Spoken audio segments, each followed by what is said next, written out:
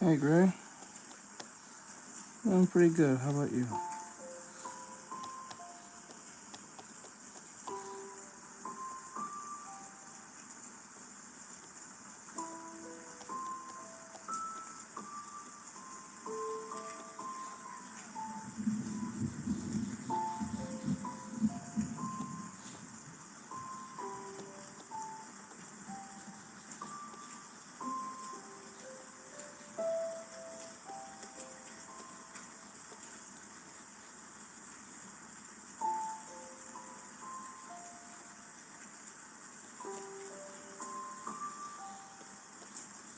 There we go. Hello.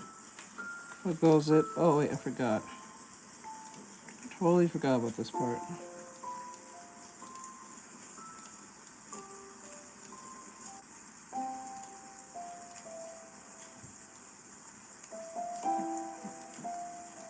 One second.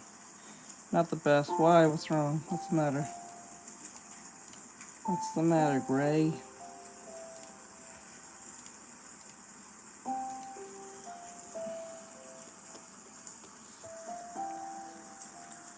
Hello. Hello, everyone from YouTube.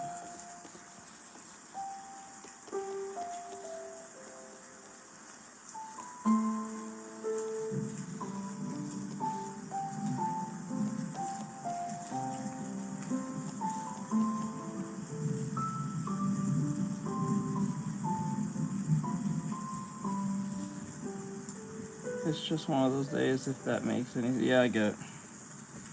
No, I get it. That's a typical man thing to go through. I know.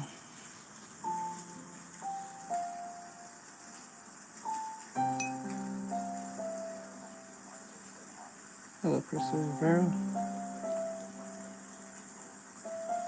Let's hope. Let's hope, bro. Get that second wind. But yeah, I'm sorry about that, my dude. I know that feeling way too well.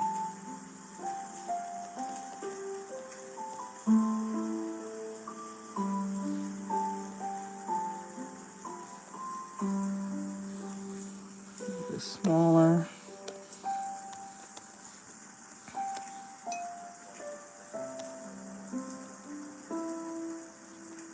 Buffets.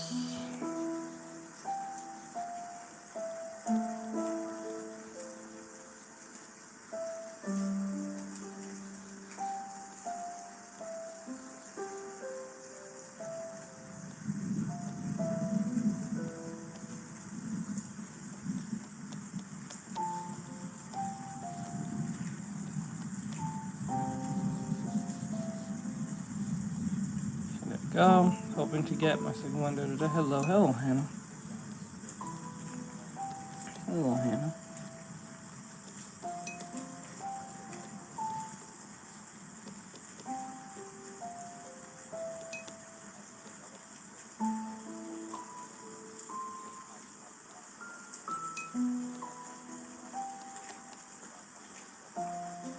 Did you know? Let's get that iPad. Let's get that iPad working. I guess you can play. I guess use a Procreate or whatever.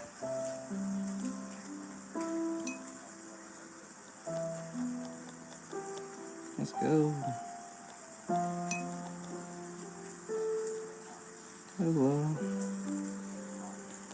Hello.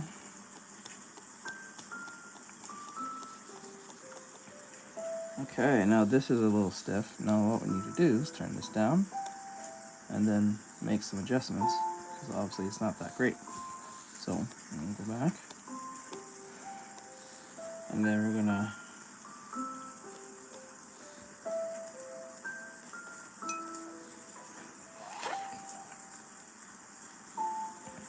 curve it like this.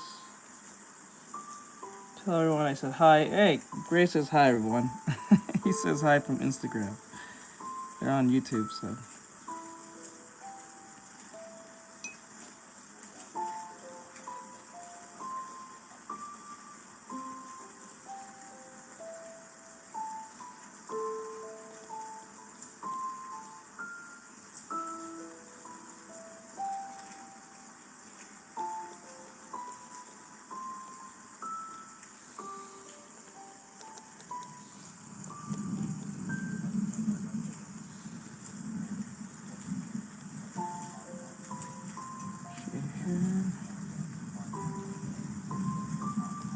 Hello, Natalie. What's going on?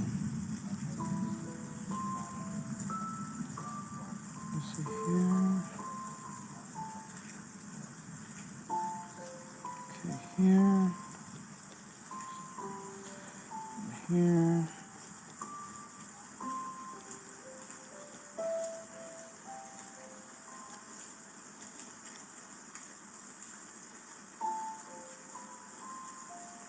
Here. And then like that.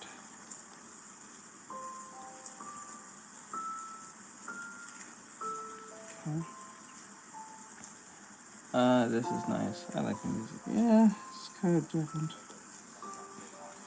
Hello, Nissy, what's going on?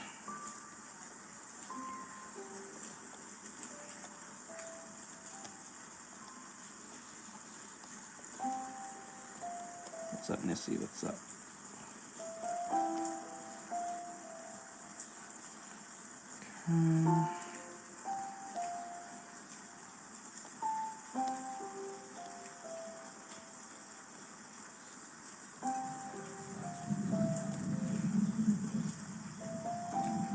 Hello, hello.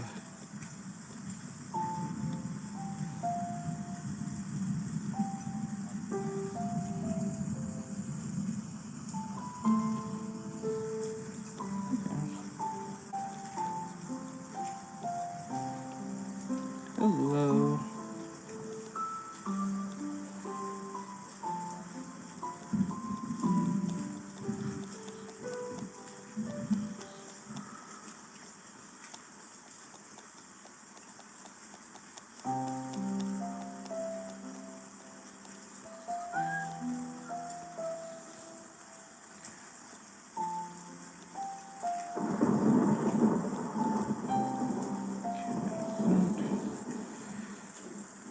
Okay, now we're gonna fix some parts. So I gotta go, I'll try. Okay, later, bro. Hello.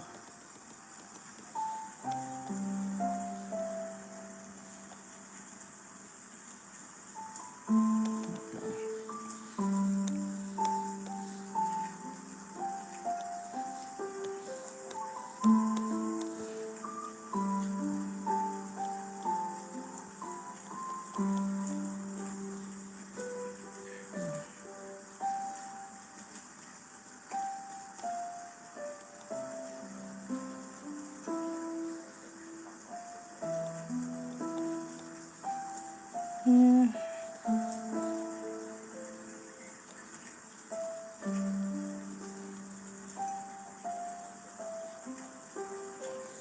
Let's see here. Where's here? Don't need this anymore. Bam. Bam. Okay. Put this over here.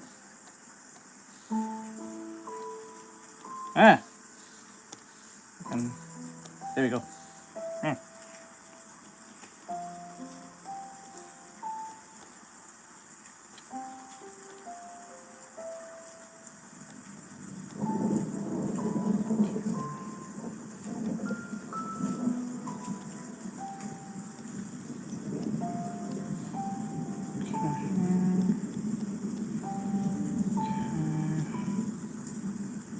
Next is about the bay through here.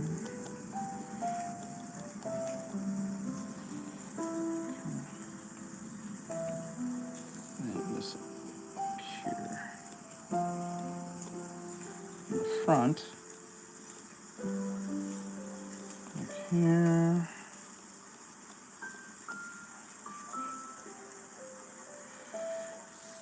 I'm just doing quick studies.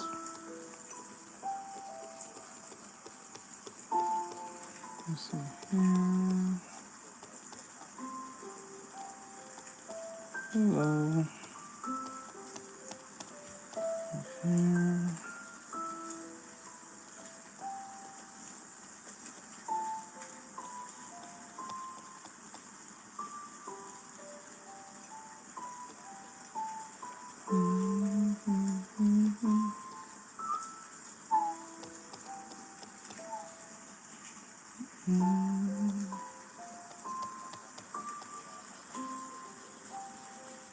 see here.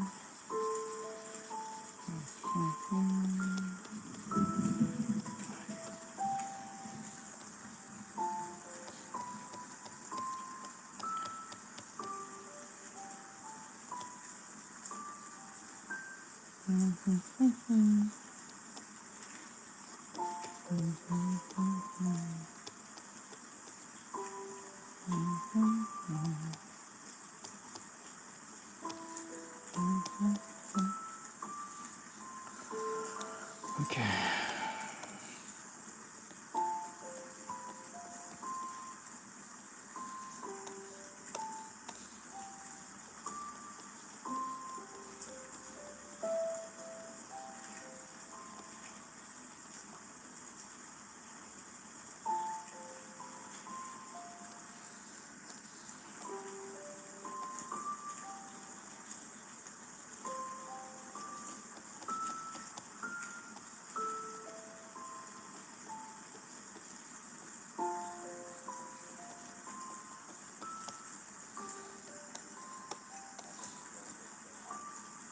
Hello, how are you?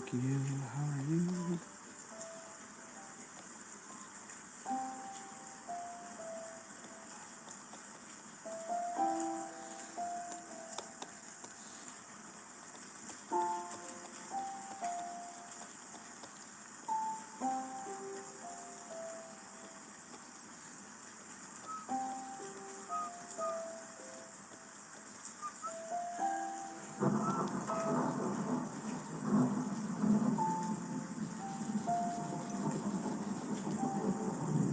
Hello, what's going on? How goes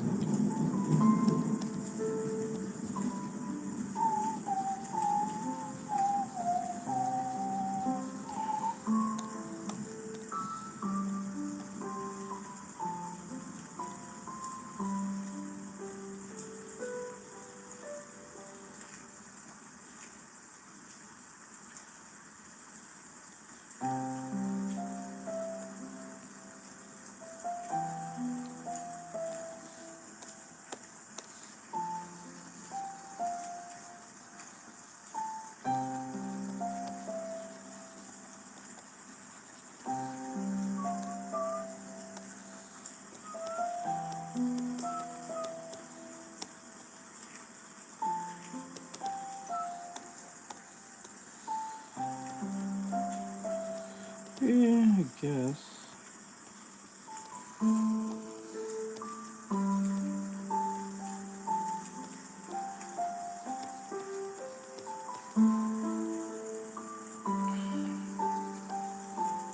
There we go.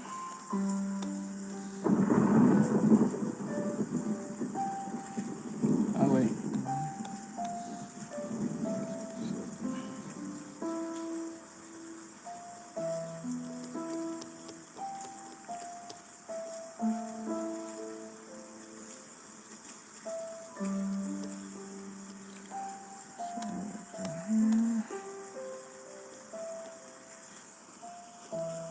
Oops.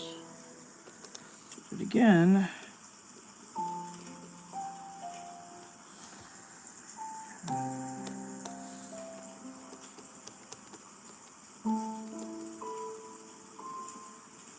Okay, there we go. Okay.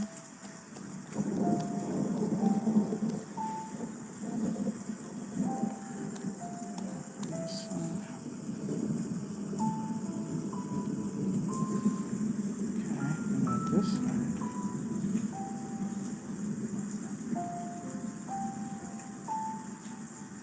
I draw okay.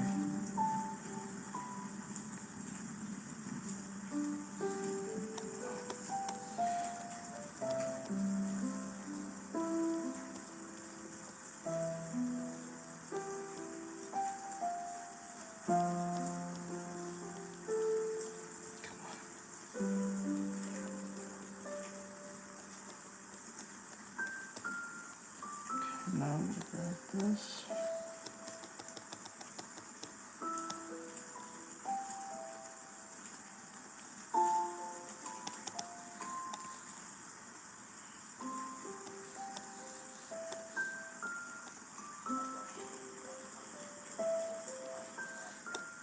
Hello, hello. Oh, I just got some gifts. Thank you for the gifts. I didn't even notice them. I did not even notice the gifts. Thank you.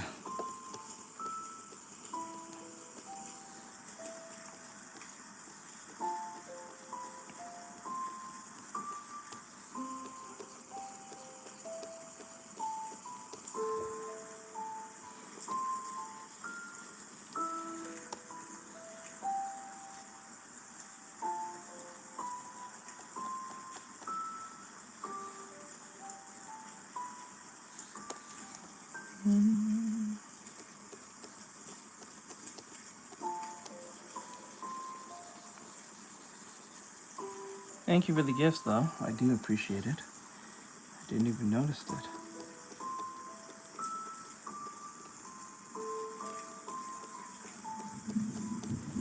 There we go.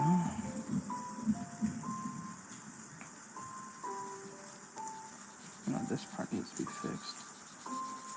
This whole section needs to be fixed.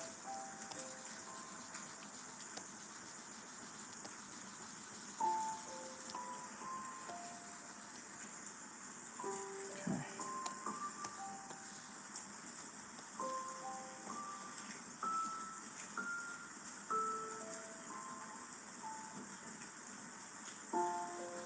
That. And then up here.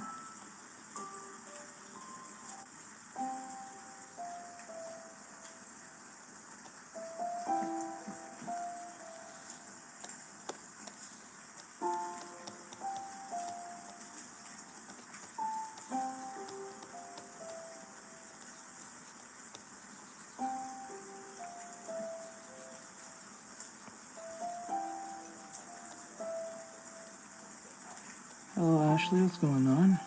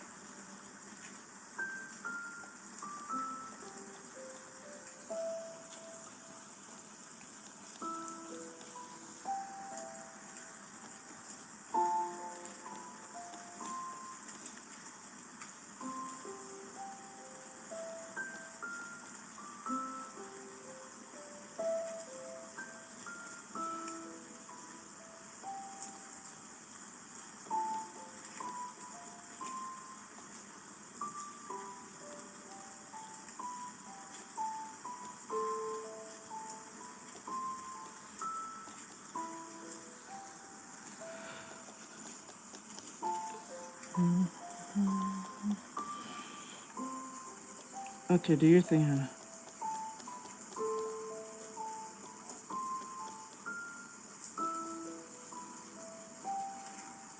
Okay, like that.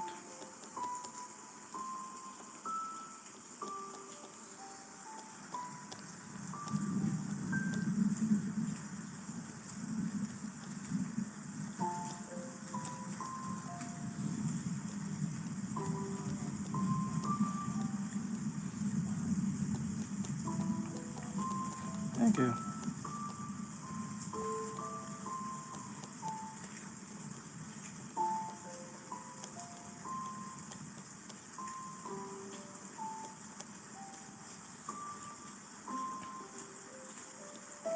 Hello. How goes it? How goes it?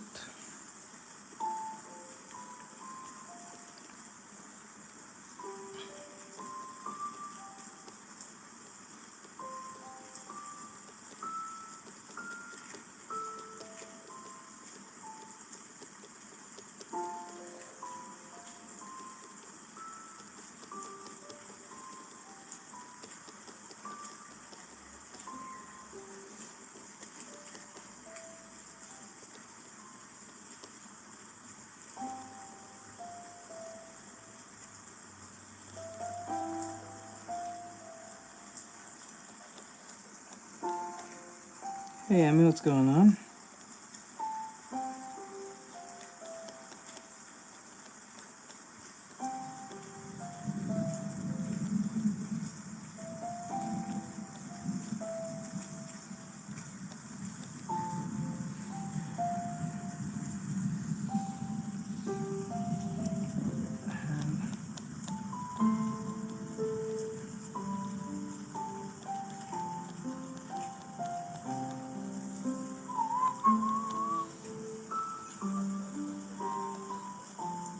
Hello, what's going on? How are you?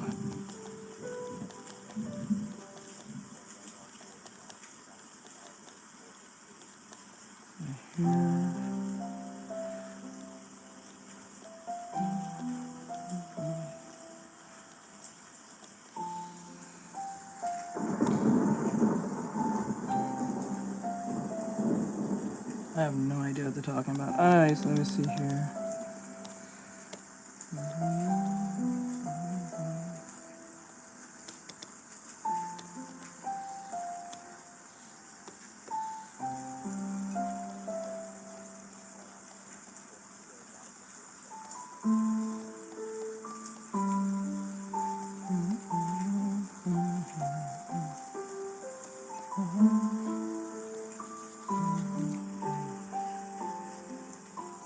No capitals, guys. If you use a lot of capitals, it's gonna stop you from speaking. I'm sorry about that.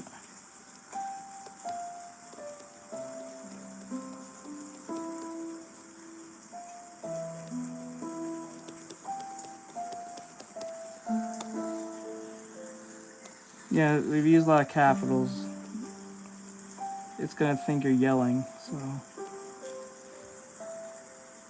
the Nightbot.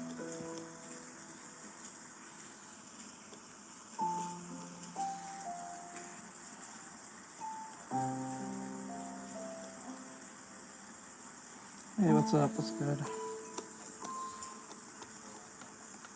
Sorry about that, bro. I apologize for that.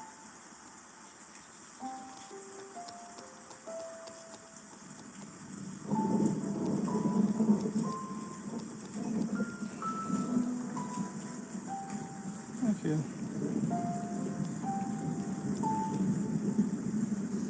Oops.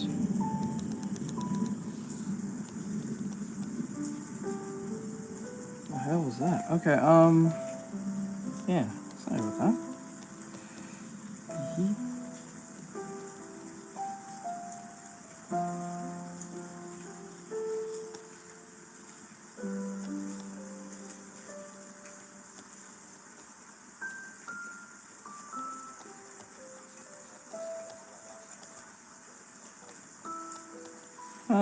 Not really, no. The only time you use squares is when you're trying to be super accurate.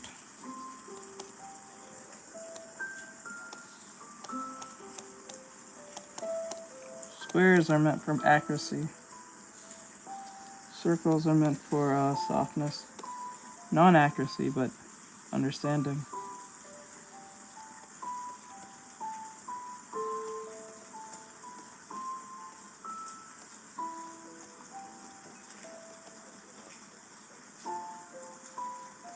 No, it goes hand in hand.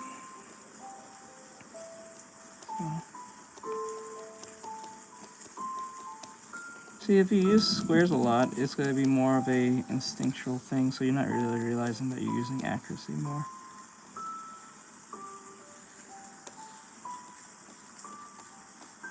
There's many methods. You can use a square method, you can use a circle method, you can use the molding method. There's many ways to draw a character.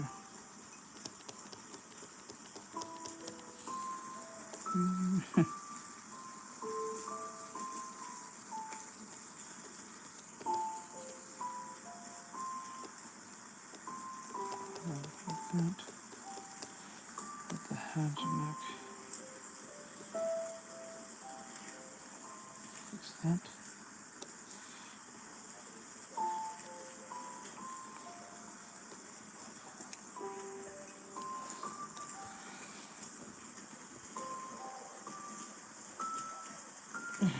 Thank you. Hold on, I gotta get the charger.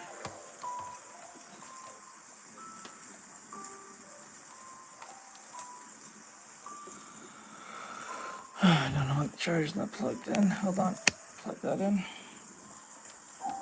There we go. That should fix the problem.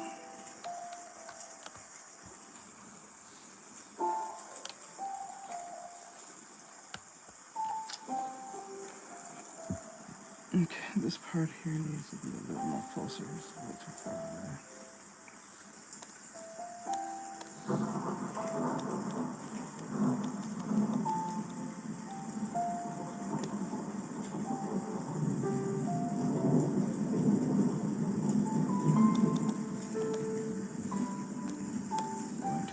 These two parts. Go and erase these parts and fix them up because they're not accurate on how I drew them. They may seem accurate, but they're not.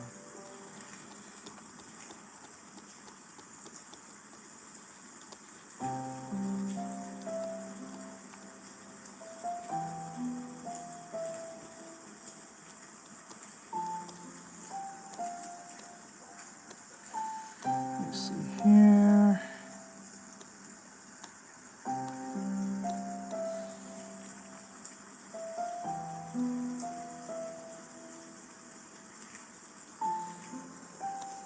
Let me erase this part.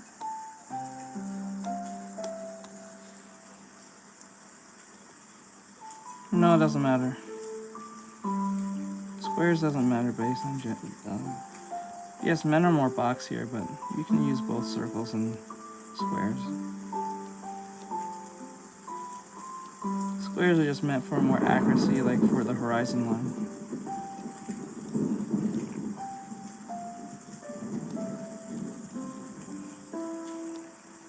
Let me see here. Doesn't matter. Men are just seem more boxier. Women are more curvier, so people would most likely use circles. But you can use circles, I think, for either one.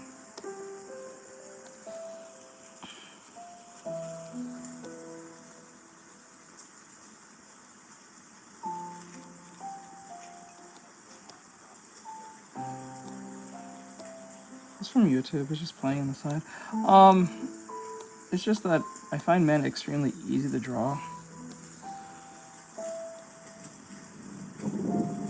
compared to women.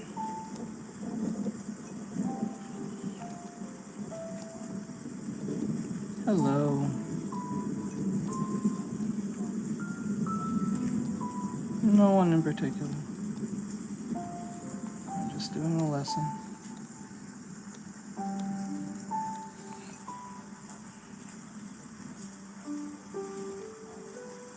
Hello.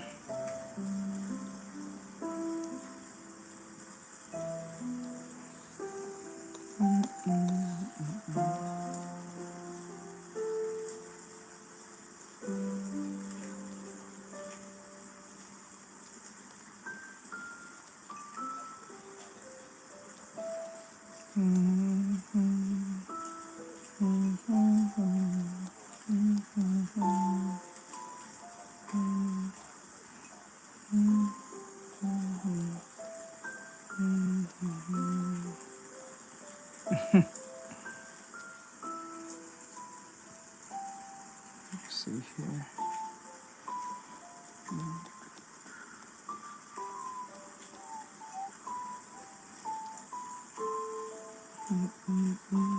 Fire, fire, fire, fire.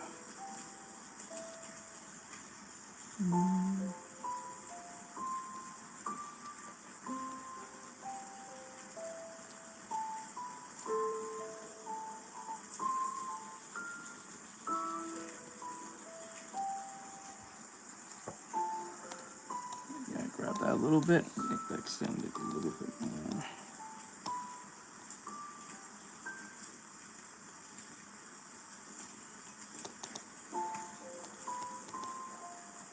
Hello.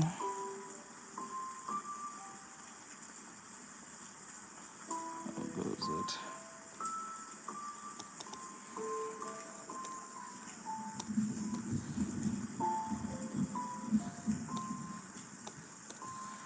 How goes it, everyone? I hope everyone's having an awesome day for those who are watching. So you guys just watching my practice.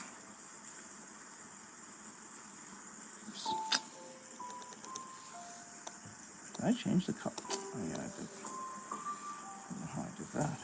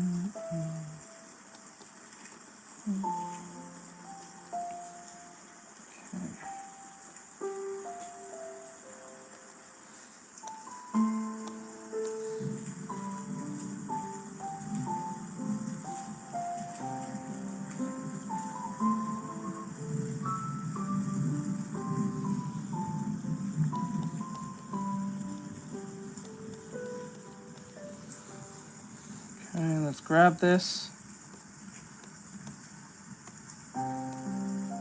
Okay, like that. It's smaller. I got you, big guy. Alright, let me fix your arm, and then let's just put the shades in.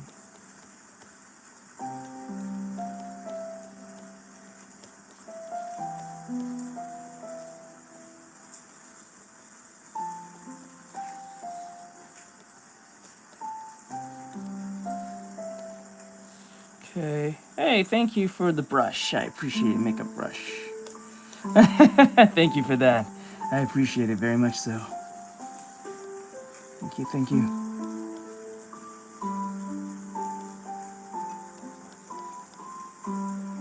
Hello, how goes it? We're having an awesome day. Those are coming in. Saying hello.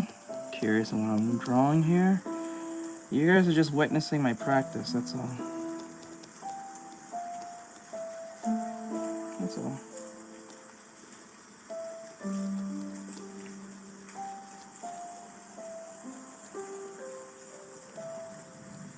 I gotta fix this part, it's kind of off. It's been bugging me the most. Hello, Lyra. How are you, hon? Hope you're having an awesome day.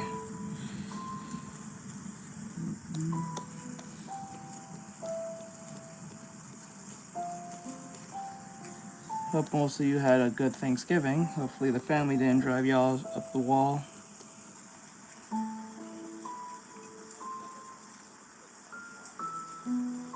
Hello.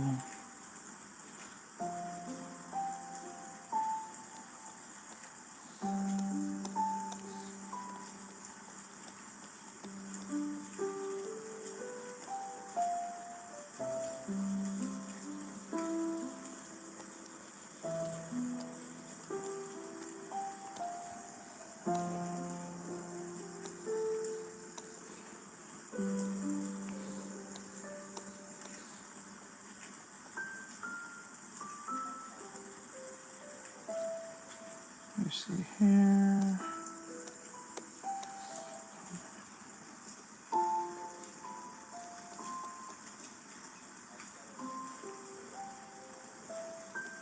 It's alright. That's been pretty. Were you here yesterday? I was so certain you was here yesterday. Were you here yesterday? Or am I wrong? I'm so serious he was here yesterday or the day before. I'm so certain. Some extra yeast. Hey Allison, what's going on? Hoping you're having an awesome day. Or at least having an awesome week. Or at least had an awesome Thanksgiving. If not, I understand. Family can drive you up the wall.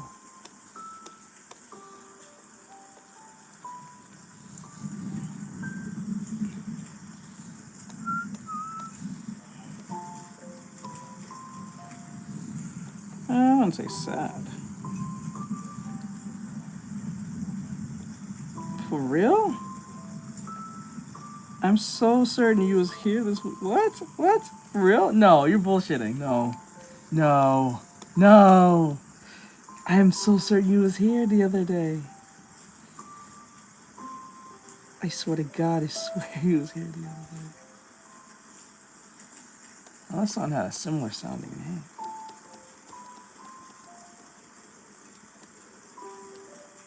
Oh my God, what the fuck? Okay, I guess someone else had a similar sounding name then. Huh, that's something. Ain't that something?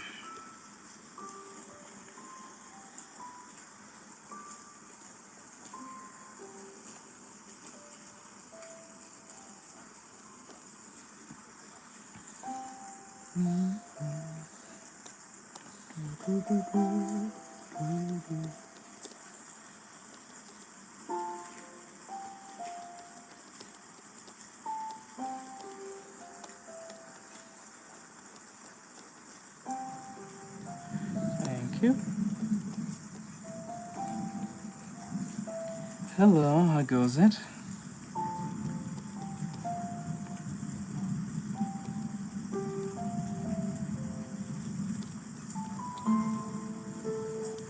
Hey, what's going on?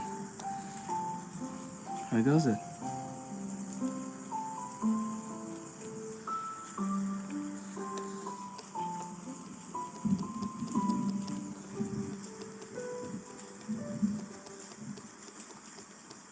Okay.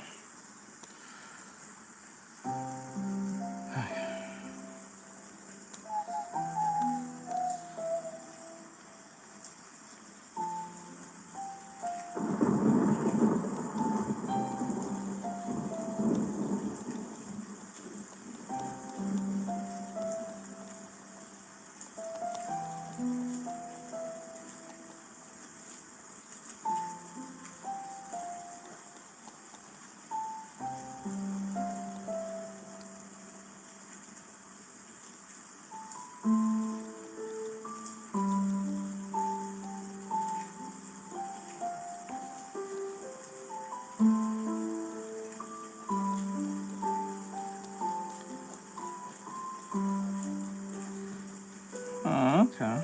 That sounds like fun. What was it that you was playing? What was it that you was playing?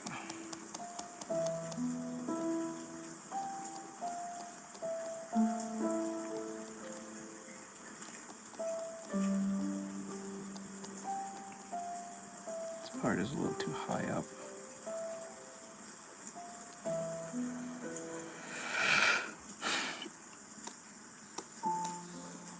Cheese Escape. Okay, interesting name for, I guess, a horror? I'm assuming it's a horror.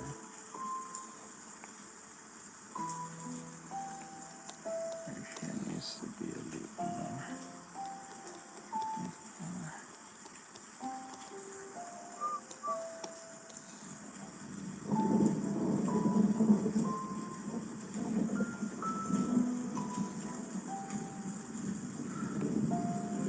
Okay, so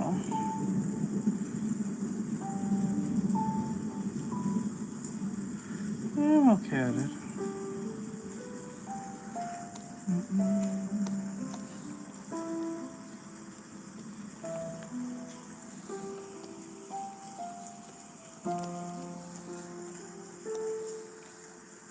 I think the arm's a little too extended. It's alright. It's okay. It's alright.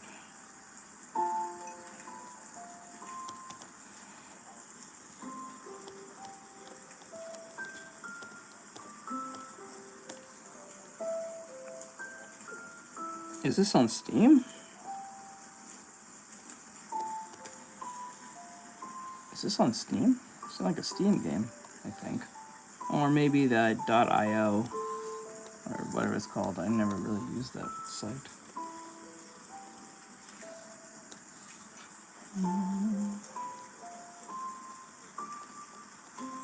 Ooh.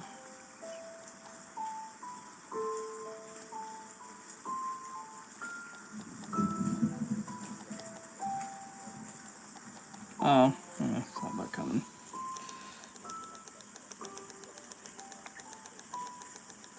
You have to pay for that. I don't do free requests.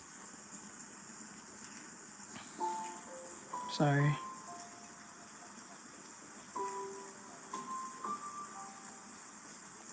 I don't do free requests. You have to pay for that.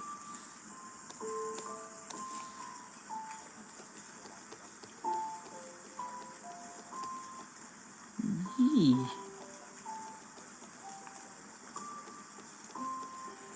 See here. Turn that stomach. Turn that here.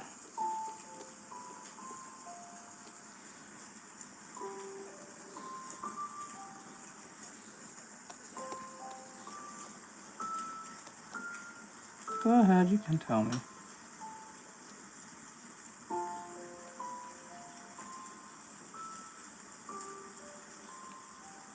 Okay, there we go.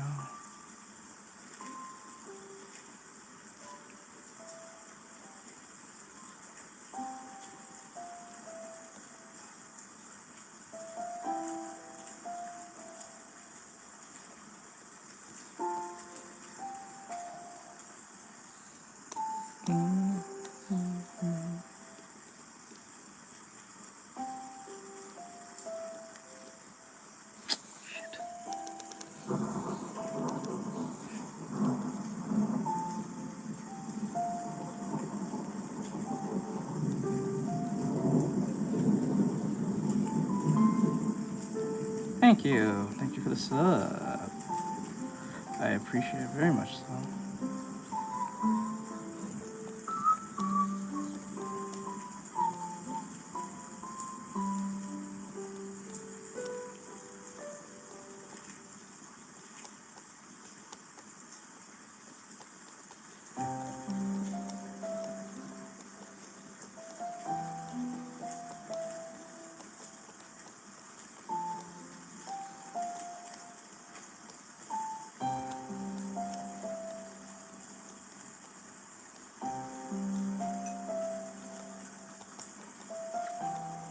I don't do free requests. You gotta pay for that. So, oh, that one.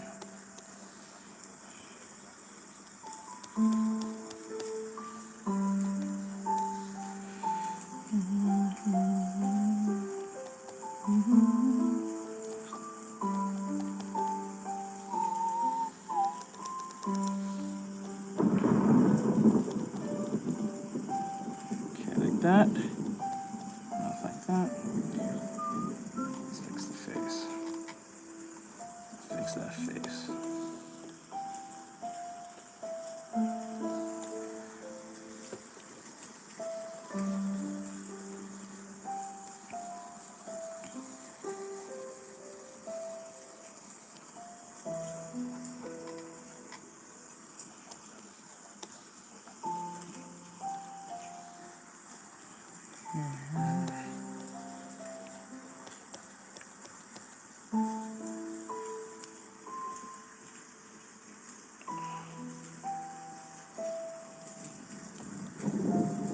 Jealous? What are you jealous for?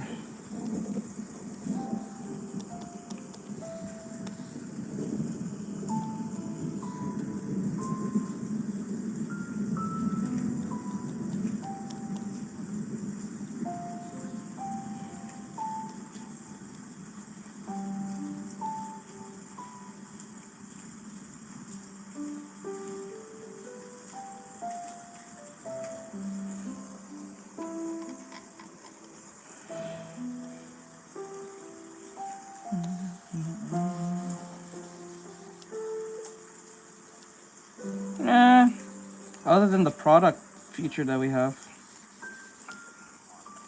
Other than the product features that we have on YouTube, you can see on the right-hand corner, if you want to know, the items that I use for my stream is on the right-hand corner.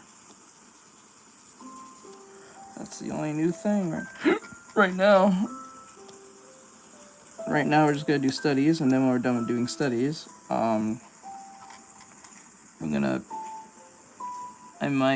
I don't know if I'm gonna do this, finish this off, or fix this up yet, depending on my mood. Yeah. We'll see. We'll see. We'll see. We'll see.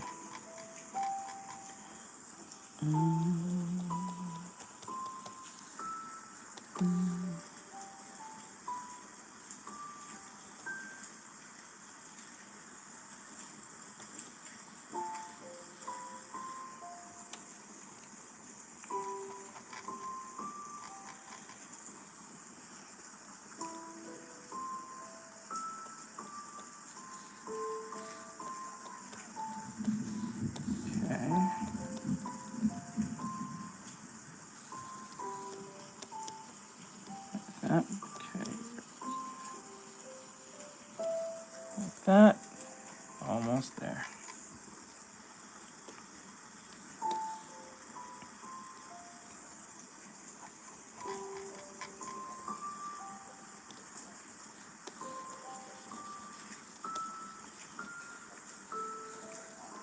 Hello. How goes it?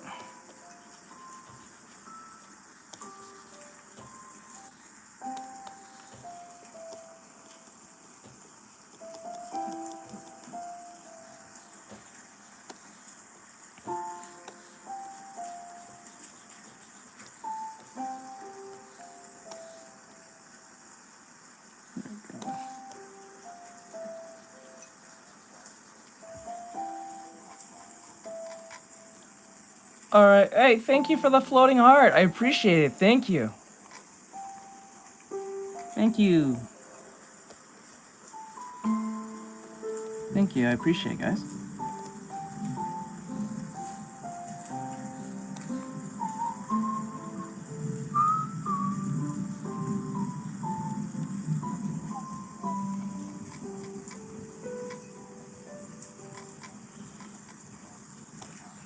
Hello, Flynn. Hello, Flynn. What's up, bud? Hey, Mickey.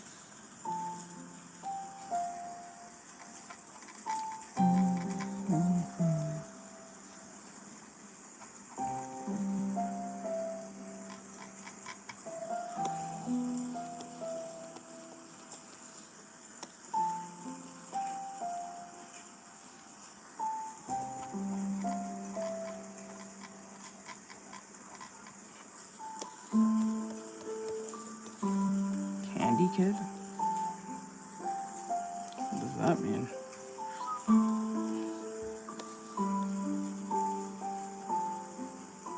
I'm scared to ask, to be honest. Hello. Okay.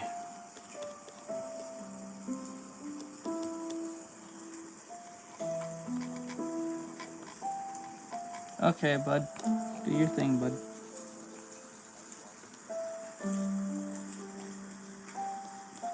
Oh, thank you. Oh, thank you for that. Thank you so much for that, Flynn, for 14 months. Oh my god, bro.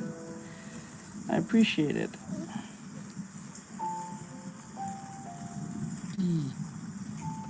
Thank you, my dude. I appreciate that. Thank you. Thank you so much.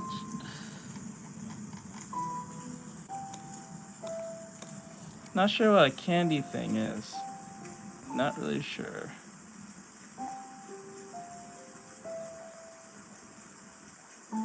Thank you, Flynn. Appreciate you, bud. I'm just doing lessons. I'm gonna make this arm bigger.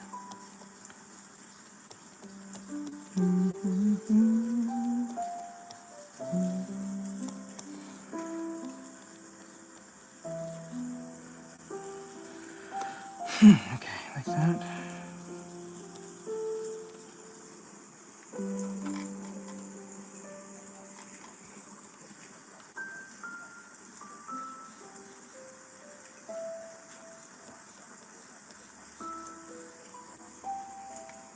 Hold on, gotta make this arm a little bit more out there. There we go. Man, how's it going? Hey, John, what's going on, my dude? Not much, just doing lessons. Just doing, happy poop! How about them happy poops? Happy poop. I've never been so happy for poop. No, I don't have a scat fetish, that's disgusting, but like, they like to send happy poops.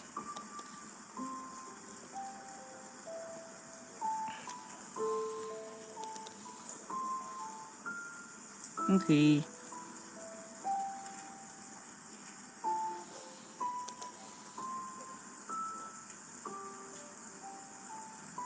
How about them happy poops?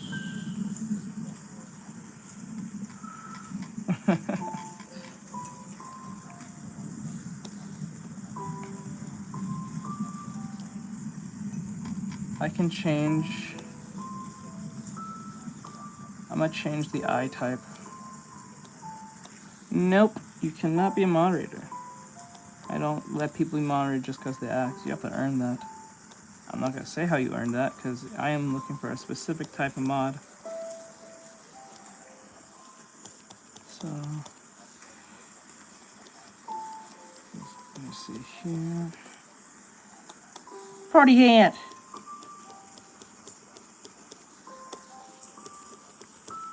Pooh. Yeah, no problem, Lyra. Yeah, stay safe, hon. Thank you for coming back. Sorry, I thought you was here a few days. I thought I was so certain she was here. Mike, was 3 happy poops! We get some happy poops, right? Let's go. Oh, but them happy poops. Let me see here. Yee. I was so certain that Lyra was here for the last few days. But she said she wasn't. So I was like, what? I was so certain she was here like yesterday or the day before. Yep.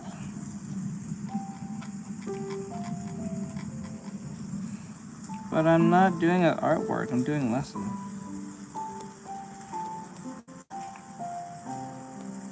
She said she wasn't. I was so... I've seen Stranger Things.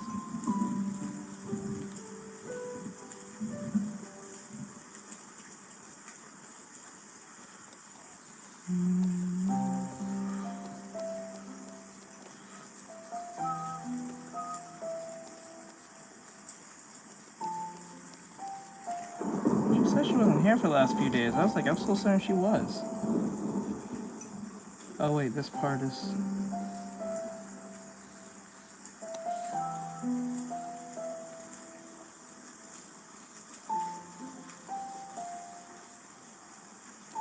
Season 5.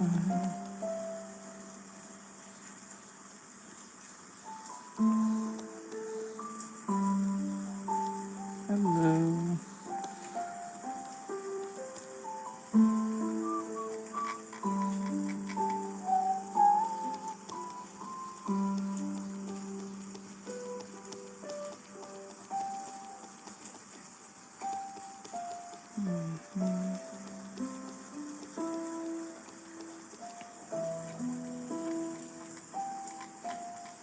Candy. Wait, the oh, when you said beaded stuff, you mean those beaded candies? It's actual candy, but just like a bracelet and shit like that.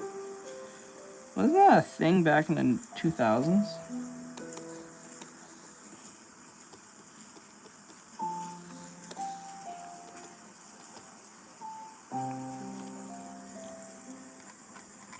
Hmm.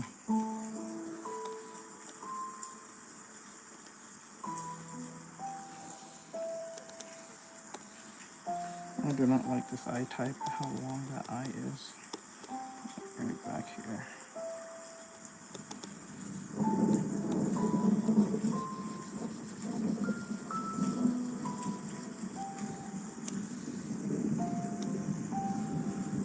Let's see here.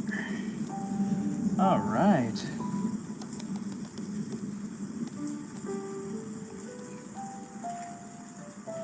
Right there, and then the nose bridge. It's too far up. Let's just stop right here.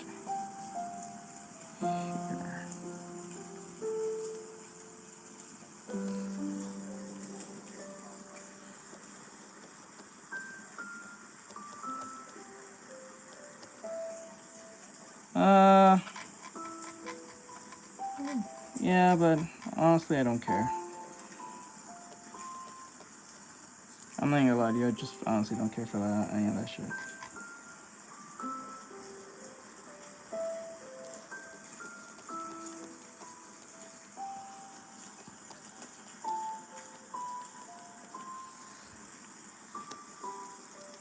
Thank you for the 100, I appreciate it.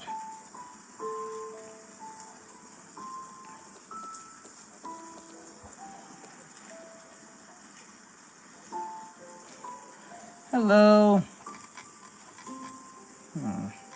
Face. I'm trying not to focus on those things. There's nothing I can do anyway.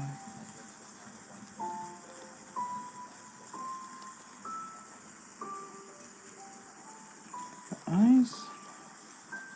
Thank you for the 100 gifts, I appreciate it.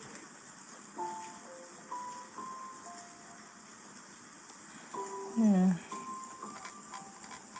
I'm doing my practice. What's up? Peopley. Peopley. What's up? The face is too wide, so I'm gonna push this back. I believe this face is too wide.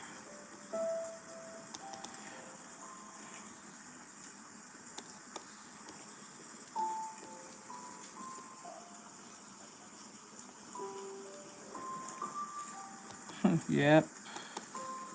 To a degree, I guess you can say.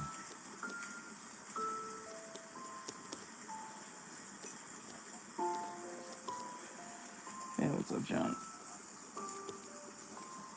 Yeah, I'm just doing studies.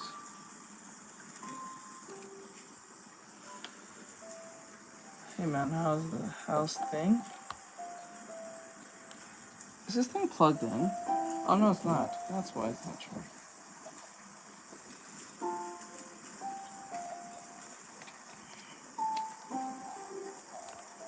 Welcome back to the stream.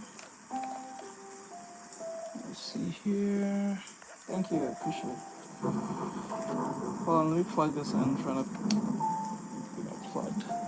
There we go. That should fix the problem. Alright, let's clean up.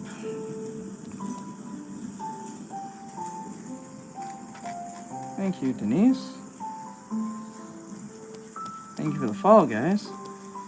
I appreciate it very much so.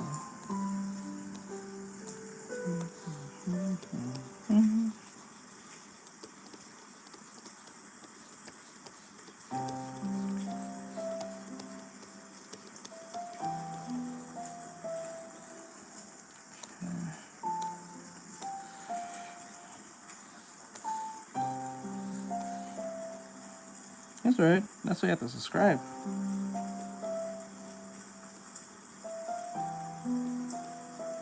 Let's see. That solves that problem most of the time. Okay, now the problem is the face for me. The face is way too wide. fat looking. Don't look right. He looks bloated in the face. He looks bloated in the face for some odd reason. This don't look right. It looks unnatural.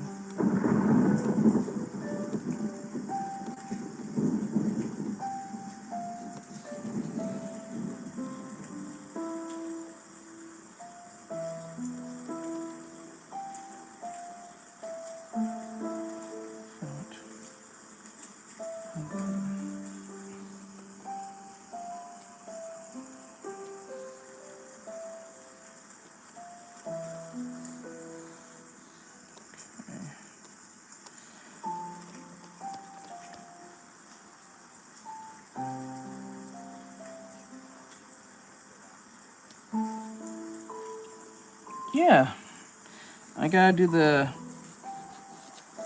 to do the celebration thing very soon. I gotta get out of the way. I know I keep saying that, but I have to get these studies out of the way first. Very important.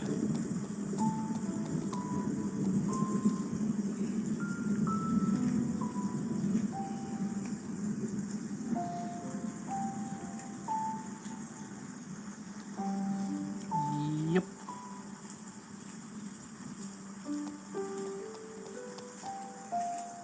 Okay.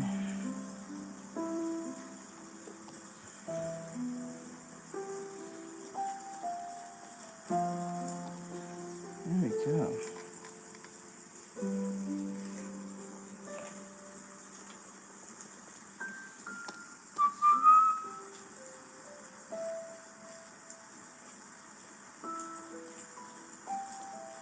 There we go. Curve this like this.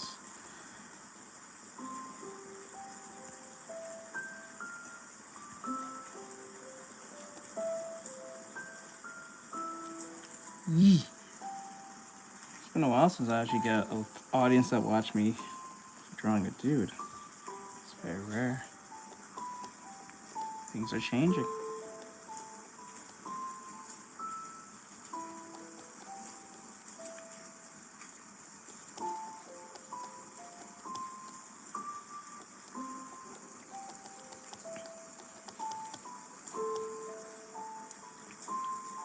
Oh, maybe that was it.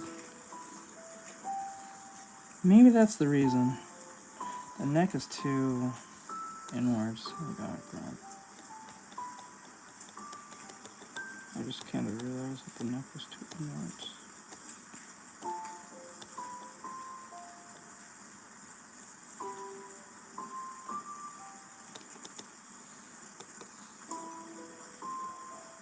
Thank you for the sub.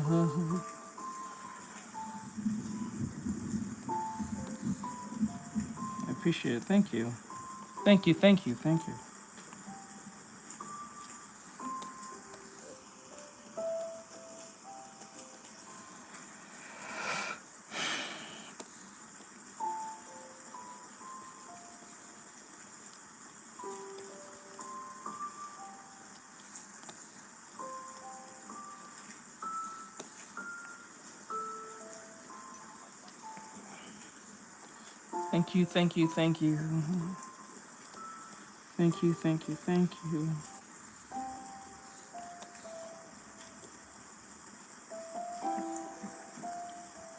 Face is still bothering me.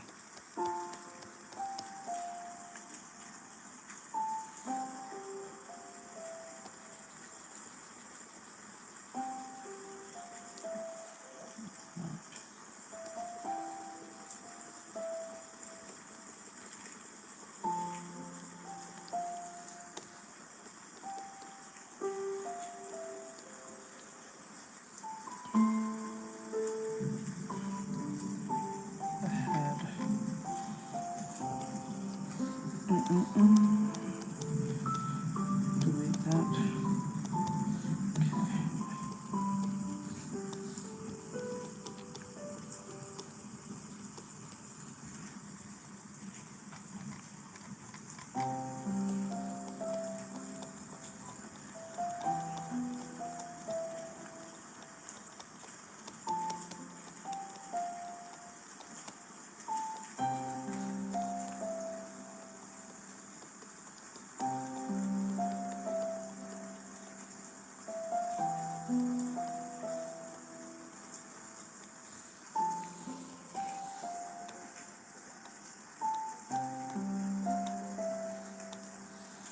Maybe, most likely.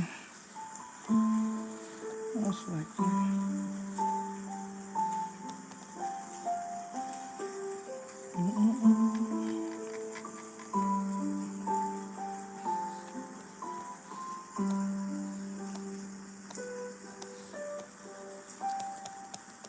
WSP, what's up, bro?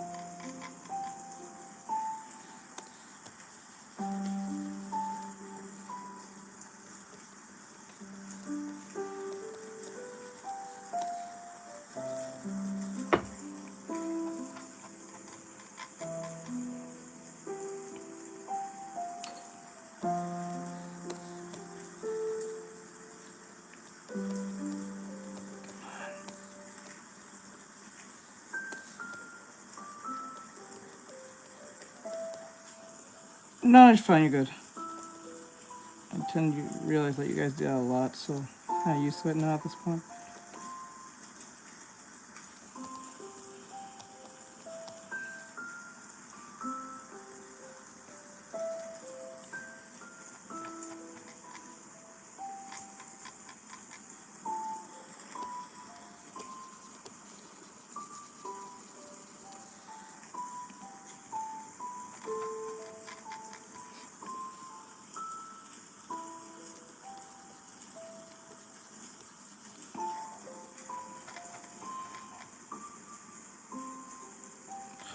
Hello.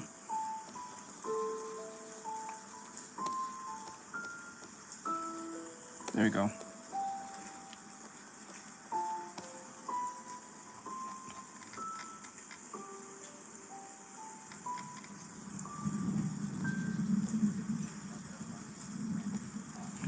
Hello, Dragon. What's going on?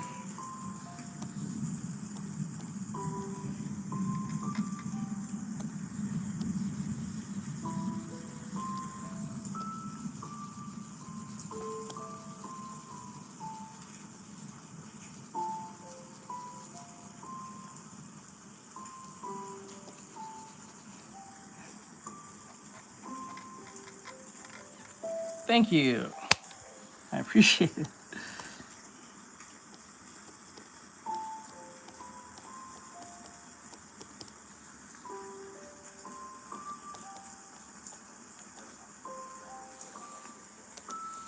Thank you. Okay. Thank you. Yeah.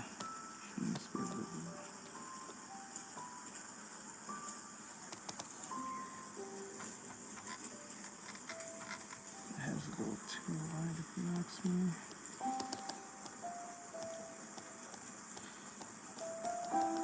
Thank you. Very much so. Thank you. I didn't see the right now because I just locked in. But thank you. Thank you. Thank you. Thank you. Thank you.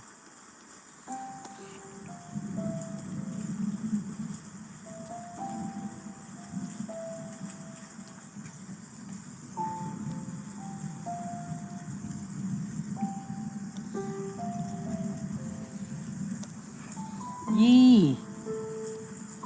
Yee, let's go. Platform? I mean program. This Clip Studio Paint.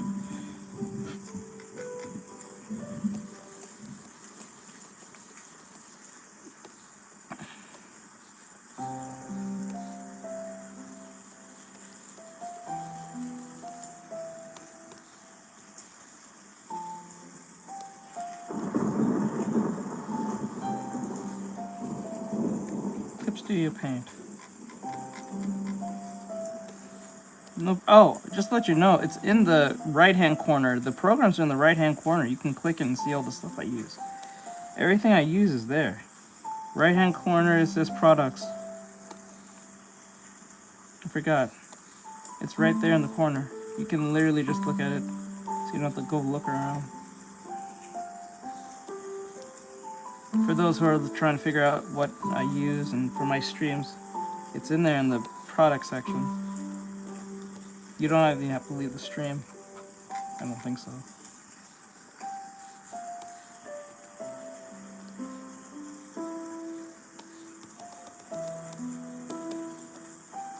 Thank you.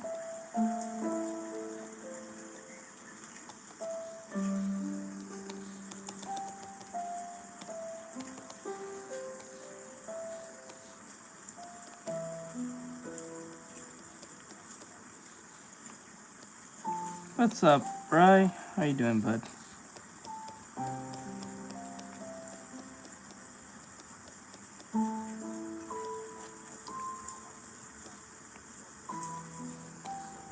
Yeah, it's a new feature we just got. It's a brand new feature that we got, so we just got it recently, so I don't think like it was always there.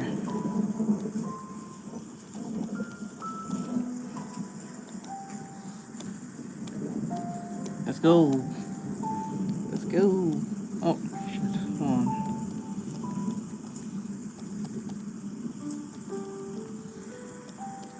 I'm gonna change up his nose a little bit.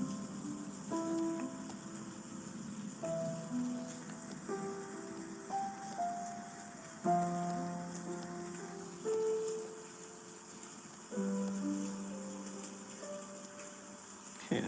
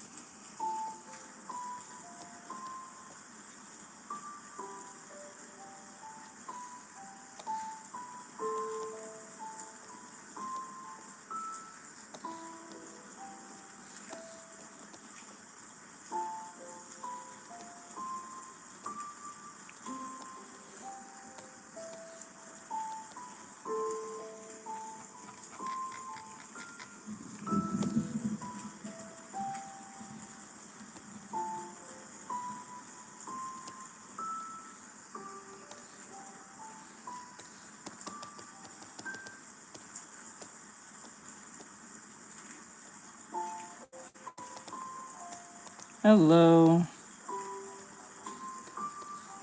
It depends on the drawing.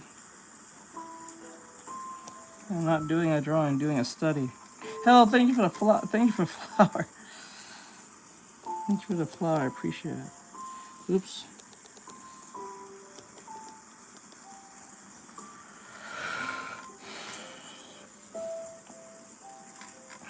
Okay.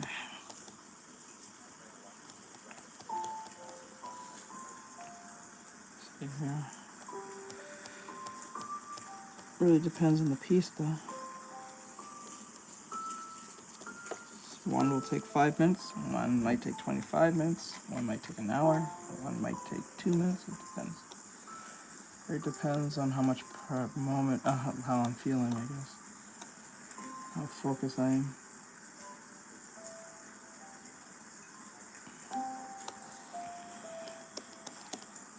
It's Bry. Hey, Bry. Here, bud. Thank you.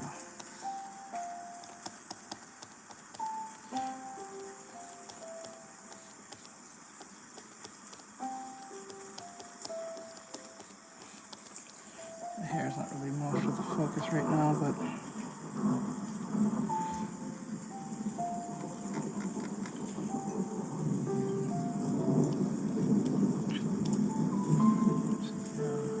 welcome. Hello.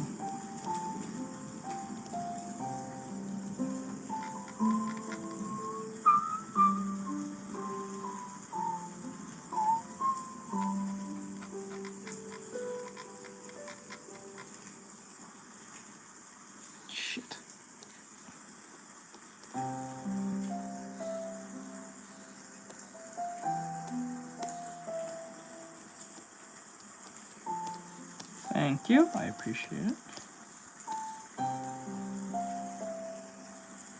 I think the eyes are a little too small. That could be just me.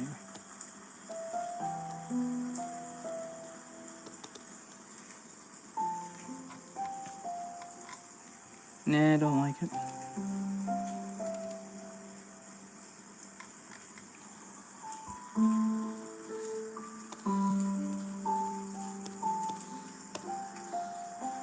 What?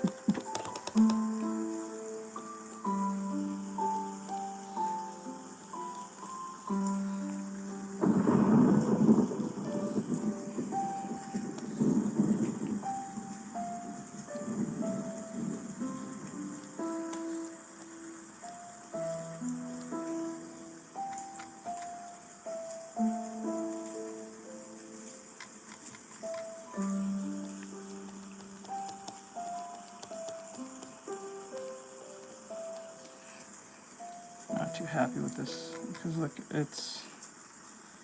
I think it's just. Let me see. This face in there.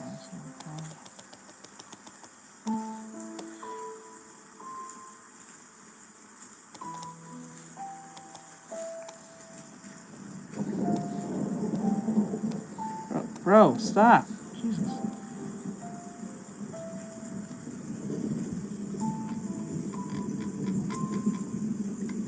Oh, thank you, Danielle, for the shit.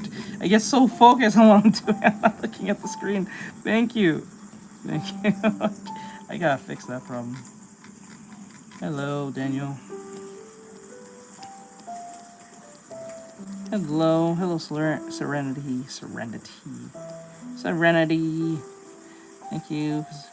Thank you so much, guys, for the gifts and support and nice words.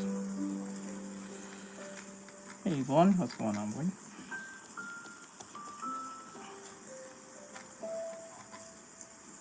Hello.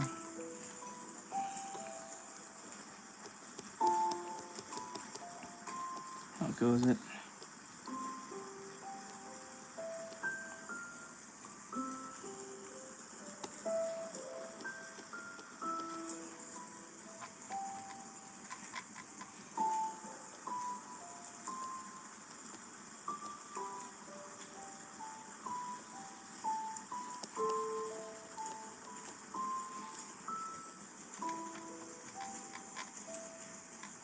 I think I'm a little bit bloated.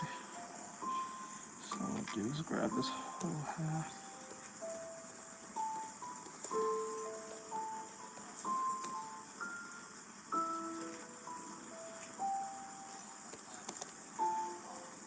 Hello.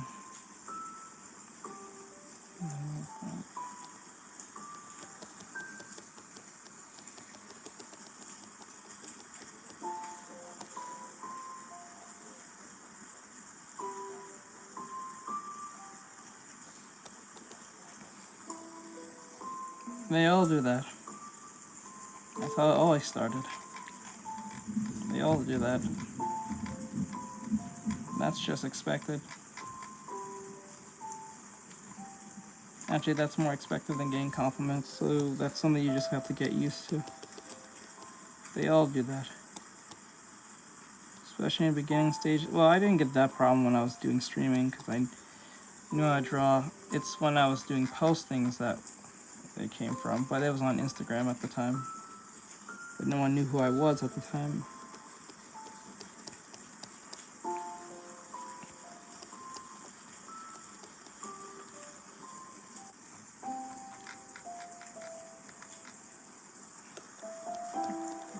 That just comes with the internet, people saying mean things. Because they're bored or they just want to laugh. They just want to see your reaction. Most cases, most people do this. They do that on purpose, not because they actually don't not like your drawing. They just do it because they want to see your reaction. They're just rage baiting half the time. Most people are just rage baiting. I came to realize they're just rage baiting half the time. So it really doesn't mean anything. It's really easy to fall in that trap, though. Yeah, Clips to You paints in the right-hand corner. If you want to know the product.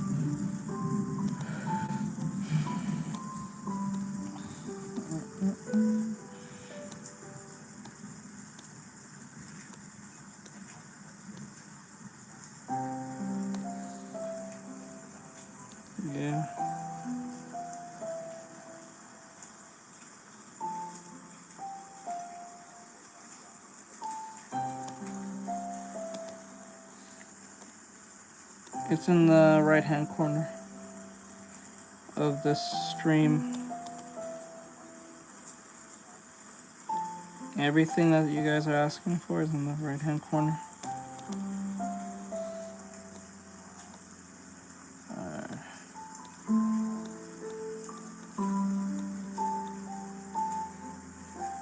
Because you're caring about their opinion. No, you're fine. It's not a dumb thing to ask. I don't think so. Not everyone holds things the same as others, so I don't think it's a dumb thing.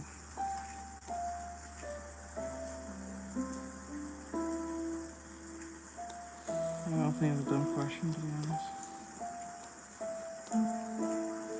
I think honestly, it's just that's a very expected question to be asked for beginners.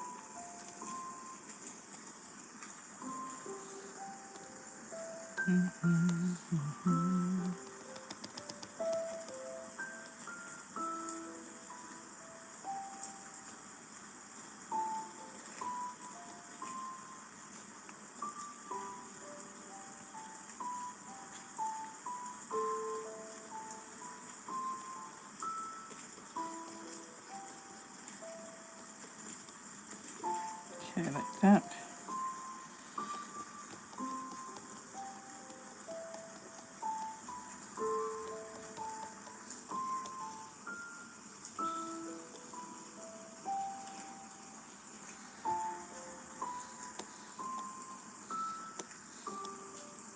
What the fuck? Oh.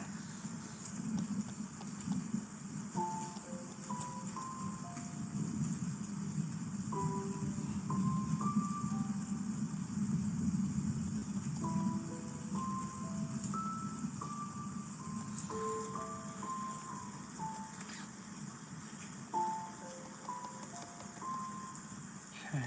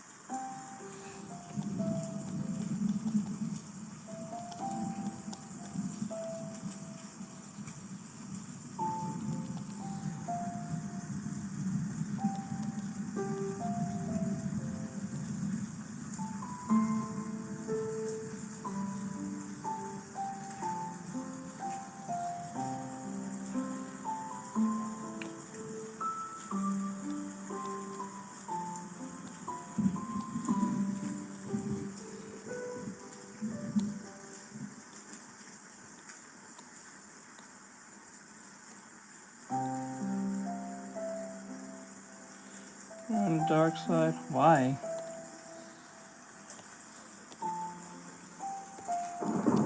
Thank you.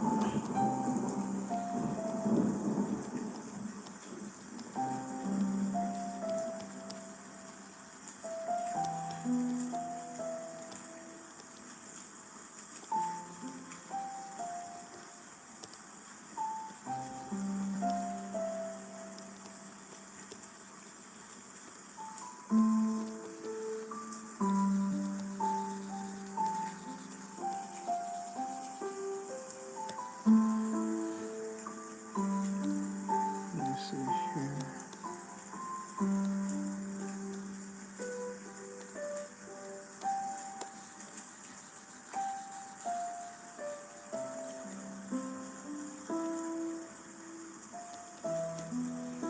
Okay. Let's turn this down a little bit.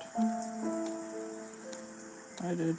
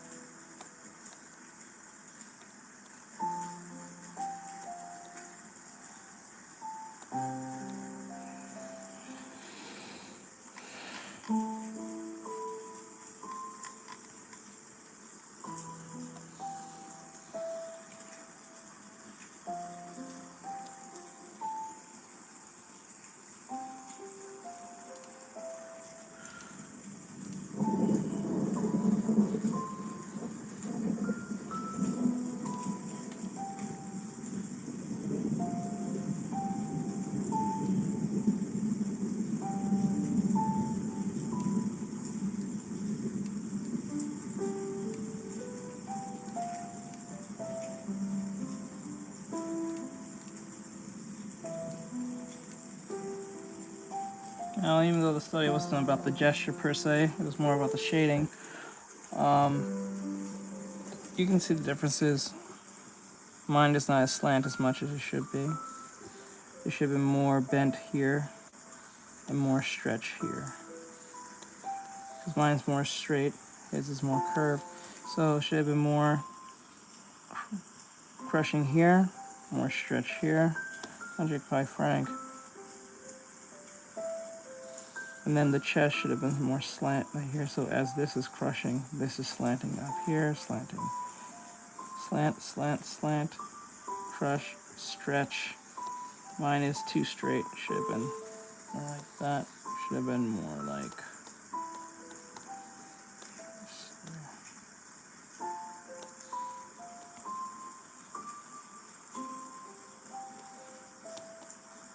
more like that. And then, let's see.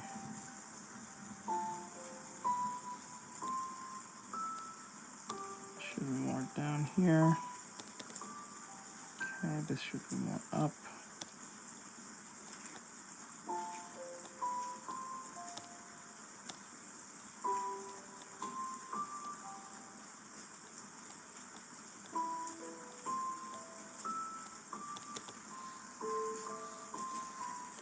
Shoulder should be more down here.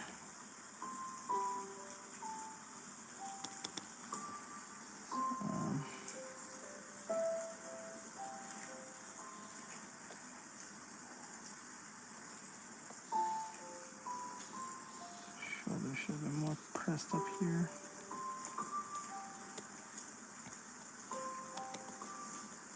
Arm should be more curved.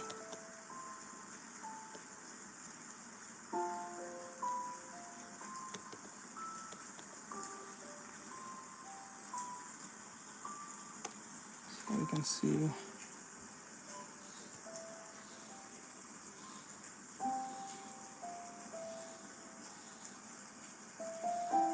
and this arm is way too close.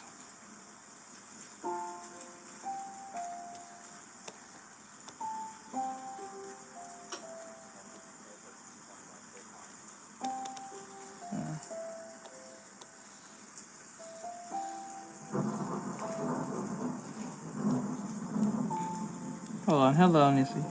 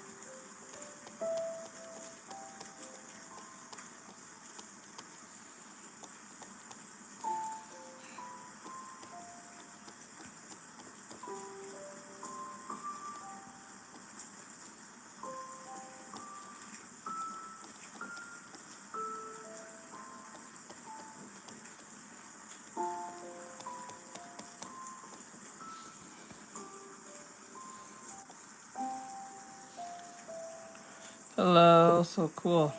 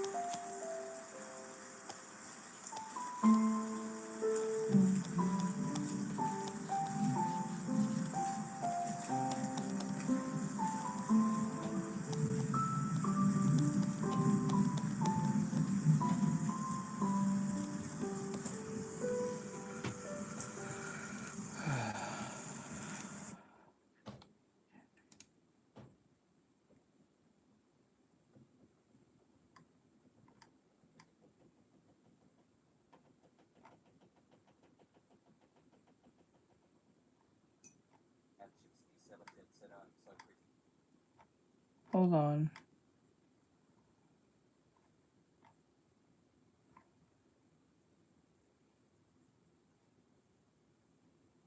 Was it this one? I found it. I was wondering where this was.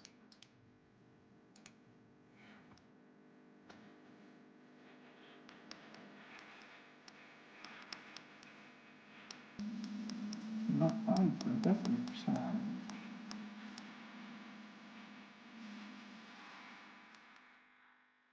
Somewhere on the west coast, some planes on TV's on. Good. I have no change.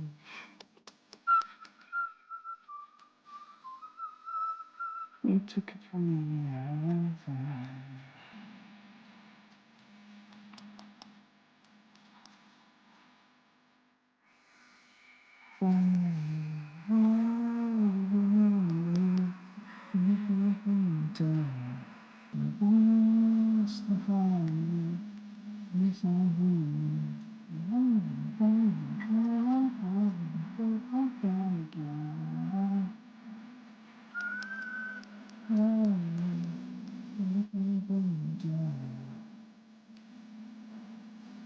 The head is too big.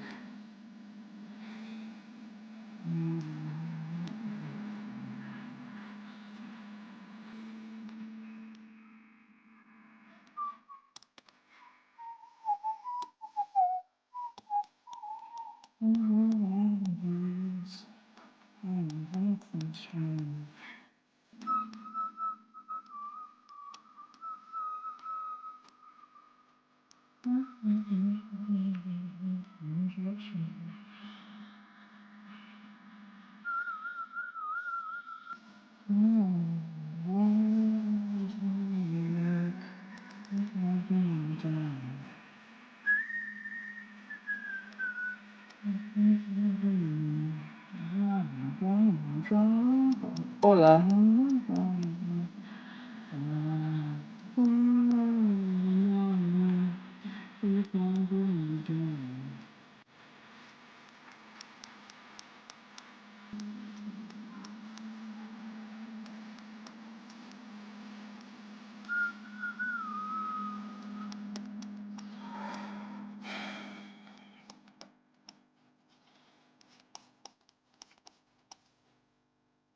I don't speak Espanol. Me no speak Espanol. Me no speak Espanol. Me no speak Espanol.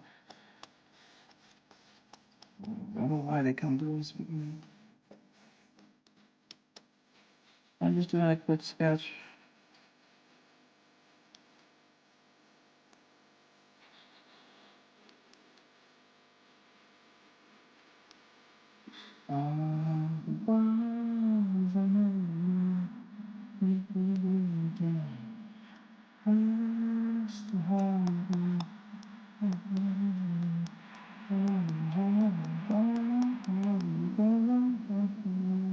Nope, I don't speak Spanish.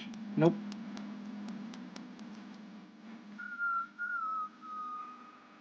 I'm doing a quick sketch.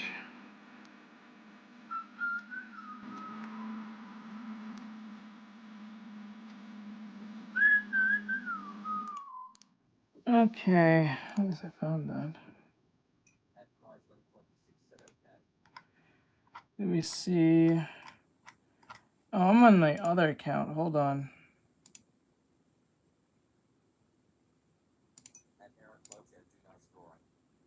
Thank you. On the wrong.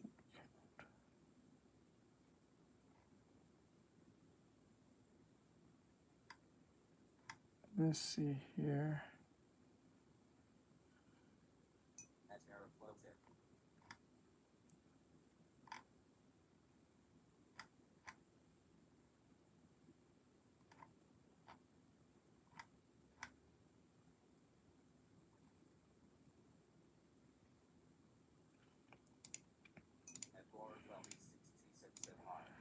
Yo, what's up, Laura? Sorry, I was looking at something. All right, so let me grab this. Make this smaller. Okay. Oh, thank you. Good drawing, thank you. I appreciate it. Should have been here earlier. I was working on this. For those who don't know what I was doing earlier. So, I raid your fish cards. What the hell does that mean?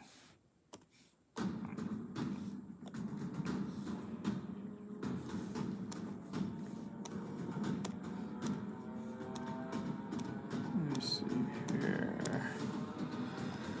Chapter 7 is out on Fortnite.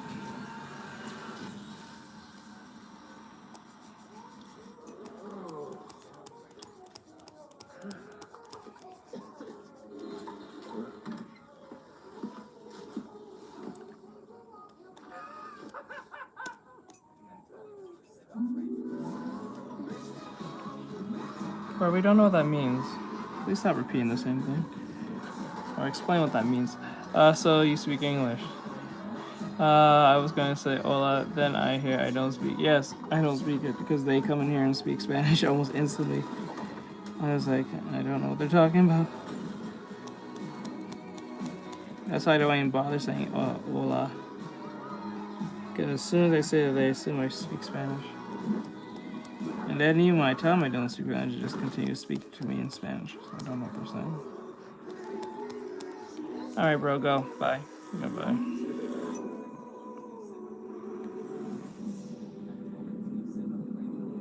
There I go.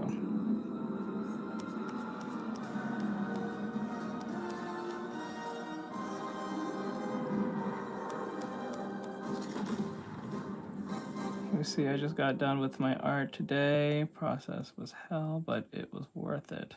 Cool.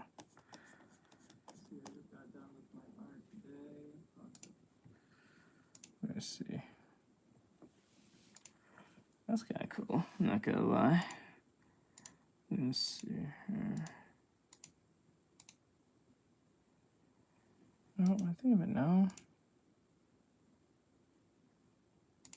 So I'm just doing artwork. Today, I'm going to proceed with a brief conversation because I have a phone consultation.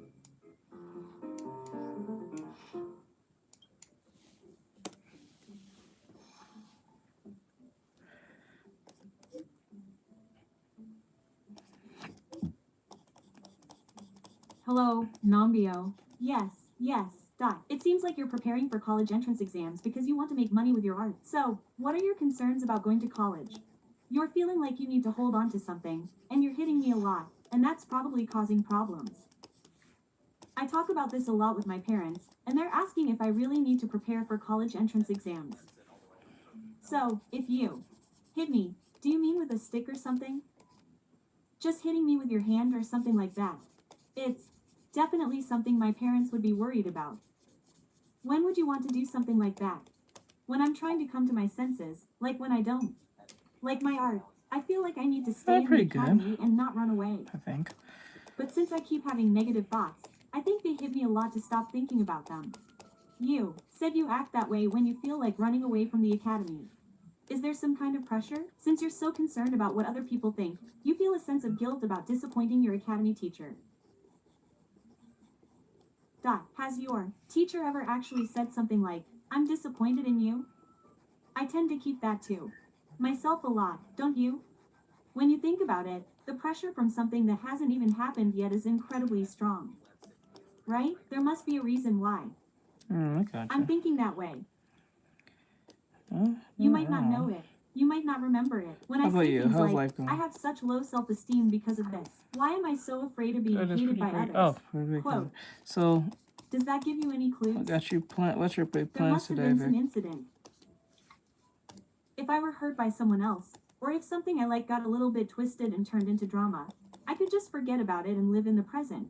But I keep living with the mindset that because I did it in the... Nah, I want to hear something about art. I don't want to hear about internal struggles. I think that takes away from what we're trying to learn here. I'm not here to listen about internal struggles. I'm here to understand how to draw better.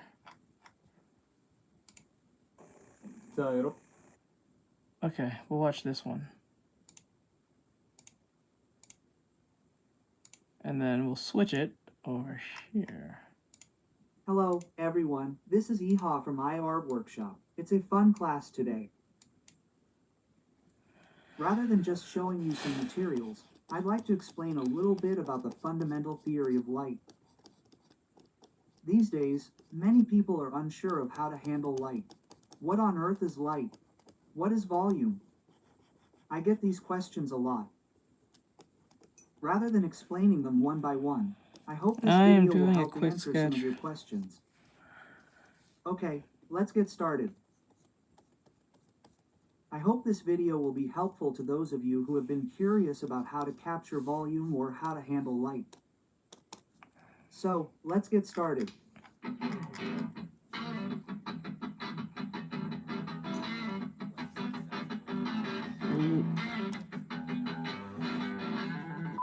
I'm doing a quick sketch. Everyone, I've come into your monitor like this, cubely. So, first of all, I need to explain to you all where this light comes from, what kind of light it is, and furthermore, where it goes. Okay.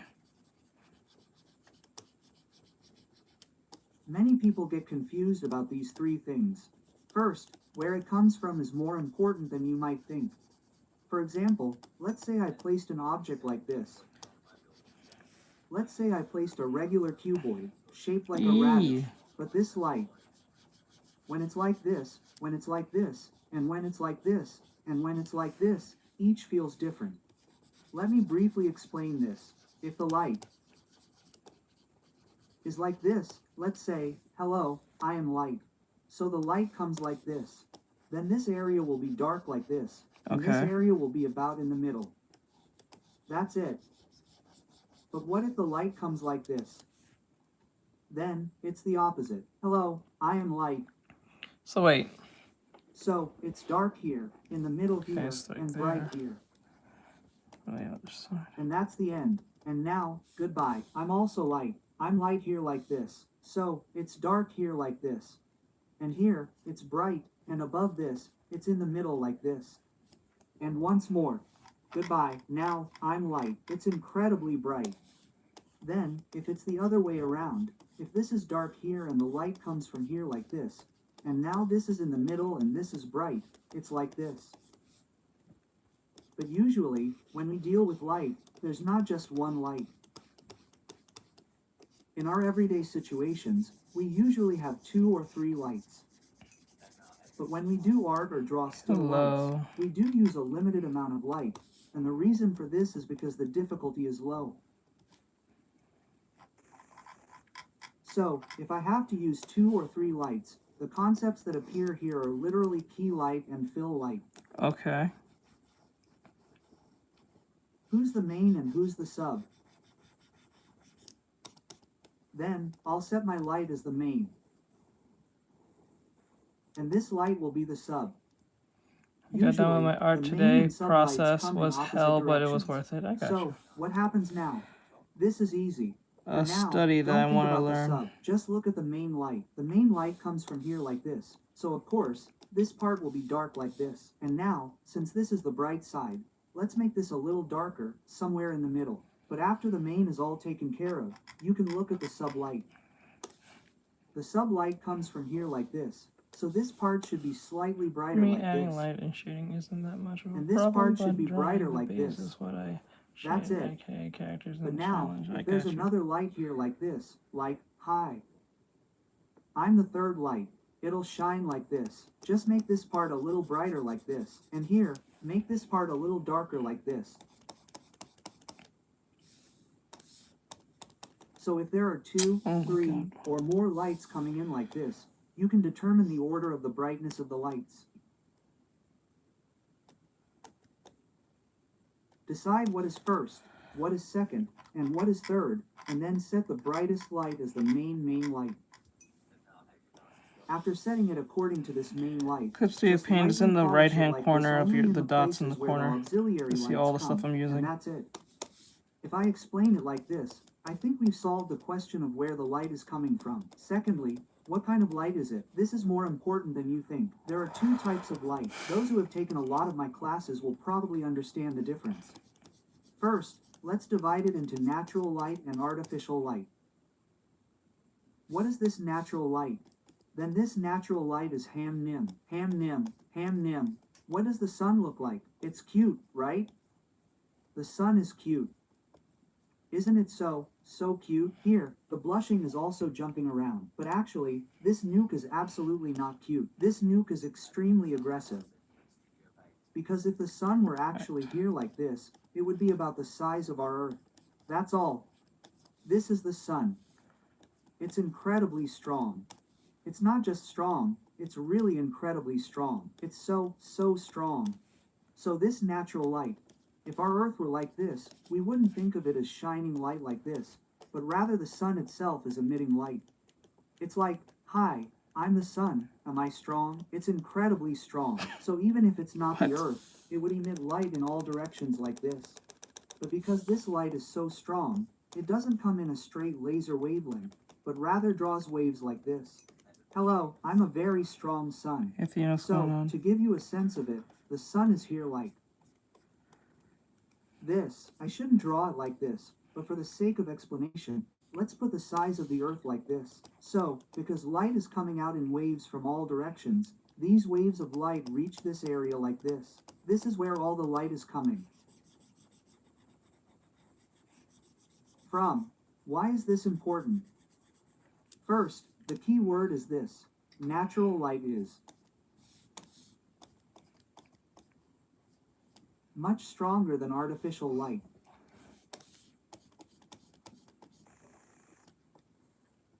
Because it's so strong, the area is large, and sometimes it's hard to tell exactly where the light is. So, there are explanations like the one I just gave you. Where does the light come from? This is closer to artificial light.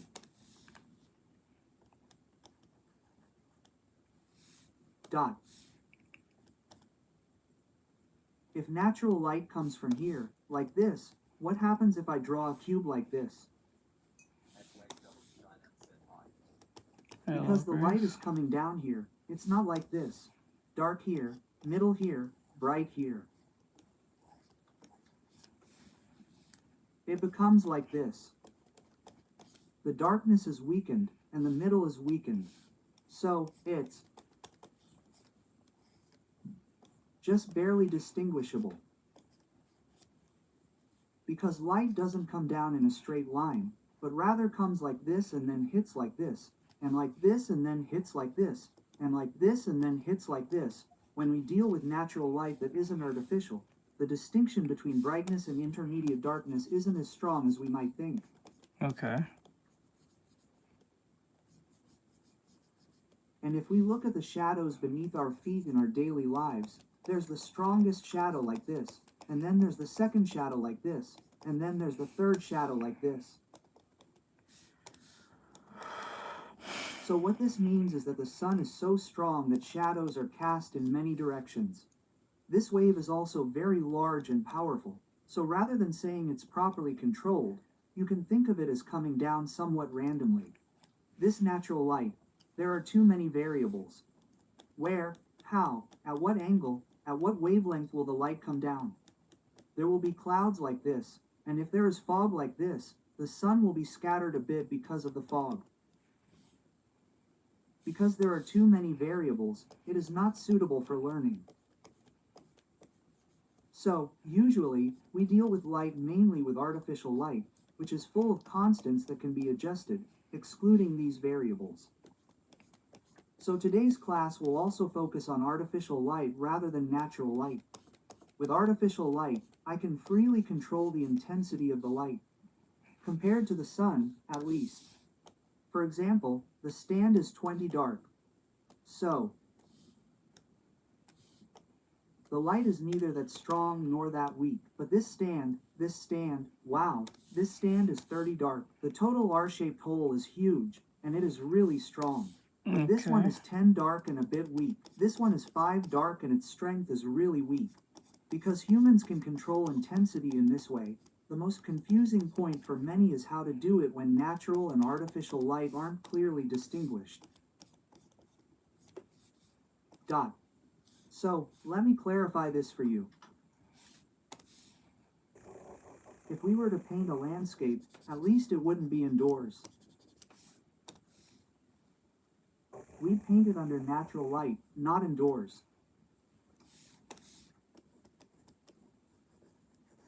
Then, you don't have to worry too much about which areas are bright and which are dark.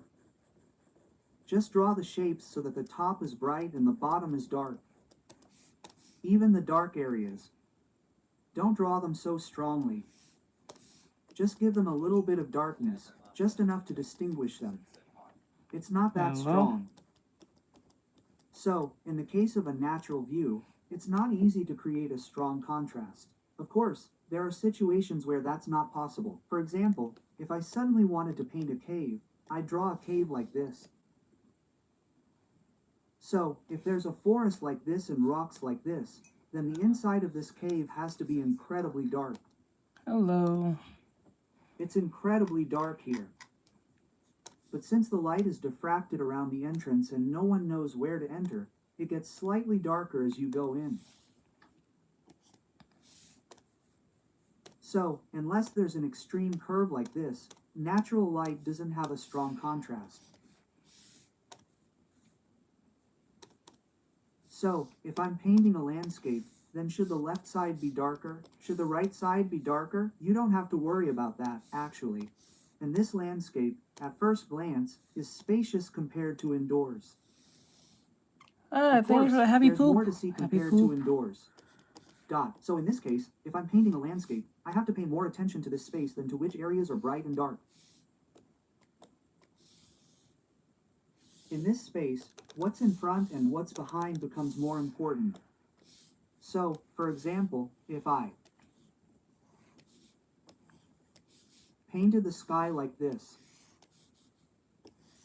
and like this, there are clouds like this. Oh, clouds. Aren't they so cute? And then let's say we're drawing a forest. So, the forest in the back is roughly drawn like this, almost the same color as the sky. And the forest in front is now much more different in background color than the forest in the back, like this. And the tree that's a little bit in front of it, a little bit darker color Oh, light like this. refraction. Hello, I'm a tree. I'm much further in front of you. So the So thing I'm that's closest will incomparably be darker dark, than you. and the thing that will be far will be Just light. God. Draw it like this. And there's grass in front of this tree. Hello, I'm grass. It's much more detailed and closer than you. That looks Like great. this. Luck with the rest And of it. let's I'm say gonna there's go a study deer in backgrounds. front of Okay, this do your thing, bro. grass. Thank Hello, deer. It's much closer and more detailed than you. So no one can beat me in this drawing. I'm my own deer. Like this, deer fire. Hi, I'm a deer. It's much cleaner if you draw it like this. And then, this is what Wuga calls, in slightly more difficult terms, the air principle law. The air principle law. So, what is the air principle law? I've organized this class really neatly, so if you take a quick look at the book list, it's organized like this. But to summarize, the background color, the background we're talking about here, is a focal point. Okay. If the background color and brightness, the degree of lightness and darkness, are similar, then the object appears far away. So, if the background color is similar, it appears far away. If the background brightness is opposite, it appears close. But if you just draw like this and leave it at that, it's a bit disappointing. So what we usually do is, for example, this tree, right? In this tree section, among the trees, I want this one here to be a little prettier. I want this one here to be a little prettier. Or, is this one more visible, less visible? There's this kind of dynamics, you know, dynamics. Just change the colors a little bit, and make the top a little brighter, excluding the shadowed parts. Okay. Oh, and the bottom a little darker, and draw it like this, and that's it.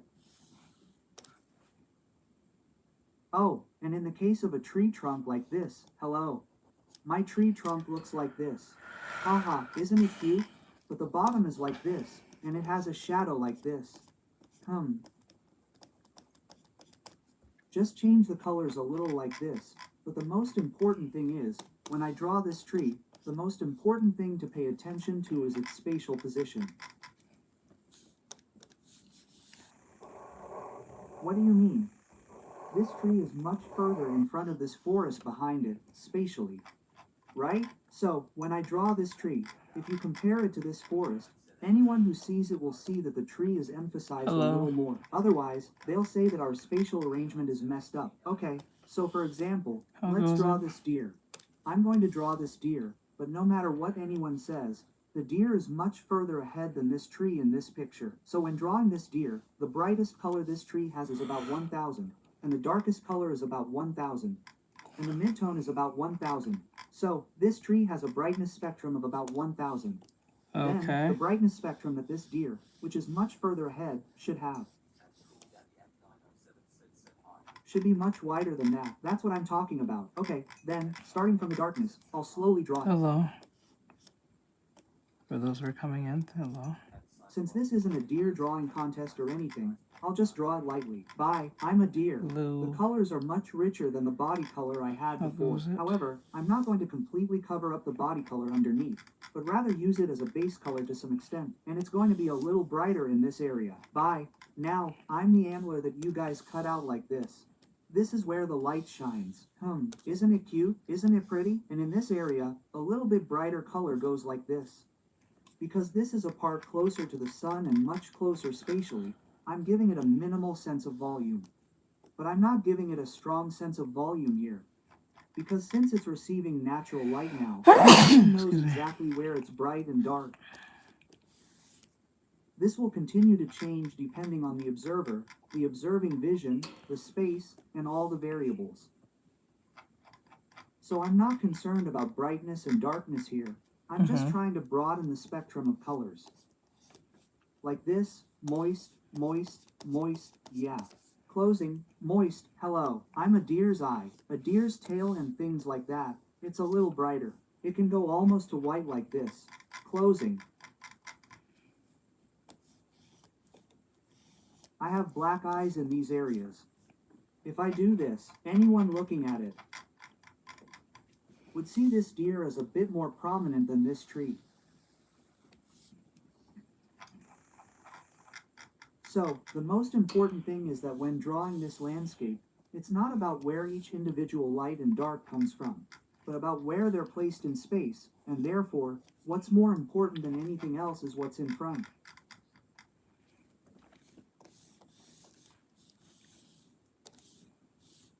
For example, this tree is receiving light from above, right?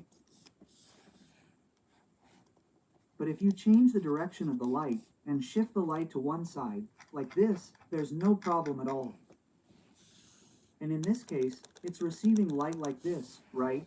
I'll mark it in red. This part is receiving light like this. But it's okay to receive it like this. There's no problem at all. Here, I'll bring in a slightly brighter color and say, hi. I'm the same tree right below the tree, but I'm receiving light differently. If you look here, I've received it like this. I'll become brighter. If you do this, you'll probably end up fighting a deer, but there's nothing you can do about it. For the sake of the lesson, you need to twist the space a bit, like this. Then, even if the angles of the deader vary within a single object, there's no problem at all. That's how it is when drawing landscapes. So, if you're unsure about how to handle light when drawing landscapes, don't worry about it at all. Just think, the top is bright and the bottom is dark. And when drawing a landscape, where's the gray space, which is much more important than light. And so I figure out what is in front and what is behind, and the closer it gets, the more it contrasts with the background color, and it gets much darker or lighter than the brightness of the background. Based on the law of air principle, if the background is bright, the closer it gets, the darker it becomes. And if the background is dark, the closer it gets, the brighter it becomes. And if it's an object that's closed, the spectrum of brightness and darkness that object has should be wider than the object in the background. If you just pay attention to this, you can draw most landscapes. You can really draw everything without leaving anything out. But here's what's confusing you a little bit. Then, if you draw a still life indoors, you'll draw a still life. From here on, it's difficult to get natural light in. Oh, teacher, don't lie to me. Just open the window and you'll get some light, you know. But when we paint still lifes, we only use 1 or 2 diagonals. This is where we find great difficulty. Let me explain this. First, through this class, many of you will realize that there can be multiple light coefficients. Okay. So, if you're going to paint a still life and use natural light, say, indoors, the most important thing is the canvas. Whether it's a canvas or a shovel, you need to first understand how much space there is outside the canvas. Second, you need to understand the intensity of the light.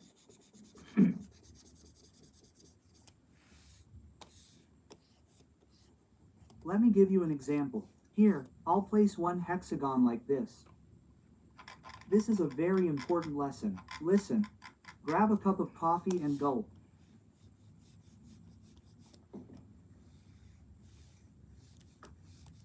Here's a cube, and if the light is really close to this object, and the light is about this far away, it's like, hi. I'm not an artificial sun, I'm the government, but I'm really close to you, so I'm shooting light like a laser. Quotes. If you were to draw this picture, you draw the brightness, but the front part like this.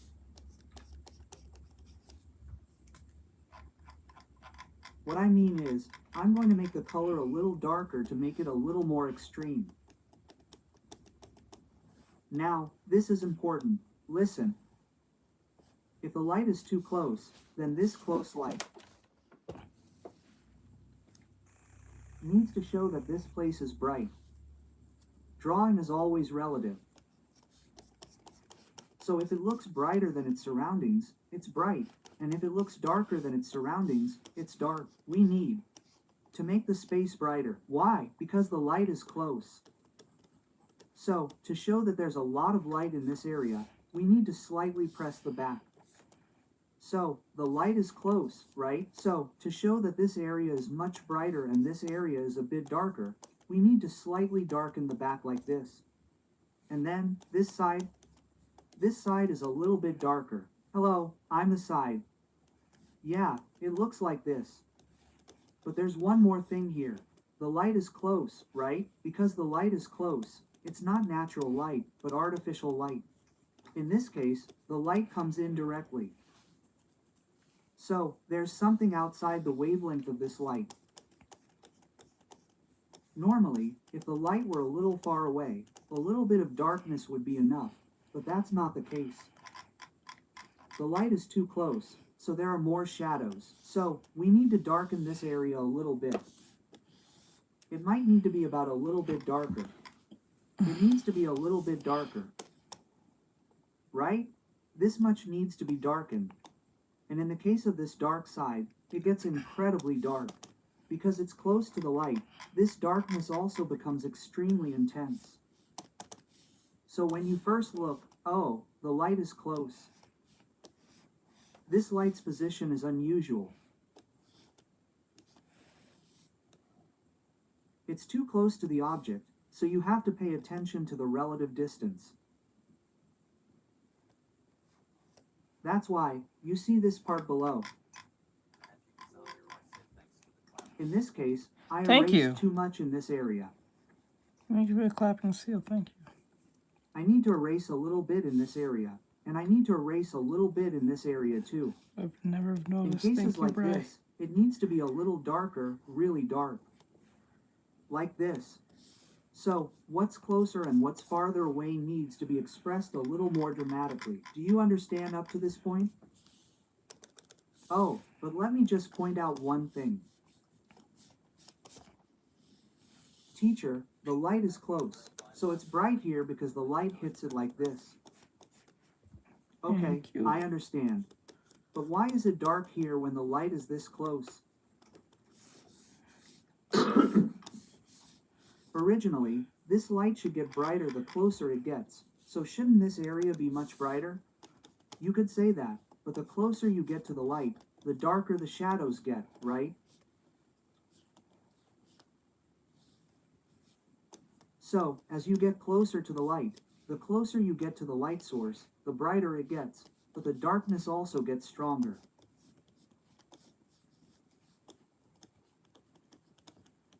But now, this is usually easier than you think. When the light source is a bit close, it's not that difficult. But now, let's move the light source back a little. Let's say it's a little further away. Then, let's see. If the table was like this earlier, and you placed a cube here,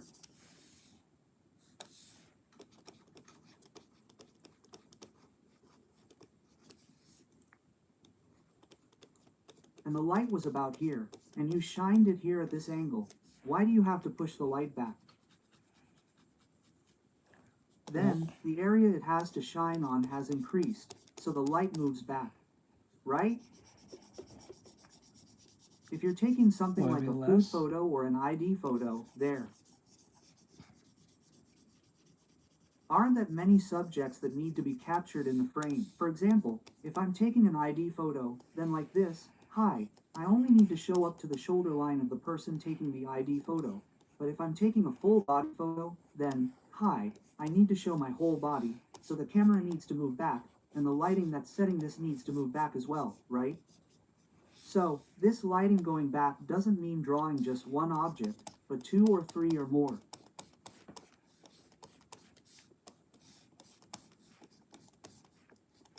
In other words, when you want to draw a still life, rather than drawing one object, you don't want to depict one object as a single object, but a small landscape that's smaller than a single object, or a still life that's a little wider than a single object, like looking at something in the middle ground in your house.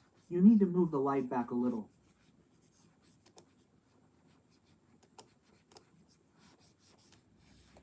Otherwise, if I keep the light here, everything drawn here will be dark, and everything drawn here will be dark too. So everything else that the light reaches will be blocked. So I need to step back a little more and shine the light like this, wide. Right? Do you understand so far? So what happens when the light moves away? Earlier, if my shape was like this,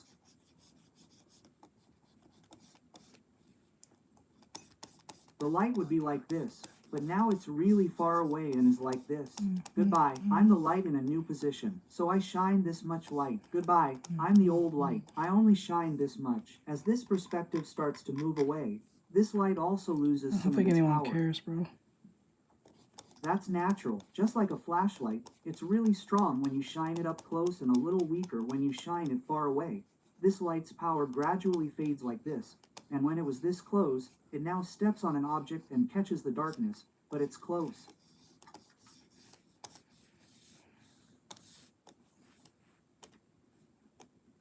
So, I'm at least capturing this part like this, and here it's bright like this, here it's a little dark like this, and here it's really dark, and here it's bright like this, but now the light's far away.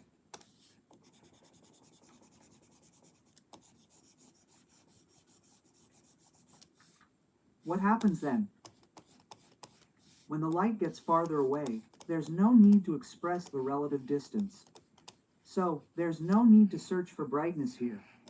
You can just leave it like this. And this side, right? You can just leave it like this. Oh, really, you can just leave it like this. It's similar. And for this dark part at the end, you don't necessarily have to give it a gradient inside like this. But here, one variable pops out. What variable pops out? This light. It bounces off somewhere and reflects. The reason we can see these objects, the reason humans see things, is because light reflects. Just like when light hits an object and enters our eyes, we receive visual information. So, unless these things are floating in the air, they're probably placed on a table like this. Then, the light coming from here will bounce slightly here. Of course, it'll bounce in various ways. So, since it bounces slightly here and there, and the light coming here will bounce slightly here and there, it's a slightly different concept. Just lightly reflecting. Light here and there's all we need to do. Thank you. That's I appreciate it. Thank you, Isaac. But the difference is that, to brighten up this bright area, we didn't darken this area.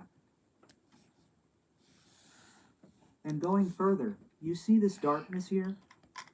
This darkness too, it's a little less intense than I thought. Like this. Oh, it's so lacking. Like Hello, this. The Sophia. brightness also loses some of its power. Like this. So, as the light moves away, the contrast between light and dark naturally decreases. Are you all okay up to here? And then, let's say I add one more object. Now, I'm going to place a cylinder like this here. The head is Like too this. big. So, let's. Thank you. I appreciate it.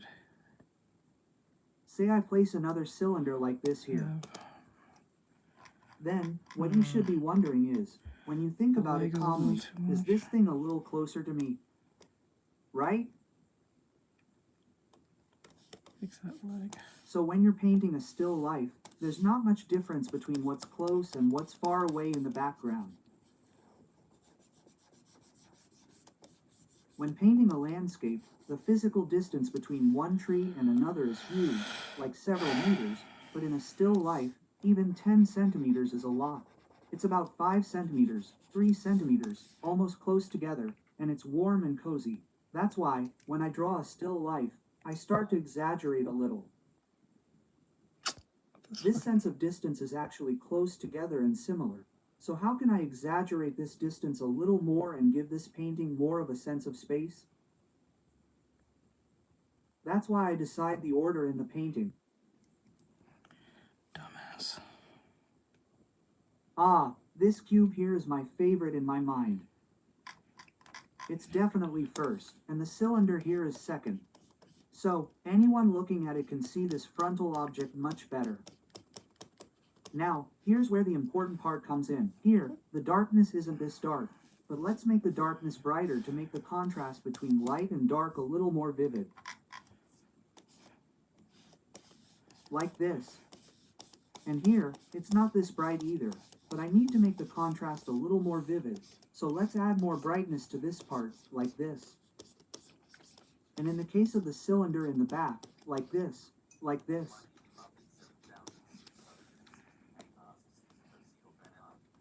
No, Okay. it's just studies. What is this? Like this.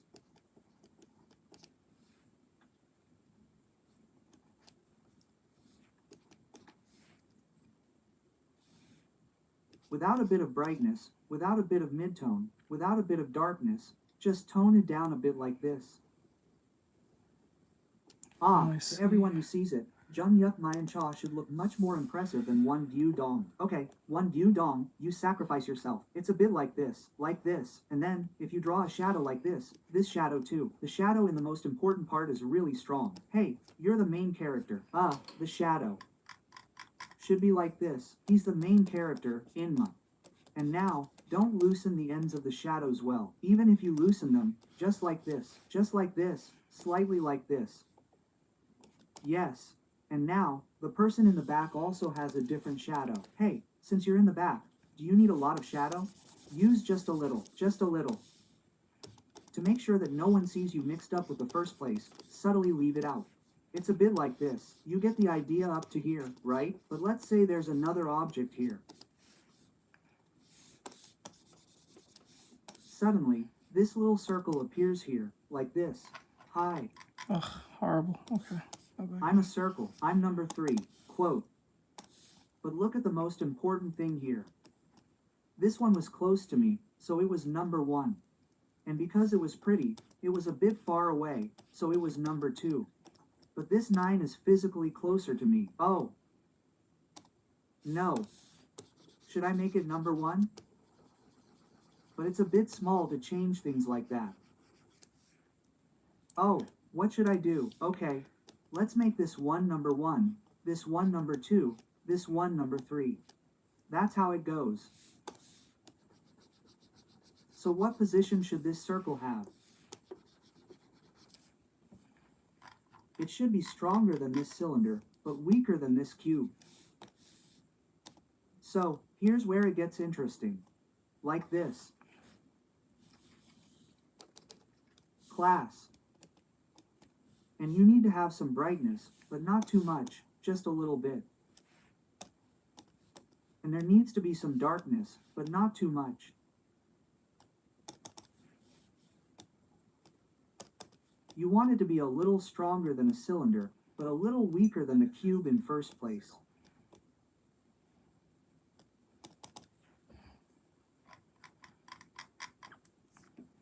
And if you were to add shadows, you could make the shadows much stronger than a cylinder, but a little weaker than the cubes gathered together.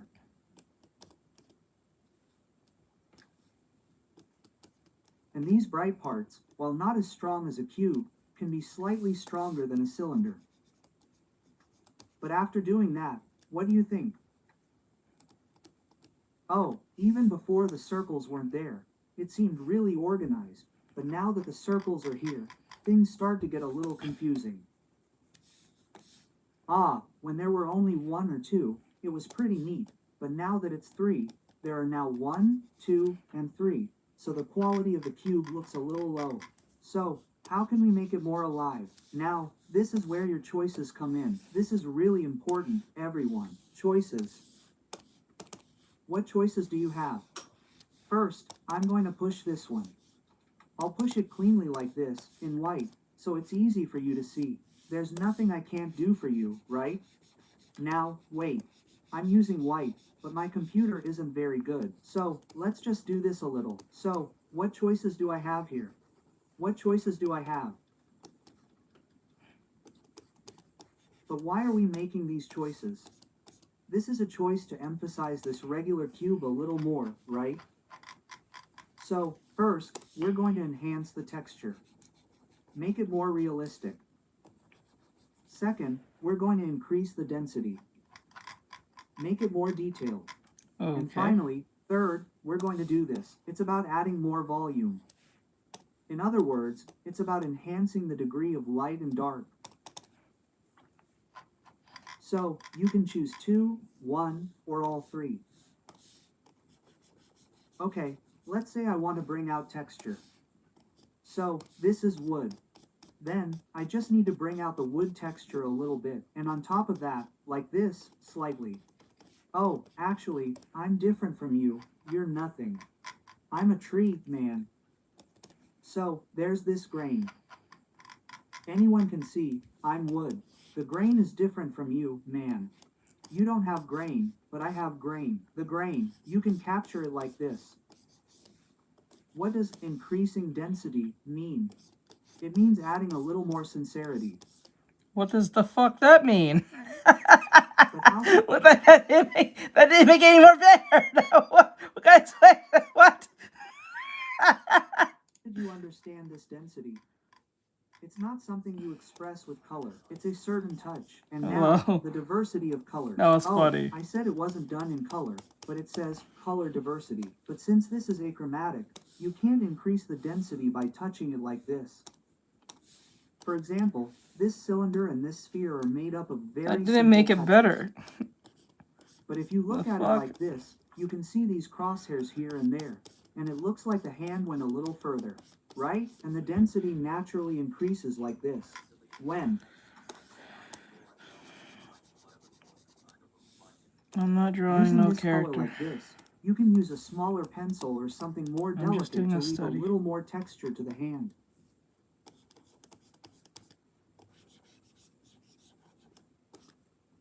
Or, you can slightly vary the tones in each part like this, and by increasing the density like this, you can increase the quality.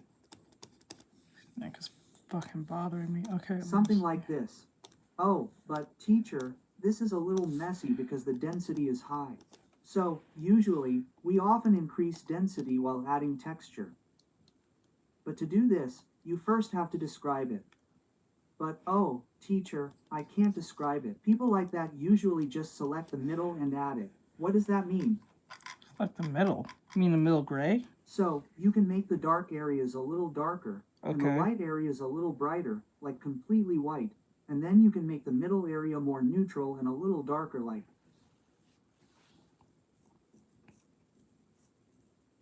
this. So, what's the best way to do it?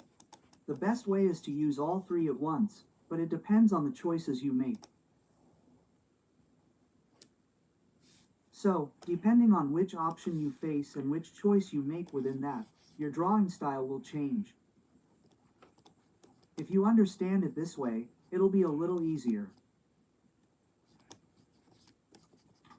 So, if you add one more thing here, if it's a little difficult to see, just erase it and go.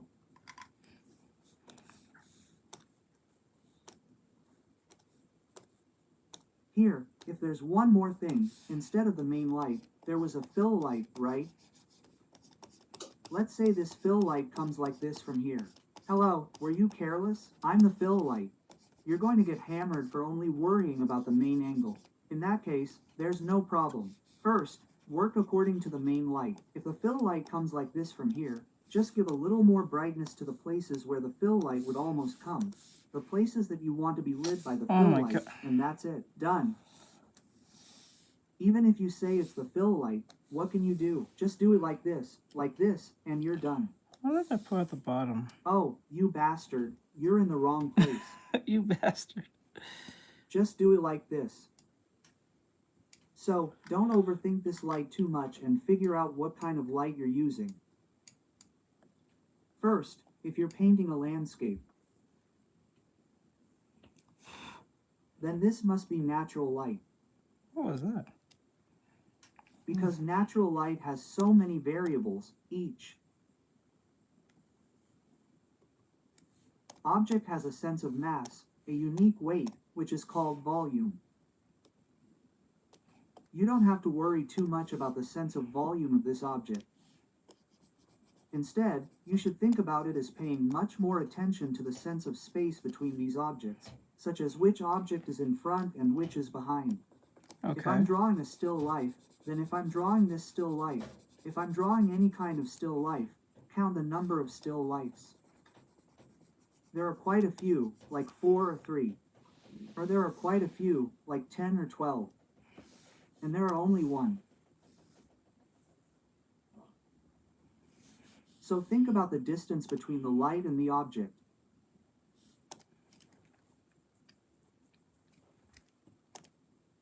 And then, if I'm drawing a single object in a still life, then I'll draw these shapes: bright, medium, and dark. If there's a cube like this, and I'm drawing only one still life, then because it's close to the light will be very strong like this. So, even within this bright side, I divide it into bright, medium, dark, and within this medium side, I divide it into medium dark, medium bright, and medium medium. Even within this dark side, I have to divide it into dark, dark, dark, medium dark, and bright. But if I draw 3 or 4 still lives here, the government distance was here, but now I've moved it back a bit to about this. So, if we divide it like that, when we were close here, we divided it into bright, bright, bright, medium, bright, dark like this. But oh, we need to divide it a little less than before. Bright part is bright part is dark part is bright, dark part is dark. And in the middle part, bright middle part, dark middle part. But what if there are just over 12, and the light bulbs are so far away that you can hardly see anything and don't even know if they're there? Then, just bright is bright, medium is medium, dark is dark. But here, didn't you know? I'm a sublight. You only cared about the main, so I only had my presence, right? I have one more light. Then, I just need to add a little more brightness to the place where the light would come, like this. But if you look here, if the sublight comes like this, the sublight will come like this, but you see this here? I'm not red. If I make it red, it'll be confusing. I'll change it to green. This side is the dark side of the sublighting. Right? Then this side will be brighter because of the sublighting. This side will be a little less bright because of the sublighting. And this side will actually be a little darker. Just a little. So it's not too late to think about the sublighting after you finish the main one. But what if there's a light here? Actually, there's one more on this side. Hee hee. I have 3 lights in total. So there's a first, a second, and a third. Hee hee, you guys are like that. But a picture with 3 lights like this might be a little difficult for you to work on right now, but it's the same. If the third light comes here, I'll do this pink with the sublighting finished. If the light comes from here, this third light will be the brightest side, and this will be the middle side, and this will be the dark side. So give this side a little more darkness, this side a little more brightness, and here a little more brightness, and that's it. So, the order of the lights, the distance, and if it's indoors, it's artificial light, and if it's outdoors, it's natural light. Natural light has many variables, so when drawing a tree, it doesn't matter if this place suddenly gets bright, and this place suddenly gets bright, and this place gets bright. But in the case of an artificial tree, there are more constants than variables. I have to control all of these variables and create something like this, so it's a bunch of constants. Everything is set. So, you just have to think about where this light is, in what order, from what distance, and how much light it should give.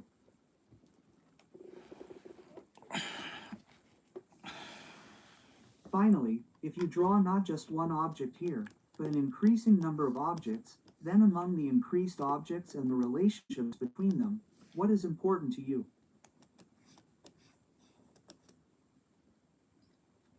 Rank the importance of these objects.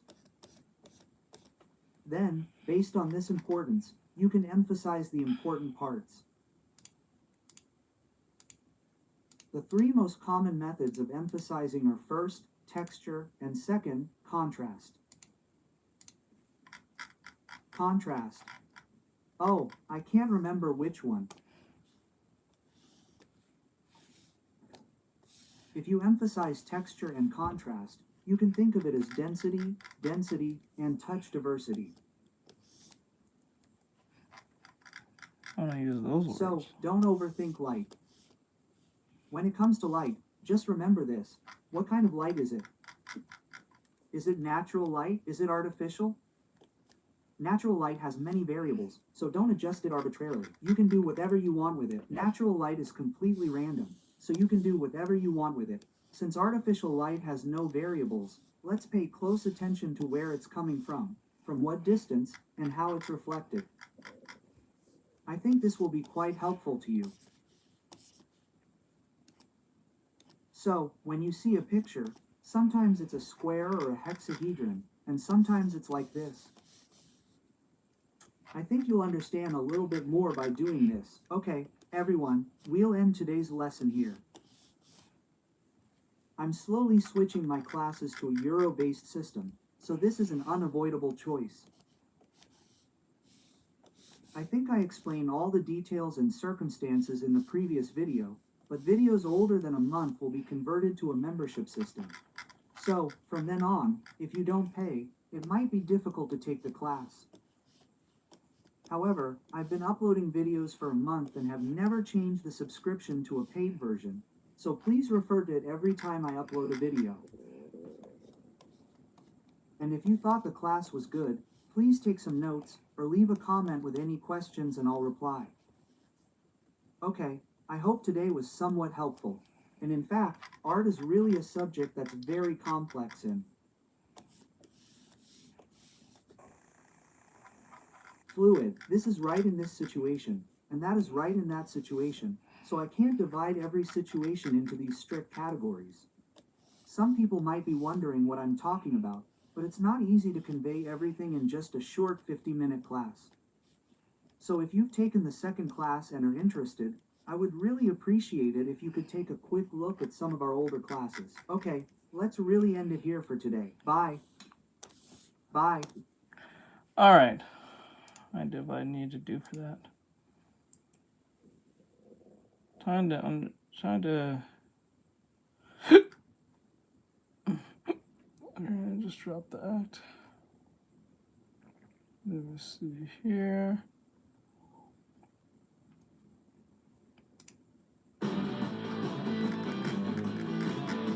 Hey guys, welcome back to Clownfish TV. This is Neon Geeky Sparkles sitting this video out because frankly this topic bores her. We're going to talk about Twitch having another controversy. Apparently their allowing people to gift 1,000 subs, but there are concerns about it because people are doing chargebacks. And this should sound familiar to you because we've been talking about on YouTube how there is a scheme or something going on that a lot of people are doing super chats and memberships, and then they're doing chargebacks months after the fact. I know Camelcast got hit really hard for thousands of dollars, and in the case of YouTube, the creator is actually on the hook for it. So we're going to take a look at what's going on with Twitch and like look. I don't understand that. How does that make sense? Whether it's Twitch or YouTube, that doesn't make any sense. I feel like there is some financial pain going on here because they are relying more and more on their creators to, shake down their own audiences for revenue, right? And that seems a little weird to me, especially given how big these platforms are, especially given how profitable these platforms supposedly are. In the case of Twitch, we know they're not that profitable, but you know what I'm saying? Something is not right. Something is not right. Something stinks to high heaven that they really have to push for you to shake down your audience. And remember, guys, I don't know what the split is on Twitch, but on YouTube with the super chat, I know it's like 30%. So you see these people getting these like massive super chats, knock 30% off of that, and then whatever. I don't know if there's MCN fees or whatever, and then they got paid taxes on that, and they might get to keep a third of it, maybe. So it's kind of crazy. Let's talk about all this stuff though. Before we get into it any further, please subscribe for more pop culture news, views, and rants, guys. Hey, if you want more of Clownfish This is TV boring. I hate this. I hate this pose go now. to more more. I'm gonna do a new pose. This pose pissed me off. Takes you to our Substack page where going into 2026 we're going to be putting a lot more content over there. Don't worry, we will still be on YouTube. We will still be doing podcasts, but I don't like the all pose. of our, I guess, extra content or other projects or whatever, it's going to be over on the more subdomain because I don't trust YouTube. I don't trust YouTube. We have to have a fallback. And I know a lot of people have been doing Patreon stuff. I don't like Patreon that much. But check out more.clownfishtv.com. So before we read about Twitch, let's just remind you what is going on with YouTube. YouTube is actually, people are trying to community note YouTube. Apparently they're out there now being like, we're thankful for creators. We love our creators. Go you. And I wonder if this is actually written by a human or if it's done with AI, because every time YouTube posts now, they're getting all kinds of blowback from creators who are like, hey, my channel was wrongfully terminated. I'm on the hook for tens of thousands of dollars because of chargebacks. And we just did a video yesterday talking about how I think we're looking at end stage YouTube, or at least YouTube as we've known it for the last decade. It's ending. It's over. YouTube seems to be putting their real content creators on the back burner to chase Hollywood. They will allow you to do shorts, but a lot of those shorts are just AI generated slop from overseas. They really want to be a Netflix. They really want to be a Disney Plus. And I guess they're actually operating at a loss, both YouTube and Twitch. My understanding is the streaming costs are so high for live streams and storage and all that they're actually losing money, which is insane. You think about the billions of dollars that these platforms rake in, and they're actually losing money. And I watched a short the other day. Bad me, I know. Because now that I watch one short, that's all YouTube is going to feed me is shorts. But I watched a short where Asmongold, and what we'll talk about him, is reacting to the cost, or what he is costing Twitch annually to stream. And he mapped it out, and it was almost $3 million a year with his audience and the amount of time that he streams, which is insane. But so I don't know how profitable these companies actually are, and I wonder if that has something to do with this. They're just trying to recoup their costs. So Twitch stirs controversy with 1,000 gifted subs addition and removal of scum from win.gg. Donations and subscriptions are among the biggest elements in many streamers' income, and streaming giant Twitch stirred some controversy by adding a 1,000 subscription gift feature, only to quickly remove it from the platform. Oh boy. Streaming is a full-time job for many creators. They try to maximize their revenue however they can. That is true, but also these platforms want to monetize your audience, right? They want you, they basically anymore, it used to be that they would push people to you, that they would let you get discovered, but now they want you to build your own audience and then they want to monetize them. It's kind of like crowdfunding. It's kind of like any of these platforms. Like discovery is not a big thing. I don't know if anybody's being blacklisted per se, but they're not going to go out of their way to promote you. They figure you go find your audience somewhere, you push them to your videos somehow, and they will take a cut. Right? That's it. Revenue that comes into the platform like Twitch doesn't just affect the streamers. Twitch also takes a cut from any streamer revenues introduced. So if the streamer receives gifted subs, Twitch will deduct its share before saying the rest of the money to the streamer. Yes. The new 1,000 gifted subs feature that Twitch has introduced was potentially set to increase revenue for the platform and content creators alike, but it has unceremoniously been taken down amid outcry, controversy, and plenty of discussion. Twitch was called out for allegedly being money grubbing and not thinking sufficiently about either its viewers or its streamers with the new, more expensive 1,000 gifted subs feature. How much? How much? $5,000. For what? Yeah, okay, so yeah. This is just opening up a huge can of worms. So I can see why they got rid of it. Because again, going back to YouTube, going back to Camelcast, he's on the hook for like $10,000 or $20,000. What? Because somebody kept super chatting him. Now I don't know if it was the same account or the same card being That's used for not multiple fair. accounts. Me personally, and I'm not throwing any shade at him. I want to be very clear. I barely know him, but if I were getting massive gifts from the same account, or just in general, I'm like, man, I made like $3,000 in super chats yesterday. That's a little weird, and I don't recognize some of those names. I'd be very suspect. I wouldn't. I've been on streams where people are giving out gifted subs like candy, and I'm kind of like, that's a little weird. I'd be weirded out by that. You know, I mean, we don't do live streams very often, and I definitely don't shake people down for super chats. They do give us super chats. I've actually debated about turning them off completely. But yeah, somebody drops $5,000 and then they do a chargeback. I mean, just imagine if you think you made, hey, I made $20,000 this month because we had some very generous donors give us a whole bunch of money, and then they go to their credit card company and do a chargeback. Well, if it works like YouTube, you're on the hook for that. So 3 months down the road, it might be that, you owe Twitch a bunch of money. So yeah, I totally see why. Go back. I'd be concerned about that. And they go to their credit chargeback with some of those names. I'd be very suspect. Okay. I wouldn't. I've been on streams where people are giving out gifted subs like candy, and I'm kind of like, that's a little weird. I'd be weirded out by that. I mean, we don't do live streams very often, and I definitely don't shake people down for super chats. They do give us super chats. I've actually debated about turning them off completely. But yeah, somebody drops $5,000 and then they do a chargeback. I mean, just imagine if you think you made, hey, I made $20,000 this month because we had some very generous donors give us a whole bunch of money, and then they go to their credit card company and do a chargeback. Well, if it works like YouTube, you're on the hook for that. So 3 months down the road, it might be that, you owe Twitch a bunch of money. So yeah, I totally see why people were concerned. I'd be concerned about that too, right? Their main reasons for the new feature would be potentially an issue. For one, many streamers have been the victim of getting large sub gifts and donation amounts where they may receive and put to use. They may receive them and put to use only to find out later the transactions were charged back. This happened on Twitch too, but again, it happened on YouTube. It happens on YouTube. Ludwig weighed in, claiming the platform was just adding the new feature as a pure money-making method without considering its potential side effects. He listed multiple features, including the 1,000 gifted subs option, while also pointing to hype trains that pressure users to subscribe to channels in order to maintain them.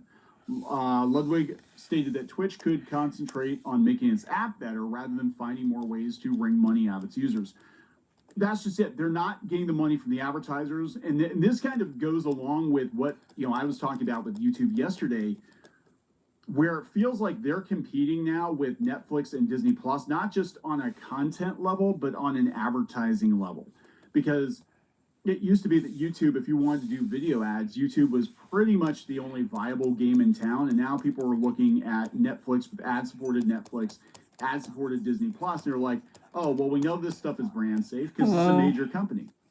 And they might be willing, since they have subscriber revenue, they might be willing to cut a better deal with a big advertiser like, Coke or Walmart or somebody, and basically cut YouTube out of that. And we're seeing garbage tier ads on YouTube. So I think what they're going to do is they're going to rely on their creators to shake down their own audience. And I imagine Twitch is doing the same thing because Twitch is not in as good a place as YouTube is right now. In fact, my understanding is before all of this, Twitch was not even making a profit. Twitch has never made a profit. Amazon bought Twitch like 10 years ago and they can't get it to make money. And they've had multiple controversies, high-profile controversies.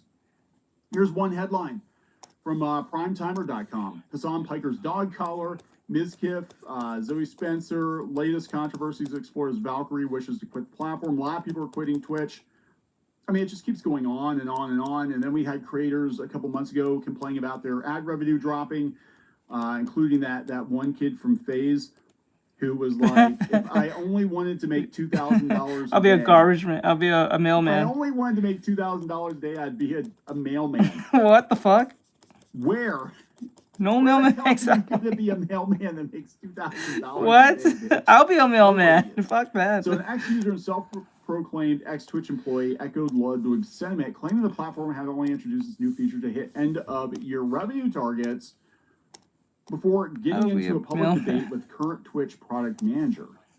Oh, this is interesting. Okay, let's take a look at this. That is so funny. This guy says they were a dev at Twitch. Okay, as a former member of the Twitch product team who built out gift subs, I can tell you the only reason this feature exists is that internal staff are scrambling to hit end-of-year revenue targets with low-hanging fruit features to squeeze every penny they can to keep leadership happy.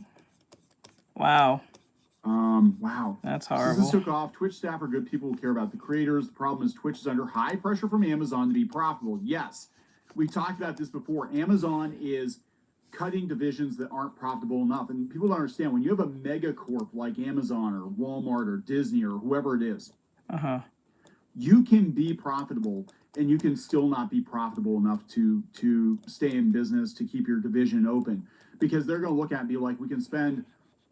I'll make it very easy. We can spend $100 million on this thing and make $200 million in profit, or we can spend $100 million on this thing and make $500 million in profit. And it's about resource allocation, right? And they're going to look at Twitch and be like, how much money, time, resources, PR headaches are we enduring to keep Twitch afloat? And what is the end goal for Twitch? And they're always going to look at that. The reason Amazon bought Twitch in the first place, as I understand it, was that they were going to use that in tandem with their own gaming ambitions, right? Their own video game studios and streaming platforms, whatever the hell they were going to do, right? And they shut a lot of that down already. So if it was just a marketing thing for them to have Twitch and have all these streamers playing their games or whatever, and that shit the bed.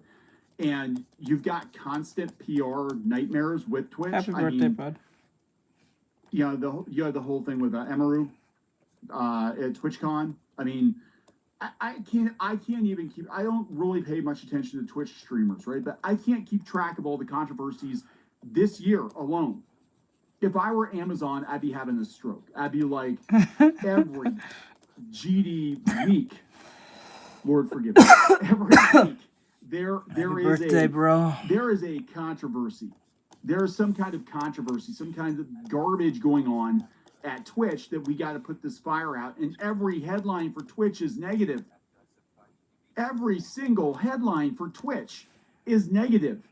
I wouldn't keep it in business. I'd be like, no, I don't care. Even if we make a little profit, I don't care. It's not worth it.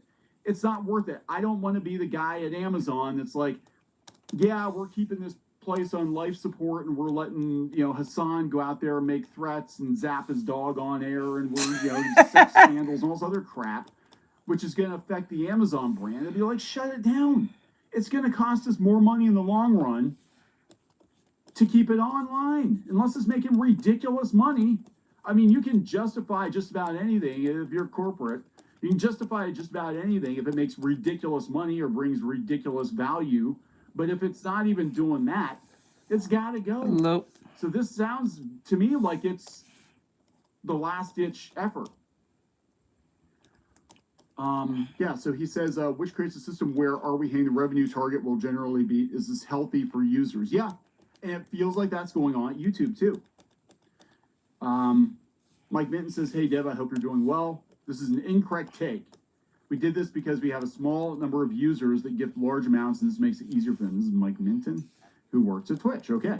The revenue lift here doesn't make a difference, as most of these users were already gifting large amounts. I would be suspect, especially if it was a guy like me that's covering like tech news and pop culture news. I'd be very suspect of a large gift. I don't have any tits to jiggle.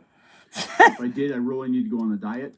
But yeah, I mean, I would be very suspect of that because I'm like, that is like, until that thing clears, I would not even touch that money because you don't know what's going to happen to it. We had something like this happen years and years ago on Kickstarter. We had somebody pledge, and they've changed the system a little bit, but this is like early Kickstarter. They pledged like $10,000 to a campaign of ours. I'm like, and I wrote the person, I said, hey, that's really weird. Like, yeah, we're asking for like $40. I can see $100 maybe, and you're like $10,000. This makes no damn sense. And Wait, whoa, go back. Like, Go we back. had something like this happen years and years ago on Kickstarter. We had somebody pledge, and they've changed the system a little bit, but this is like early Kickstarter. They pledged like $10,000 to a campaign of ours. I'm like, and I wrote the person, I said, hey, that's really weird. Like, yeah, we're asking for like $40. I can see $100 maybe, and you're like $10,000. This makes no damn sense. And the $10,000 put us over our goal. And then the person was really smarmy, and then they just canceled it. Piece of shit. To put us under again. And it was definitely a form of trolling. That's one thing I think that Indiegogo did better is they basically, you get the money up front. Because there are a lot of people that can pledge to Kickstarter and then just, you don't get your money at the end, right? But this is different. This is like the money's actually going into the coffers, and then 3 months later it gets taken out. This dev says, Mike, I hope you're well. I understand the business angle and on-platform creators benefit of gifting, but when you're talking about thousands of dollars for a single transaction, rev share does more harm than good. Yes, makes more sense for that cash to be donated to the streamer where they can purchase better equipment, pay mods, pay the bills, etc. Razband says, I'm confused. Is this supposed to be controversial? You're describing corporate executives operating in accordance with their fiduciary responsibility. Everyone engaging with this feature is doing so voluntarily. What's the issue? Nice try, Dan Clancy. Who is the CEO of Twitch, by the way? Yeah, so this is this is an ongoing problem. And Asmongold said that he was going to ban people for this. Now they've already pulled this down, but there are people. Again, if you're a streamer and you see people just like giving out memberships like candy, like ridiculous, unbelievable amounts of money, that's a huge red flag. And I'm going to tell you, just based on what I've seen, do not spend that money because it might not be a permanent thing. And now people, because of all the headlines, I think more people are going to go out there and be like, yeah, I'll give you like a $10,000 gift. Snicker, and then I'll get it back in a couple months and I won't have to pay it.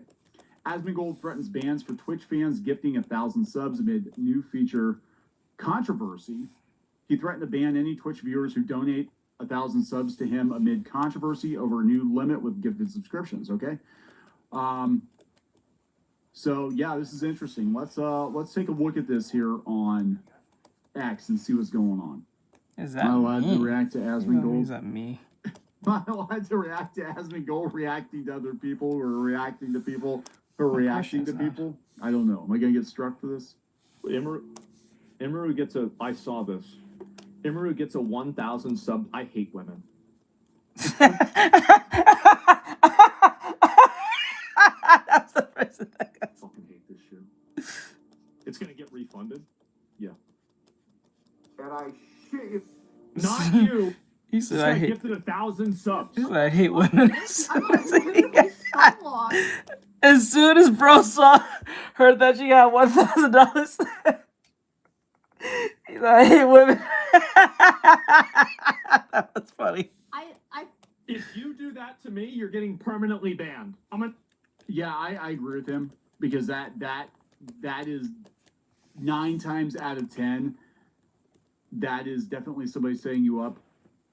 And I think beyond that, I think when people give you that amount of money, they feel that they should get something in return. Mm-hmm. And in the case of someone like Emaru, who was actually groped at TwitchCon, even if it's legit, like I could totally see some guy just like walking up to her, hey, I gave you $5,000, you know, let me cop a feel. I can see that.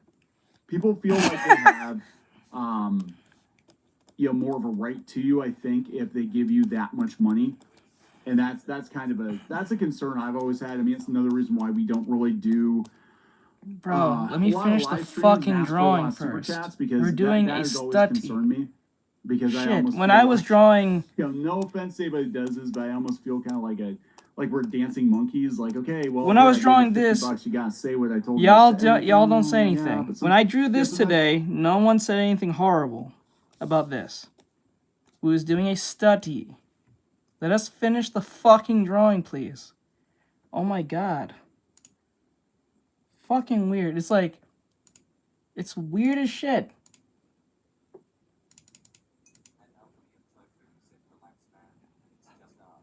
Shit, it doesn't matter. It's just like, what's wrong with y'all? When I drew this, no one said anything wrong. No one even had a complaint. Let me fix it. We're doing a study. You know, if you go to art school, you have to draw actual naked people. As people Shit. say, and 99.99% What is wrong of with you y'all? guys are fantastic. I appreciate the support, really do. But sometimes we get people in there that are, I would say, bad actors, or they just want to see what they can make us Shit. do. And you know, I Fucking just Karen. am not. I don't want to do that because there is that feeling of obligation, right? And when you're giving that much money, I mean, especially to women, Back to work. I absolutely think there's definitely some kind of expectation if it's not a troll, right? If it's not a troll. I'm gonna say it right now.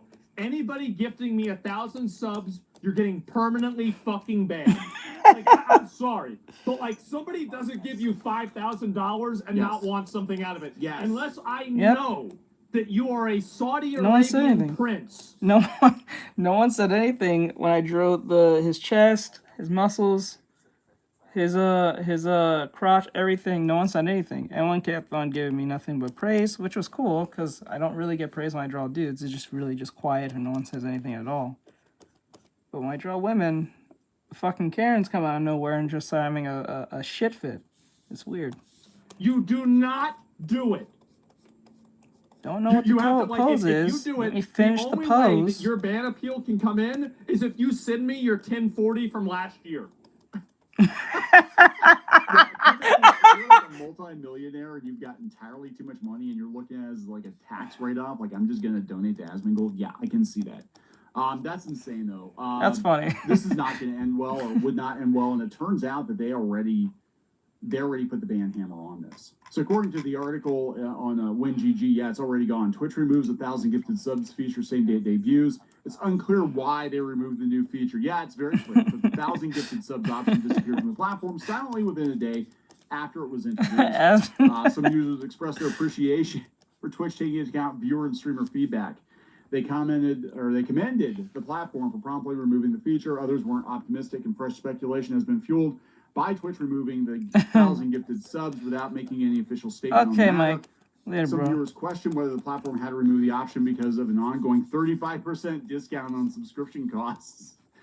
Oh my god. So that's like, yeah, a couple $1,000s off. A couple $1,000s off your subscription, as it would significantly affect the revenue Twitch receives from large gifts.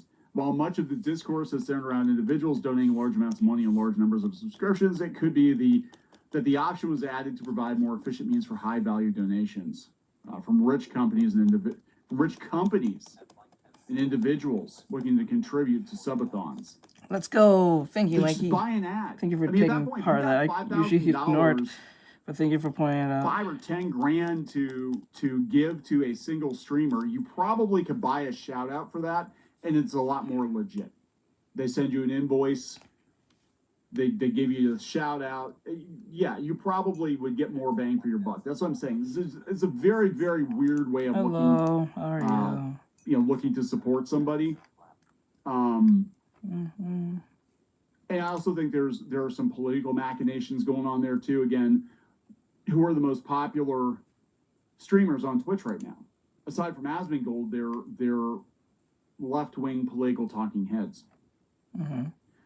If they're getting large donations from PACs or something, I'm just saying. I mean, it opens itself up to all kinds of abuse. I don't think it's a good. I don't think it's a good idea. I think that whole system, though, I gotta be honest, that whole streaming for tips system, I think is fundamentally broken. And I'm waiting for the other shoe to drop on that one, which is there will be like some kind of like FCC investigation or action or something that you can't do that because basically people are giving you money to say things on the air or whatever. You know what I'm saying? Like, I could totally see that being the next shoe to drop. But right now, these platforms are desperately looking for cash, and they're going to shake your audience down. And I don't think they give a shit about the chargebacks because in the case of YouTube, they're still getting their fees. Like Camelcast still had to pony up the fees. He still had to pony up the 30% or whatever. And he's in the hole. He has been in the hole for weeks. So just be very careful. If you're going to do this thing, just be very, very careful. And anybody that's giving you that amount of money, I would definitely call that into question. I'm going to wrap it up, guys. Please subscribe for more pop culture news, views, and rant. Interesting. That is interesting to know. I may have to make some adjustments on that. That's crazy. Let me see here. That is crazy to know.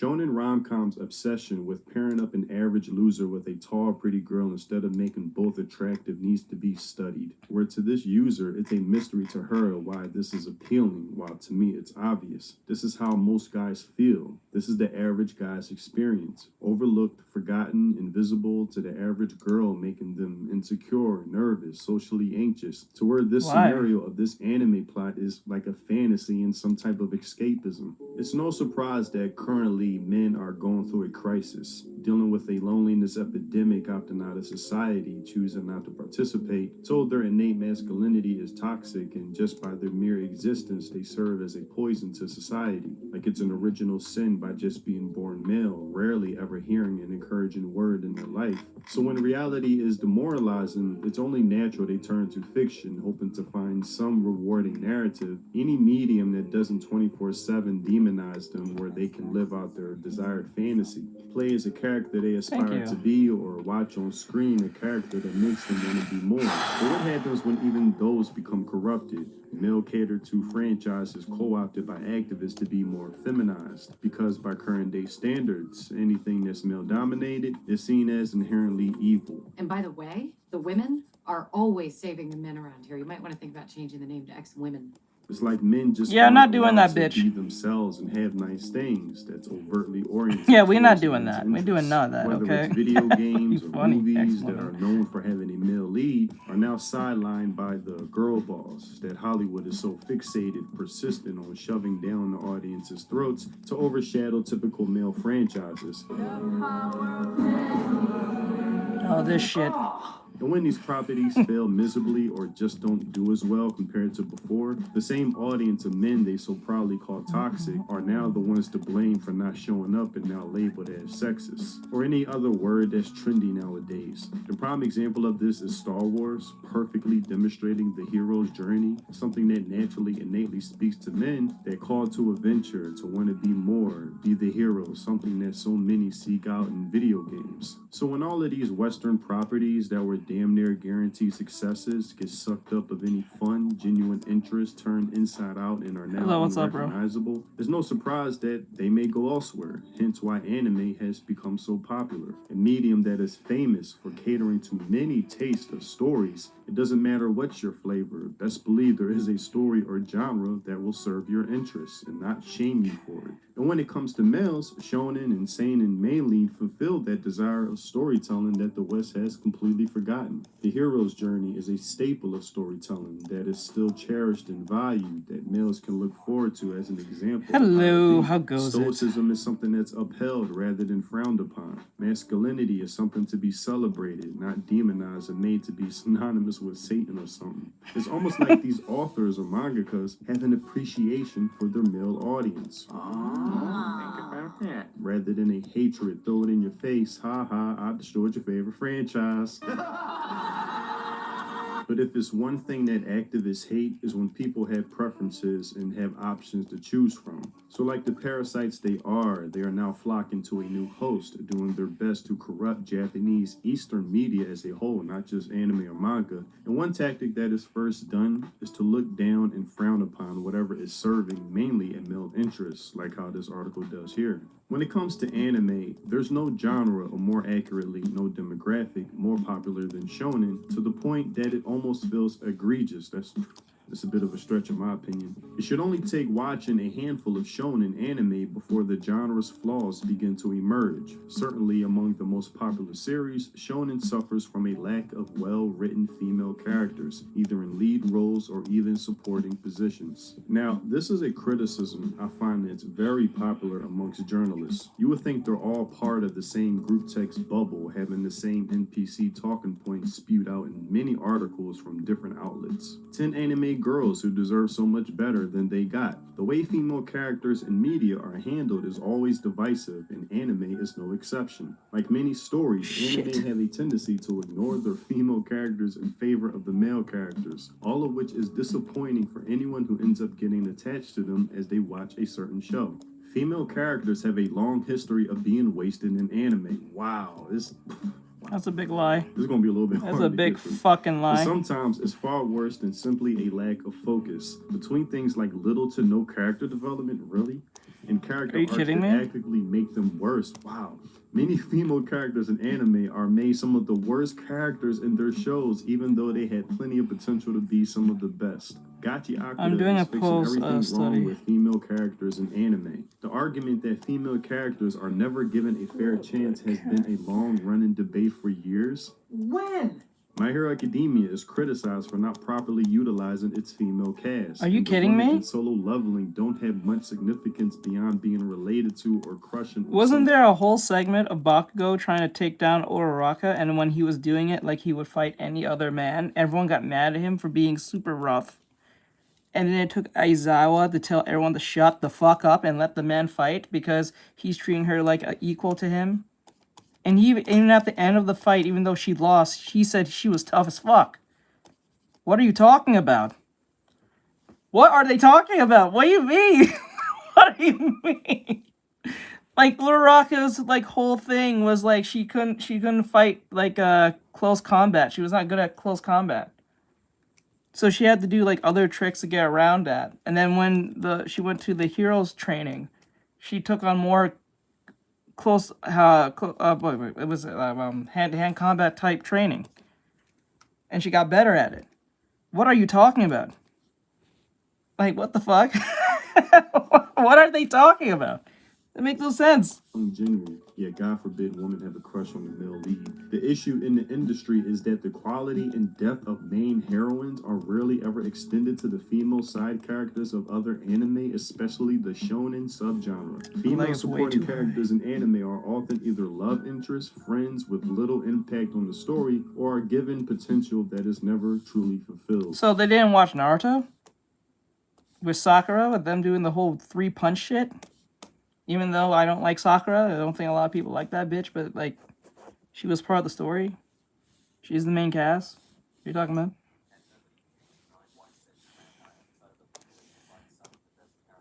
Yes, I don't know what they're talking about. Yeah, that doesn't make any sense. Like I'm not saying him. He's pointing it out, but like those articles are full of shit. They don't watch the show or they're trying to push something. I don't know what they're talking about. That shit makes no sense. Actually, most cases in My Hero Academia, they focus on most characters and then just Deku all the time. There are literal episodes dedicated to characters who are not even in class 1A. There's some episodes that are like dedicated to class 1B, I think, or 2B, 1B, one of them. The one with the giant hands and that dude who's like a total obsessant over them and shit. Like, what are they talking about? Yes, these are tourists. These are people who watch like the basic shit. That shit is so irritating. That's why you don't let Westerners in the shits. Shit, that shit makes no sense. Now, What are they without talking going any about? further, I hope you see a pattern here of talking points that I could honestly continue for the next 30 minutes, but I'll save you that time. And I'm sure many fans could easily Actually, the leg debunk has this to be claim that more- women are overlooked in anime. I'll put- Hell, even in this article, they admit there are great anime that gives light to female leads, but I have noticed one thing. They all share this criticism within the realm of shonen. It's like they forgot what the purpose of shonen is and what it's meant to do, which is to cater to a male demographic. Shit. I wouldn't even label this lack of acknowledgement as something stupid, but really more nefarious or diabolical in some way. Like they're trying to subvert what shonen was intended for by playing stupid. Like I don't know. wonder They're why just shonen ignoring prioritizes those male those lead. articles are ignoring what are ignoring the whole process of what those shows were. Either they just pick what they want to say, or they didn't watch it at all. And focuses more on the male protagonist and his character development. Or another That's thing crazy. they despise is the damsel in distress narrative. Like, why does the woman have to be saved, making the man grab the this. savior, reducing a woman's role to a love interest, when there's something that men aspire to be, the hero and savior to the woman we love. It inspires us to be more, which is why it's something we automatically connect with when watching it on screen, and we can't help but cheer on the male character when viewing. As stated earlier, they view this as a flaw and not a feature of shonen. That's like me saying gay romance stories within Yuri or Yaoi are flawed for not putting more focus on straight heterosexual Right, romance. right, right. Make it make sense. Like what? That's the problem. And I said this over and over and over and over again. The reason why anime doesn't have this issue like the West wants to shoehorn everything in one show in every show. With anime, there are different genres of shows. So like if you're into Yuri shit, you can watch Yuri shit. If you're into shonen shit, you're into shonen shit. If you're into mystery only, that's it. Or if you want to watch a Yuri mystery, there's something for you over there. You know what I'm saying? If you want to watch a shonen mystery, there's something over there for you. Why the fuck do we have to put a Demon Slayer and have every type of checkbox in the fucking show? You know what I'm saying? That's the problem. They want to put everything in one show. That does not work. When you try to cater to everyone, you're catering no one. There's a true fact in that. There's a reason why there are people who will watch certain anime, and there's some people who watch certain shows that may have some anime tropes, X, Y, and Z. You know what I'm saying? Like, if I watch a sports anime, imagine I'm watching a sports anime and they say, man, these sports anime needs more magic shit. What? Why? Why the fuck am I watching something about soccer and I have to have some type of mystical, ancient bullshit going to end the world type shit in my sports anime? What? Are you stupid? Like, what the fuck? Like, there's probably anime that does exist like that with sports and a little bit like magical shit, like to that degree. But then again, if you're just trying to watch a like slice of life sports anime, like a Haikyuu or even a Blue, well, I can't really say Blue Lock per se, but you know what I'm saying. That shit's crazy. The Ball's life, but that's the shit. I don't understand that logic. Why the fuck would I have anything with magic that makes no sense? Black Clover needs more clovers. Something I would say because Shit, it that's sounds pretty stupid. funny. That's not the intention for the demographic that mainly consumes it. And even within shonen, they still get plenty of light to the supporting cast that happens to be female. Something that this article did praise Rio and Gachi Akira for when she said, "Fuck the fair one, let's speed this up." And Yeah, that was crazy when she pulled the clock. When she pulled that clock, she's like, "Fuck this."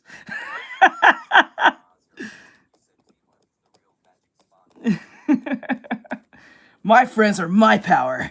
Oh god, motherfucker, shut up! No one wants to hear that shit. When she pulled out the 9 and then she put it on Jabber, I was like, bro, what the fuck is happening? Shout out to him, a regular on my live streams. She went G-Unit on that ass. Bam! Bam! But when they make it seem like there aren't other shonen that have women that can hold their own like this, one notably is Maki from JJK, just the name is easy for current day. It's like they recognize Like, it. hey, as the bro, I need story to is get into glitchy the or trunk real something quick. that the male protagonist Gotta is get in the given more car real time than the quick. female supporting cast, like implied here. Attack on Titan. This bitch Mikasa's pull out the attachment 9. to Eren took away a big chunk of her character growth. Mikasa was a powerhouse in Attack on Titan until her obsession with Eren took over her entire arc. If good female characters are a myth for anime fans, Mikasa Ackerman is a mythbuster, or she could have been if it weren't for her butchered characterization. Damn that Eren for being the main character. It's not difficult to guess what weighed her down. Her dedication to Eren is an integral aspect of her story in Attack on Titan, which then takes over her entire character arc. All we needed was to see more of her and her conviction. Her weaknesses were understandable, but they should have been explored independently of Eren. Her entire arc shouldn't have been as reliant on him, and that would have helped a lot.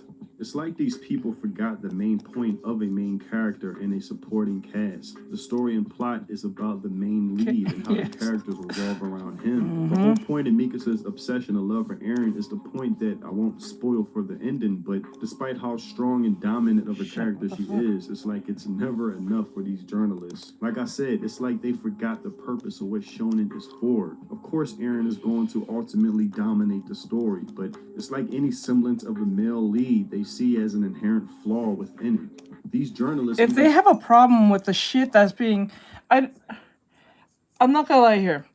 If they have such a problem with how women are written in anime, just go to Western shows. There's a bunch of that bullshit. Go watch Western shows.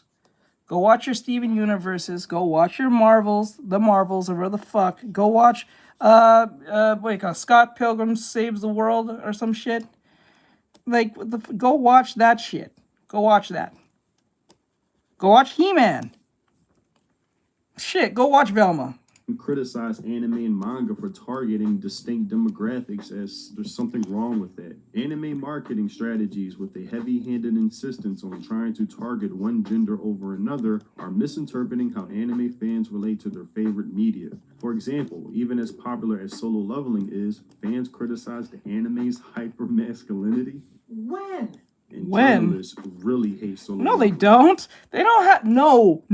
The only complaint that I hear from anyone who talks about Solo Leveling is when it's just him being overpowered or just over farming. It's either of those two things, or it's rated or some shit like that. Either those three things is over. It's a lot of we call it aura farming. It's fucking overpowered as shit. There's no real stakes, X, Y, and Z, or like something across the lines of it's overhyped of a show. It's not that big of a show. It's not that, it's not all that mind engaging or that stuff. It's just usually that's the three things I hear.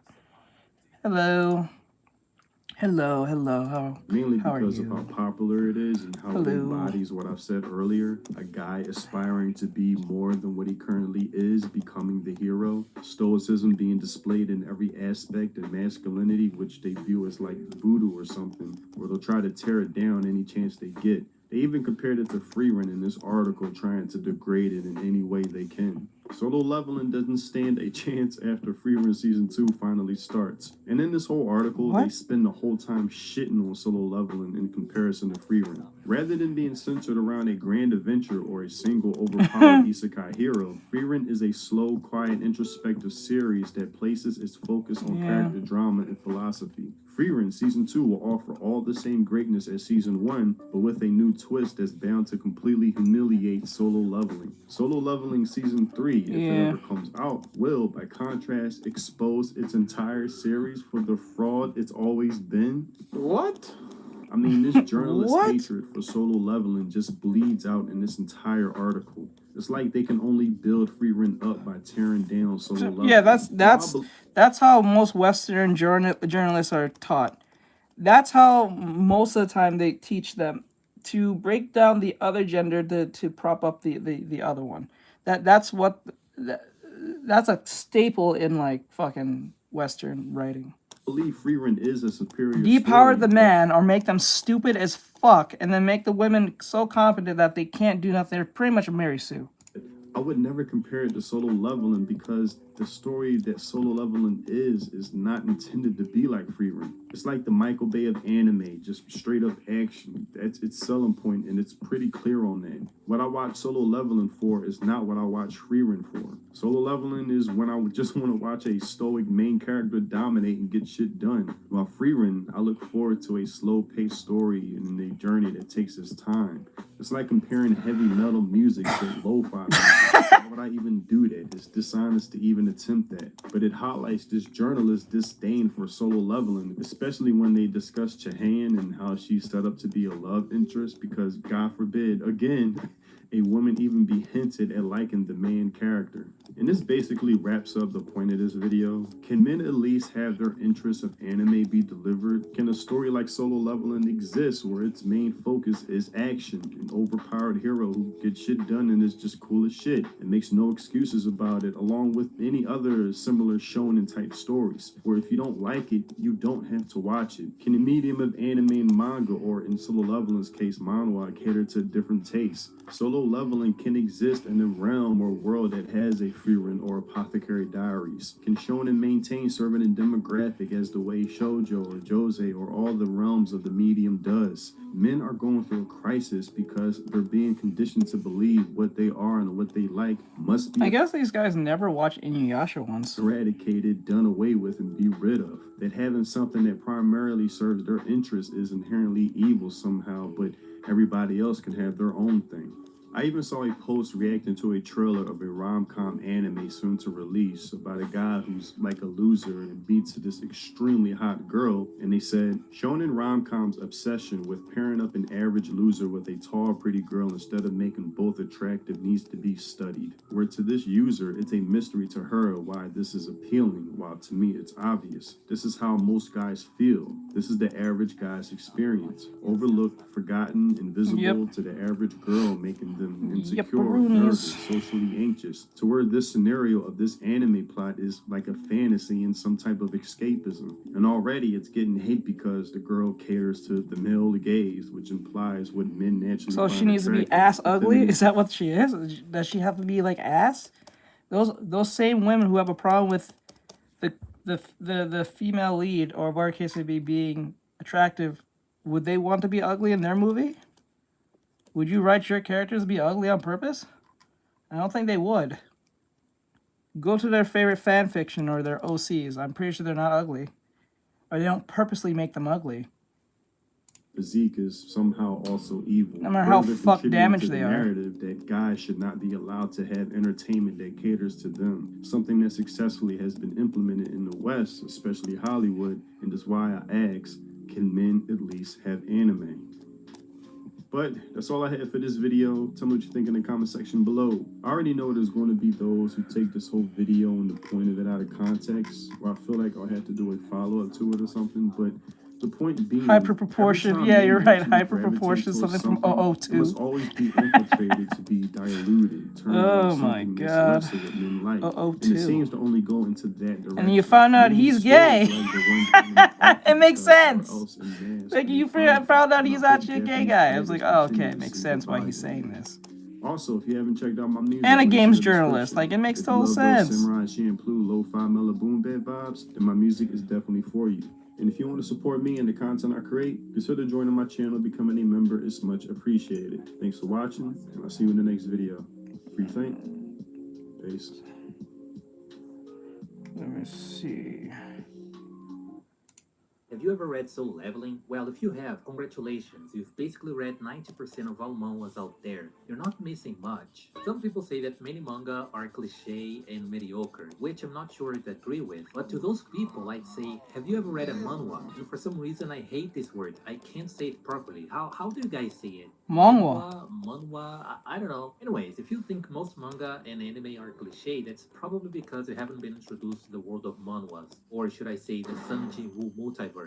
In case you've been living under a rock, manhwas are basically Korean comics. One of the good things about them is that they have colors, which is something I always miss whenever I'm reading Japanese manga. Also, manhwas I'm sorry, I'm for the black and white. I'm sorry. I know some people like color. I get it. I'm just a traditionalist in that sense. I'm just very used to the black and white.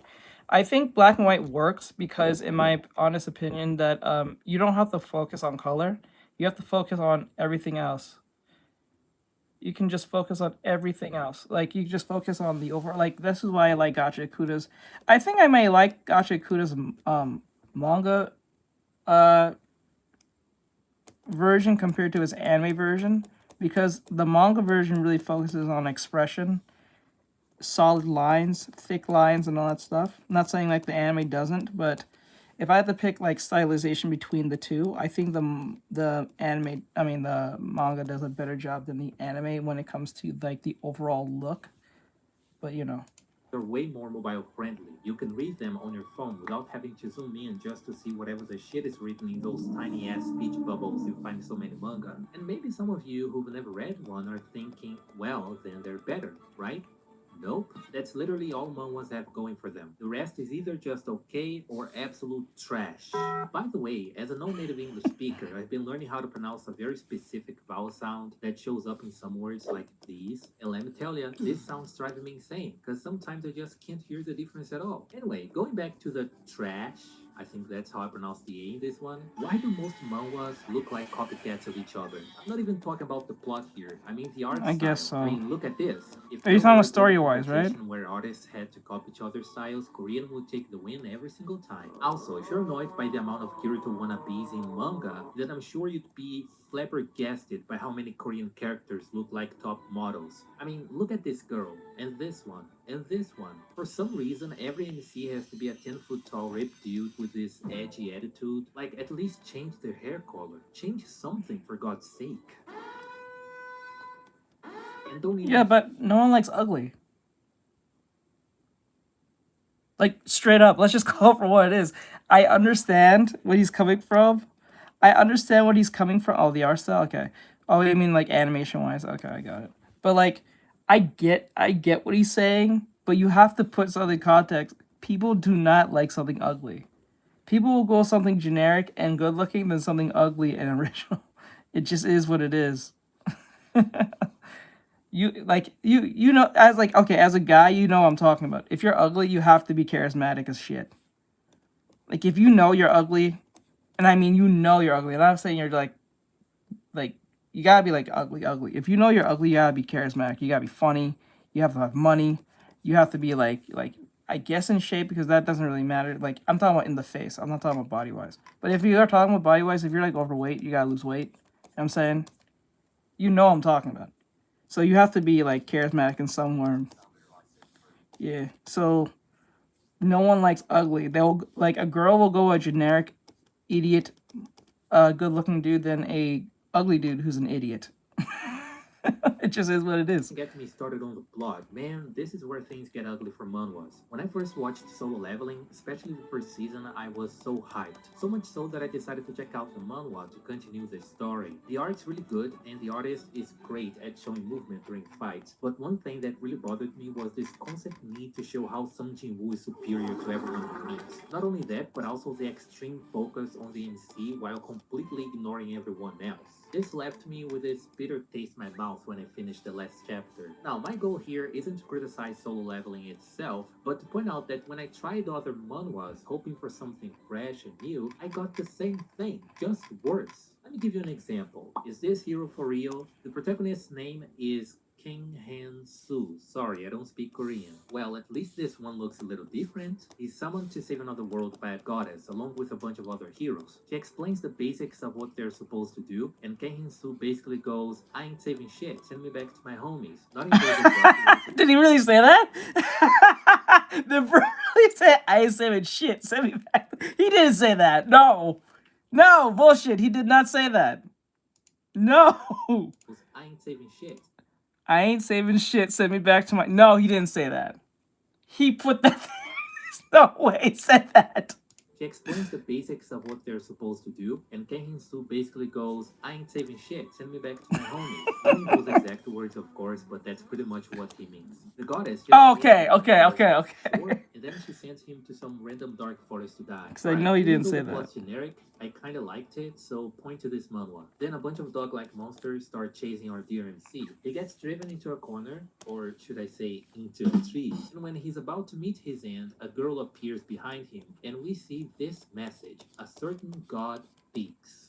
Bro, seriously? This god shit again? Why are Korean authors so obsessed with gods? This always happens whenever I get hooked with a new manhwa. It goes fine until You're asking an East Asian story about gods, and you're asking them why they obsessed with it. The fuck? What is your race, bro? Like, come on, you're asking an East Asian story that's about gods, not to be obsessed about gods? What are you talking, bro? What the fuck? Come on. Have you not seen like Japanese? Like, I know that's Korean, but have you not seen Japanese folklore? There's literally a monkey man with a staff.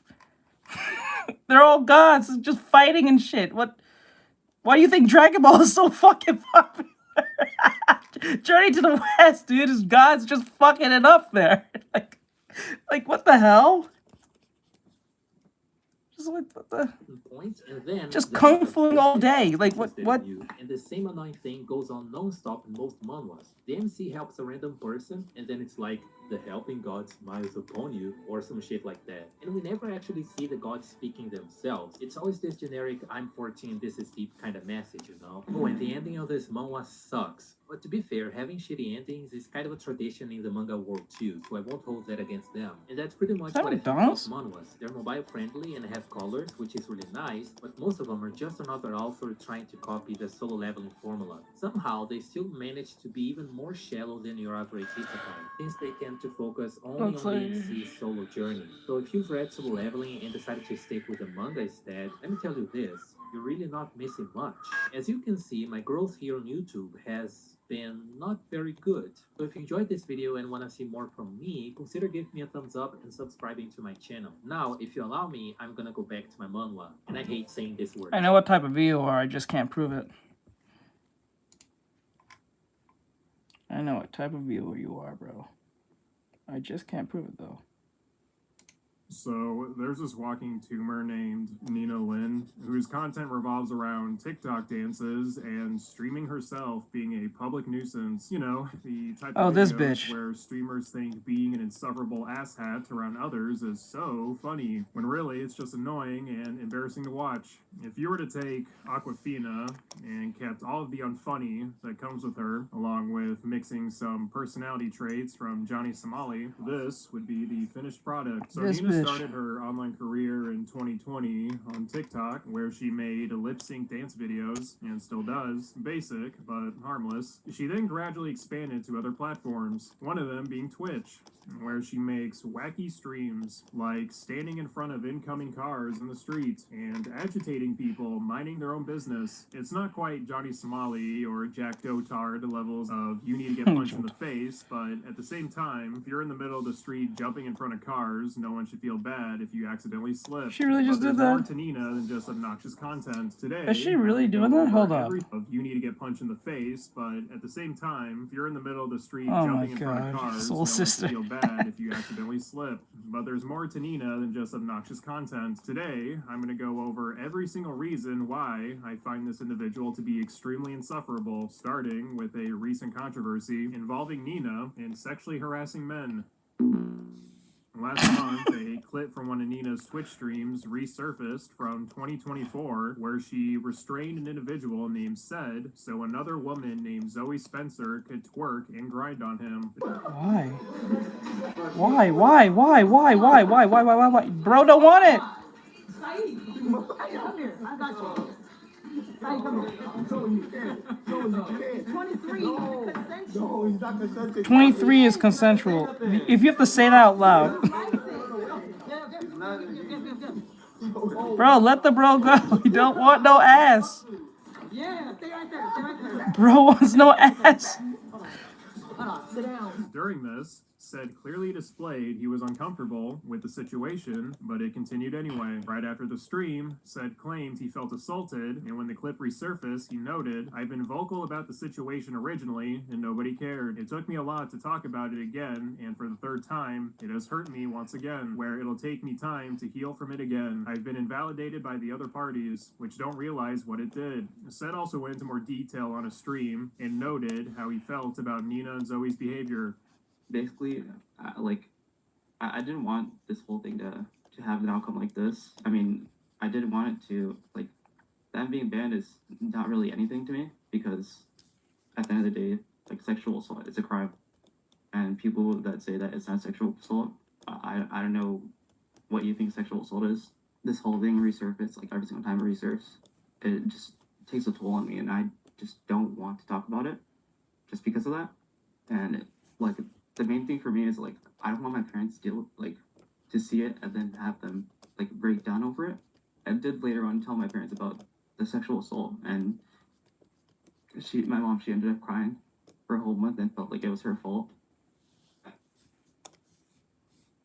I'm not gonna criticize bro here, because everyone reacts to things differently. I understand where he's coming from, but then again, I wouldn't be like crying over it. But that's just me.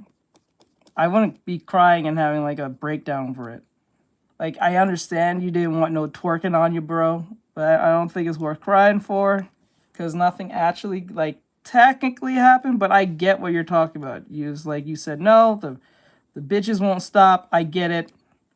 And then if it was like, I get where he's coming from, because to a degree, if this wasn't the other way around, if like two guys was trying to like work on a chick, forcefully on camera, holding her down or trying to keep her in place on stream, best believe their asses will be grass. So I get what he's kind of coming from. And then when he gets criticized for it, it's kind of ass. I get it. But I wouldn't be crying over it. It's annoying. I'm pretty sure it is annoying. But then again, I don't think it's something worth crying over. But that's just me. Or your family crying over it. I really don't get why the mom's crying. It was, yeah, probably was the smell. You're right, bro. Probably was the smell. I didn't, yeah, you know what? That'll traumatize me. If I have to smell that ass. You're right. And stuff like that. I didn't even think of that. I was alone, and I just didn't want to, like, I just sat there and thought to myself over and over again, I will be taking time to deal with it myself, and I'll obviously try and work on being more vocal about it, and I really hope that people learn from this and try and understand, like, other people can deal with stuff like this, and you probably don't even know. Now, after this incident, Nina was actually questioned about how she felt after receiving backlash, and she essentially noted nobody sexually assaulted said, and that him being labeled as a victim of sexual assault is embarrassing because he's a guy. Wow. You did something wrong. No, so the whole Saeed thing, no one essays Saeed. Damn, this bitch's voice is deeper than mine. I can't. I don't have a deep voice, but like, damn, this bitch got. This bitch be eating the packets of cigarettes. Oh, I'm not serious. I'm not kidding. This bitch got some deep voice. Like, it's odd because she's like an Asian woman, so you don't really speak to them and like have a deep voice like that. But like, fuck. That's why today I was actually looking for Saeed. I was gonna talk to him. He definitely felt disrespected as a person. Me, I take accountability what I do. If you dead ass felt disrespected, I didn't know. So you gotta let me know. If you did, I will always apologize. I mean, that's just normal people. But for him to walk around and say all that crazy shit, you never think about what Saeed's thinking too, though. Like, who wants to walk around being called that? That's embarrassing for him as a guy. And the thing that hurt me the most. Wow, you're an when asshole. He said I should be embarrassed. That I'm probably embarrassed. Lovely. After the resurfaced clip of Nina and Zoe inappropriately touching said, the always righteous and fair platform Twitch did what they do best. Give awful people a slap on the wrist. So, what punishment did the platform lay upon Nina? How many days was Nina banned for restraining a man so One her or friend two. could grind on him? One or One two. whole day. Yep, got it. Weirdly enough, this consequence wasn't very effective, considering, and I kid you not, Nina is called out again for inappropriately touching another man. Hello. You ready, Emily? You ready? Yeah, go ahead, Nina.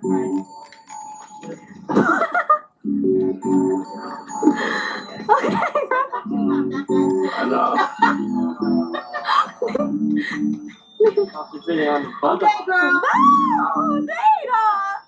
Oh my. Some claim this clip isn't as big of a deal, or at least not worth addressing, like the said situation, but the man in the clip, Disguised Toast, came out and claimed, this clip is going around with the recent combos, so I'll address it. I was trying to get a massage from the physical therapist when Nina, a streamer I've never met, pushed aside the therapist and started grabbing at my ass while I was already laid on the table. I felt pressure to go along with it because 3 IRL streamer cameras pointed at my face and also being at a sponsored event. I did not want to escalate the situation, and I was extremely uncomfortable the whole time. Definitely should have said something in the moment and regret not doing so. And honestly, a little ashamed of myself for not speaking up because I just know if I ever spoke about it again in the future, people will say, well, you should have stopped it then. After this incident became viral, Twitch decided, alright everyone, enough is enough. We hear you loud and clear. We're gonna put our foot down this time. Instead of giving Nina a 1-day ban, Right. we're gonna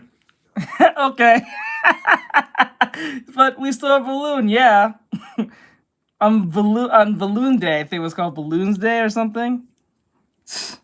Bro, you didn't do shit. crank it Go up home. a notch. 1 week, which in Twitch terms, that's the equivalent of capital punishment. Unless you're a San, you have to drown a sack of puppies to reach a ban any longer than that. So after Nina had 1 whole week to reflect on her poor choices, she apologized to both Said and Disguised Toast for her behavior. On her Instagram story, meaning if you don't catch it during the 24 hours it's up, you'll have no idea what the fuck is happening. Gotta keep those casual fans ignorant somehow. Remember when Nina said it's embarrassing for a man to go around and claim he's a victim of sexual assault? Well, apparently everyone was just misconstruing her words. Even though her actual reasoning makes zero fucking sense, I definitely trust this sack of shit to be truthful. Guys, when I made that comment, I didn't actually mean it's embarrassing for Said to be labeled as a victim of sexual assault because he's a guy. I just meant it's so inconsiderate for other people to claim he is, because they're not the victim, and that's not their trauma.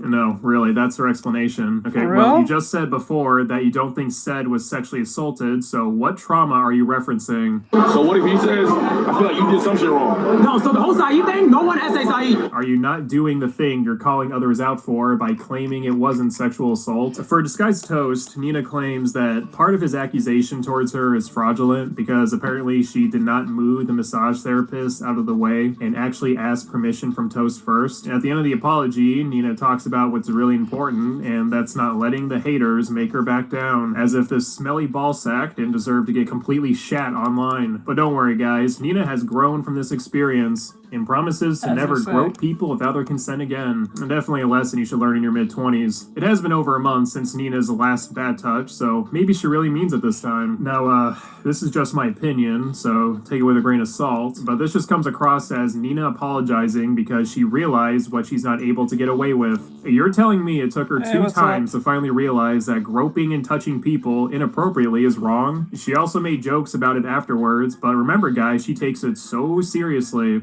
Fuck no, why you always hitting me? Stop with all the Oh shit, I can't touch you no more because I have to make a sign ID. Sorry, I forgot. Yeah, that's gonna be tough, bro. It's gonna come up 3 months later. I won't come. Oh, me punch you? You want me to punch you? Are you okay? Did you sign that today or no? What the fuck is wrong with you guys? What is... Oh my god. What the fuck? So I am not sexually assaulting you. No. I am not. You consent to this. Yes. You fully am okay with this. Yes. You will not use this clip against me later in 3 months later. Never. Or 9 months later. No. Or 6 months later. No. No?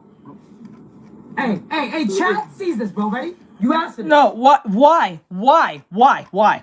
What is the win in this? What is the win in this? Okay, he consented. Twitch don't like that. You think that's still smart to do? Just because they consented doesn't mean Twitch ain't gonna ban your punk ass. What is wrong with you people? It's like when people have money, they get stupid. They don't know how they got here. Like, remember when you first started on Twitch and you got to that point? Are you doing, like, you know what I'm saying? Like, why? Why? What does this accomplish? Yes, he's a moron, but why would you consent to a moron's requests? It makes no sense. Nod your head. 2 times. Did you get it? Okay. What? He can't sign no consent because he's 16, so I'm not gonna lie. You'll call your lawyer. Motherfucker! You got you, bitch. You're an idiot. We got you, bitch. We got you, bitch. Bro consented knowing he was a child. That's crazy. See, there was no win in this. I hope she gets fucked. I hope she loses her channel. This bitch stupid. Why would you do this? I don't know. Like, I understand you're trying to be entertaining, but there's many other ways, dude. This is not one of them. Yo, hey, you can't do that shit. You know what? It's shit like this why Amazon needs to get rid of Twitch. This is exactly why Amazon needs to get the fuck off Twitch. That's some stupid shit. Actually, no, Oh my you can't God. do that shit. You can do whatever you want because in a court of law, you are. No, You need a legal guardian to sign for We him. gotta do that shit now. We really gotta do that shit now. We gotta do that shit now, bro. Because bitches get tight over anything these days. Alright, so we established that Nina is a terrible person, and we're gonna go ahead and reinforce that again through her garbage streams, while also making fun of her garbage content. And as I said before, Nina is one of those streamers who aims to be the most obnoxious individual on the planet. When interacting with people in real life, for some reason, it's entertaining for her audience to be a public nuisance. I guess the point is for people to appreciate how brave Nina is to not care about societal norms. Like if Nina were to run up to a homeless man When people say stupid shit like that, they usually are degenerates. and fart on his face, the reaction is supposed to be, "Oh my god, Nina, you're so crazy." Hello, over there. The tea. Oh. Wait, my hand. Yo, what the fuck is yo, bro? What the fuck is wrong with you, bro? Are you retarded? Yo, he's dead about to put my hand in that shit, bro. Are you good in the head, bitch? Stupid ass, fucking bum ass bitch. Come out the fucking car. Nah, Dad, come out the car. Come out the car. Nah, fuck that shit. Yo, bro, come out the car, bro. I bet you bro can fold her like a fucking lawn chair. I bet you. Come out the car. Come around. Come out the car. That ass. Come out the car. Pussy ass fucking bitch. Do some shit. What's wrong with your ass, bitch? Yo, he a weirdo. Nah, he dead a weirdo. Yo, use your mouth, dumbass. Oh my god, she's so tough. I wouldn't want to mess with her. Now, it's not impossible to create something funny. Every time he uses iDubbbz. I keep forgetting this iDubbbz.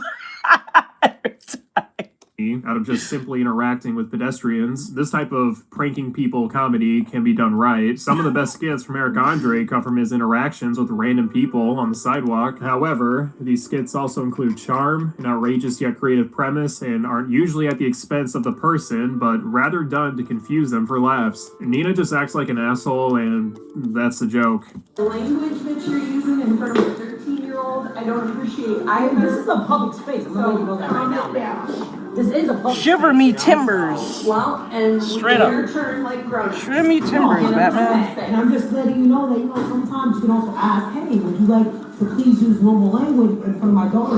That would have been great too. I think in a public space, we kind of have an understanding. I mean, I'm not gonna lie, that wall is blocked, you know, so I can't see it. Well, I appreciate you cleaning it up now. Oh, of course.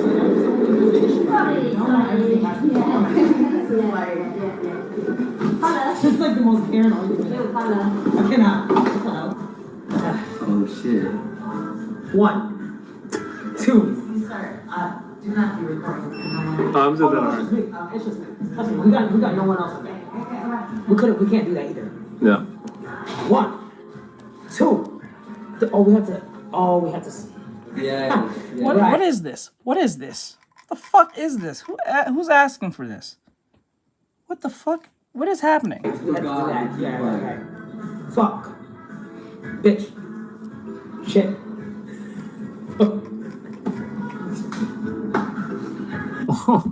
Now that's comedy. So get this. A mom told Nina she doesn't want her to swear in front of her 13-year-old, you know, being a decent human being. So Nina responds by saying more no-no words while air humping. Told you. Why aren't you laughing? Wow, Nina. You're so crazy. It's so Told you. badass. When people focus on like those societal norm nonsense, they're usually a degenerate. Don't respect your surroundings. If I was 13, I'd probably find that hilarious because I'm super edgy too. I know Nina is trying to make content, so she has to keep her live stream interesting. But if the only card you're able to play is act like a snarky asshole for no reason, then just shut the fuck up and turn the camera off. But Diesel, this is a free country, and Nina can say whatever she wants. That fat-ass ugly bitch Karen can't control what she does. I guess it is up to the business owners whether they want to throw Nina out, but there is a time and a place on how one should conduct themselves and behave. Nina is under the impression that it's okay to act like the same way she does online in public. When I'm getting my weekly manicure, the last thing I want to hear is, Bro, I'm trying to eat, bro! There's a higher. What the fuck is your problem? There's a higher power range. Take the shit off me. Come out the fucking car! Not that! Come out the car! Oh my god. it'd be tolerable if they were actually funny, but her behavior is just uncomfortable and annoying. Like, the way I act online is different how I act in real life, because I'm a normal human being who doesn't aim to annoy people. I can read the room. Here's a good one. There was a time when Nina and her friend were handcuffed together as a challenge. Nina's friend, whose name I don't care to know, received a donation during the live stream to grab Nina's food while she's eating. This leads to Nina to freak out by flipping over a table, knocking shit over, which prompts the people working at the place they're eating to clean up their mess. What the fuck are you doing? What the fuck? What the fuck are you doing? Yo, what the fuck are you doing? No. Listen. It'll all make sense. Oh God, I swear. Yo, what the fuck are you doing, bro? No. Look at me. I'm dead ass. What the fuck are you doing, bro? It's gonna make sense. I swear to God. You're playing with the wrong bitch. I'm not playing with you like that. He is. I'm so dead ass. What the fuck are you doing, bro? Okay, let me explain. Are you serious? Look at me. I'm respect anything, pay for. She wanna have the kill, let's make for. Yo, thank you.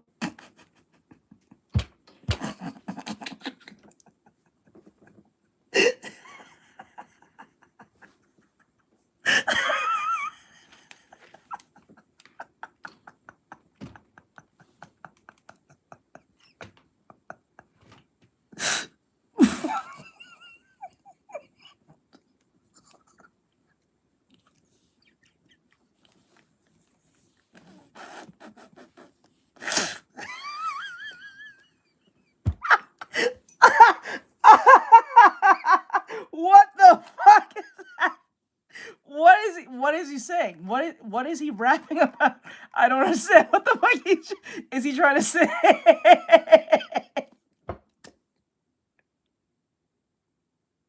And then on top of that, this drawing down here is that helping? Like, what the fuck is happening? Killer? Sir, help me. This woman is attacking me. Are you good in the fucking head, bro? It's gonna make sense. I swear I can't ruin the clip right now. Are you good in... No, fuck the clip. Are you good in the fucking head, bro? Oh my god. I don't know, man.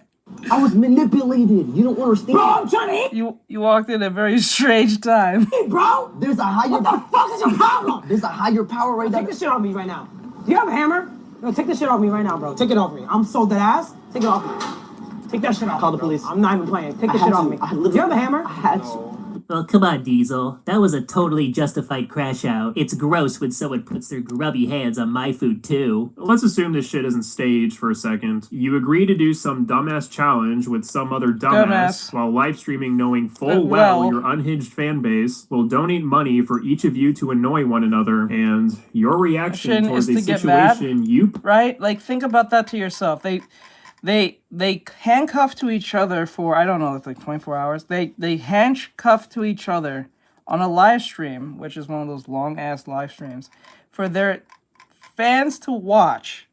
So they'll donate money to help them annoy one another when handcuffed to each other. He got a donation saying touch her food while she's eating. She's very much aware of the contract here, of what's supposed to happen.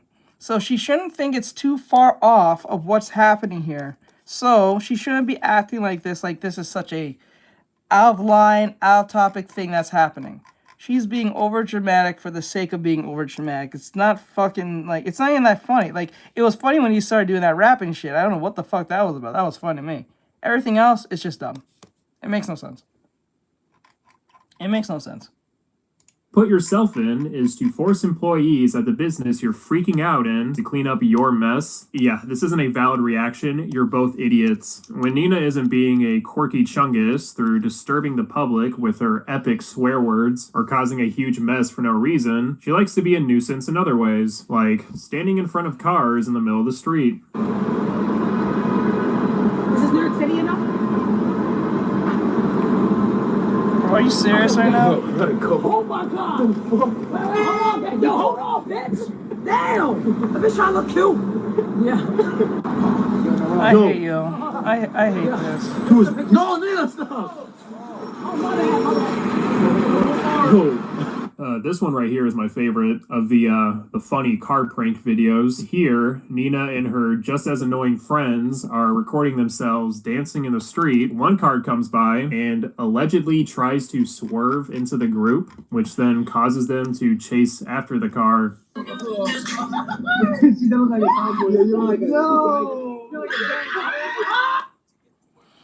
Right? They're trying to get to work. They're trying to get to somewhere important. For all the, they're probably on a time crunch. And this bitch walks right in front of the car, on front of their escalator, or case may be, instead of doing some stupid ass pose and then just becoming annoying. And then when people want to pass by, she's calling them, they're the problem, not her. That's crazy. That's crazy, bro. Get us security! Get us security! Get us security! Security, get it! Yo, knock your shit over, nigga. Yo, what's up? White guy? What happened? You crazy? You crazy? Oh. Come on, This is not funny. The group then confronts the man. Police are involved, leading to Nina and her dumbass friend to do a bit where her friend faints and lays on the street. No, he does. He needs an ambulance. He needs an ambulance. Oh my god. Oh my god, Jaden, Jaden. No. Jaden. No, not my baby brother. No. Oh my god. Look what y'all did. Oh my god. The ticket. And as a bonus, Nina pretends to jump in front of another car while walking away. Now, these guys seem pretty upset about that man swerving into them as if they shouldn't be in the street in the first fucking place. I didn't really see the man swerving into these people on the video, but even if he did, I still don't care. It's kind of like Jack Doherty's shenanigans. Bumping into someone and then proceeding to antagonize them is just asking for a glorious beatdown. Same thing here. If you're a grown adult playing in the streets and get hit by a car, all I can do is point and laugh and say, what the fuck did you expect to happen?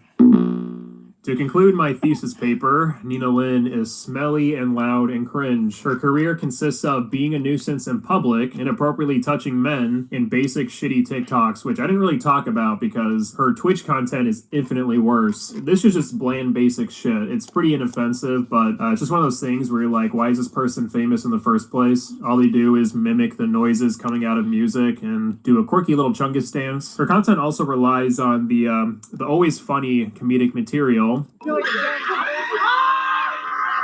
Why anyone on God's green earth would sit through 10 hours Of listening this, to this I don't voice know. is beyond me. Nice, nice, nice, nice, nice, nice, nice, nice, nice.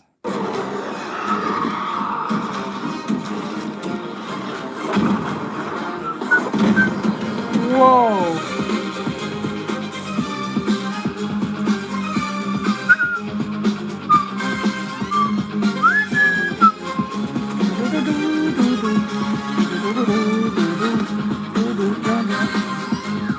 Bungee gay and Latinx, as somehow men say the X-ray specs. Ugly girl boss is still not the answer. Gothic alchemia, is that cancer? Flat-chested, no double D's, trying to jingle anime like shiny keys. Shift up rises while you falter, sacrificed on agendas alter. IGN said I'm a female AI, replace your brace for the email. Laura call games journalists irrelevant, trying to ignore something the size of an elephant. Begging on your knees for attention, please. Disease your pronouns in parentheses. Beta guarantees, trying not to wheeze. Cream or Swiss cheese, bridge or rope tease. Gender swap freeze, bald-headed cheese. A slight breeze, rock Thelma and Louise. See me decorating the Christmas tree. We told you return to slab to Ramses.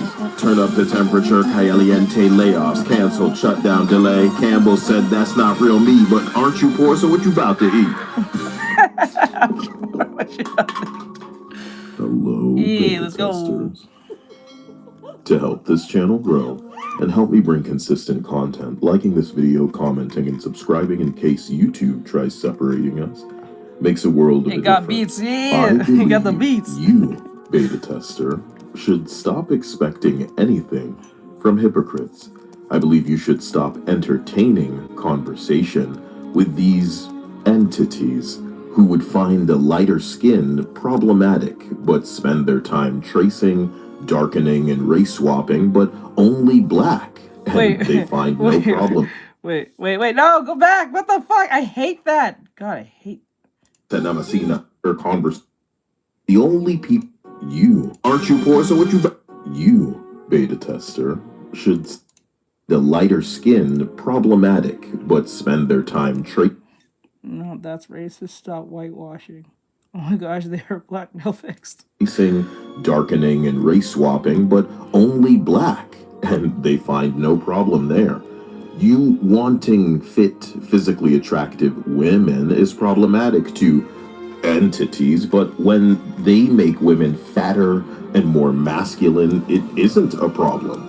They unapologetically steal and repurpose other people's work for their indoctrination campaign of mutilation and castration, specifically targeting the underage, and you're meant to be guilted into agreeing and repeating after them because to not repeat it is hateful. So they, them decides. To not agree makes you a TERF fascist, and to they, them, TERFs should be Charlie Kirked. So they frequently make clear. To anyone who dares expect what they pay for to meet a standard in escape entertainment instead of propaganda and lecturing, the only people triggered by femininity feel great inferiority and insecurity over polygons in the shape of a female. Even a digital woman brings them a step closer to the edge, but only curvy, breasty, attractive women, the ones resembling a biological female at a glance. Or what we would call a real woman. I've said in the past, I have trans friends, and they receive it just as hard from the entities because they pass. Lately, the nasolabial fold discussion was occurring once again across gaming in places where conversation can actually take place without mods power tripping and locking comments immediately, something other parts of Reddit are finally seeing as an issue in the echo chamber. One of the artists brave enough months ago to call attention to the AAA gaming trend of uglifying women, an issue no other YouTuber you can name has painstakingly outlined the way I have, was instantly inundated with death threats from one group of entities. Clock is routinely being triggered not just by reality, but by the truth.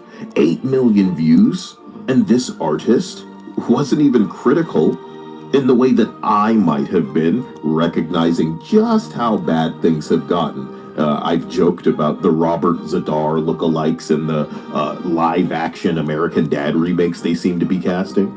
You know, Stellar Blade recently performed better than all of the other PlayStation titles on PC, despite the merciless attempts by woke journalists to tear it down because Eve is attractive, with IGN claiming verbatim that the devs had never Kermit seen the a Frog woman. has Spider-Man is They crazy. know It is crazy. it's not true, just like calling us incels. How could it possibly be true? But they don't care. Alex of Digital Foundry is making the rounds again for the huge issue him had with Eve, and compared it to Forspoken, saying that they preferred that. No, Digital Foundry, no, of course, we do part not. of Eurogamer, which is now owned by IGN. And where is Forspoken now? The studio is gone and will never create anything ever again. I guess there wasn't that much of a demand. Shift-Ups gifted its staff PlayStations so that they could play Stellar Blade at launch. Then they gifted the staff PlayStation 5 Pros and a bonus. Then they gifted them all Nintendo Switch 2s. Does this thing happen in the West? Is that Nope. happening at the Forspoken studio? Is it Nope. happening at studios like Volition that got shut down? Or no? Sorry. Nope. Shift Up already had a lucrative Goddess of Victory Nikkei game on mobile, a gotcha game. They didn't So need to that make- dude said something around the lines of that. Oh my god, that dude. Put that back.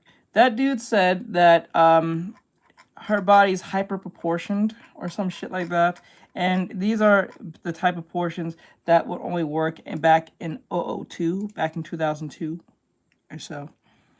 And you find out not only he's a game journalist and some type of lefty, but he's also he's gay, so kind of makes sense.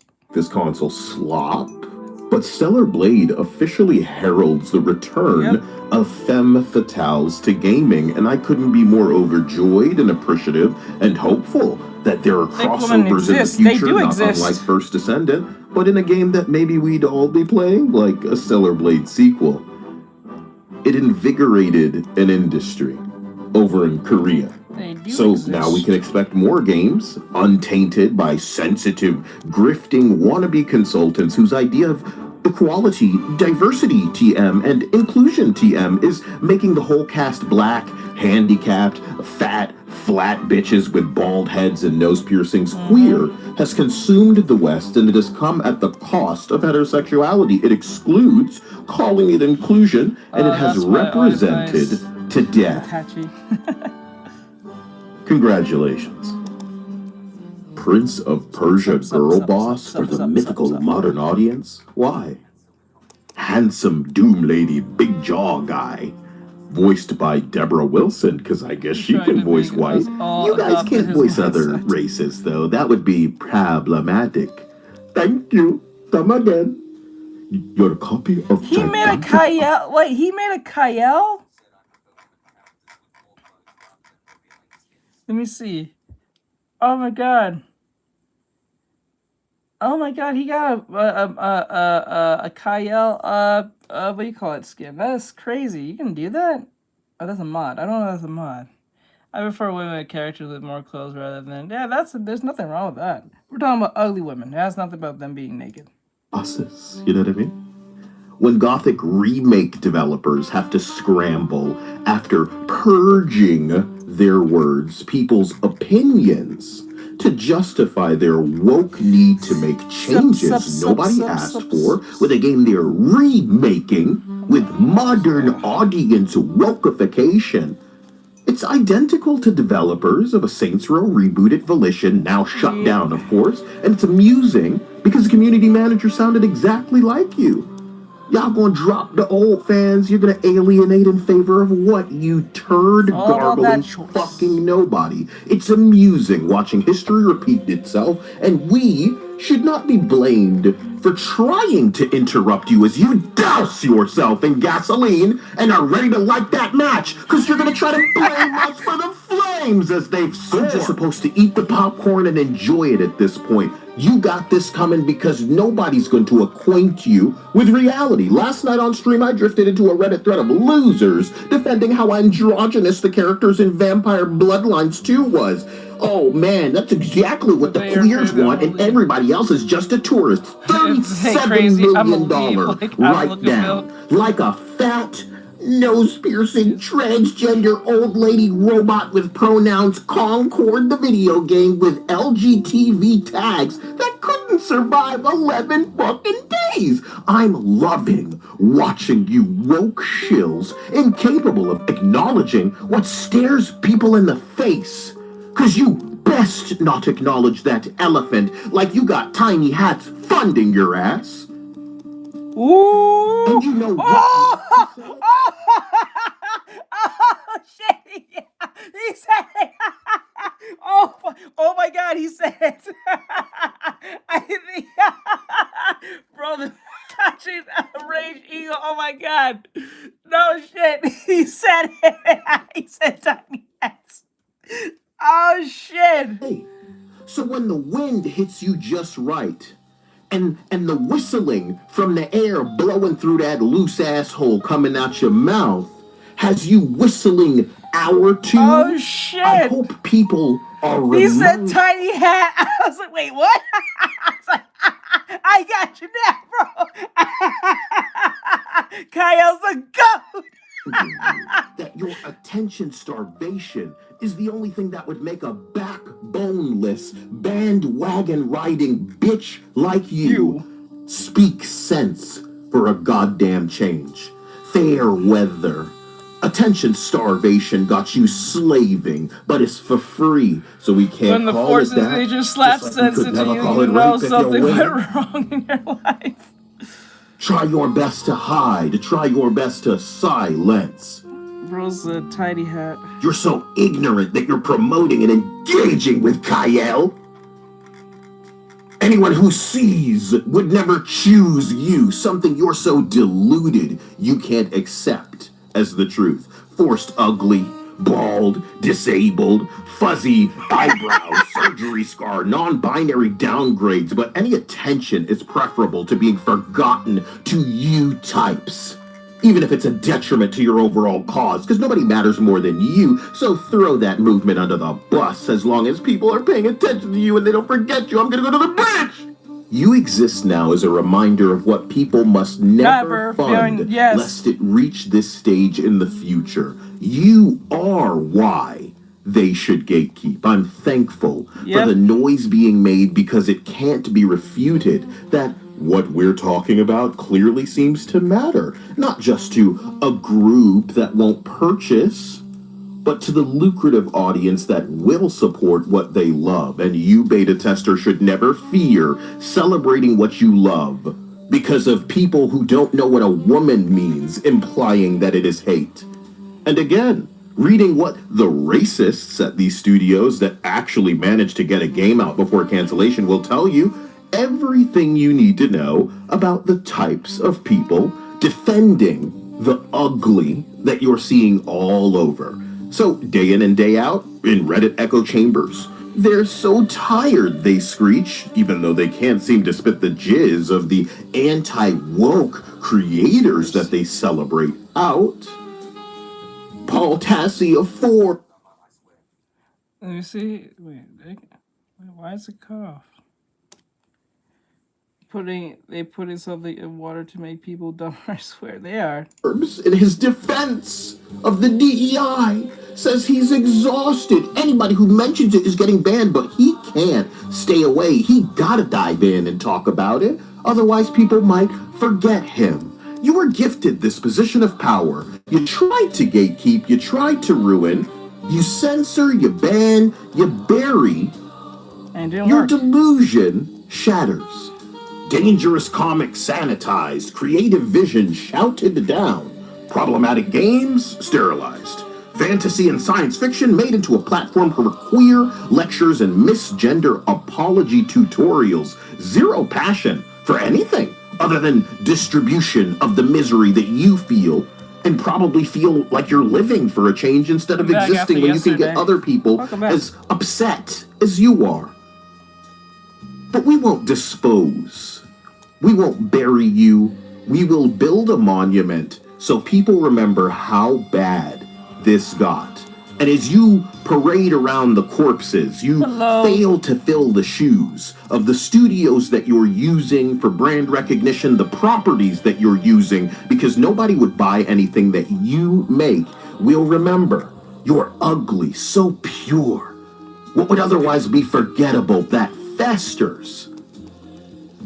Historically, art fought to reach those it might resonate with, and I'm sure your delusion has you harboring the belief that in the future your garbage will be regarded as a gem ahead of its time, but culture has suffered through the least nourishing era of all time so that we can remember never to let you get this far again.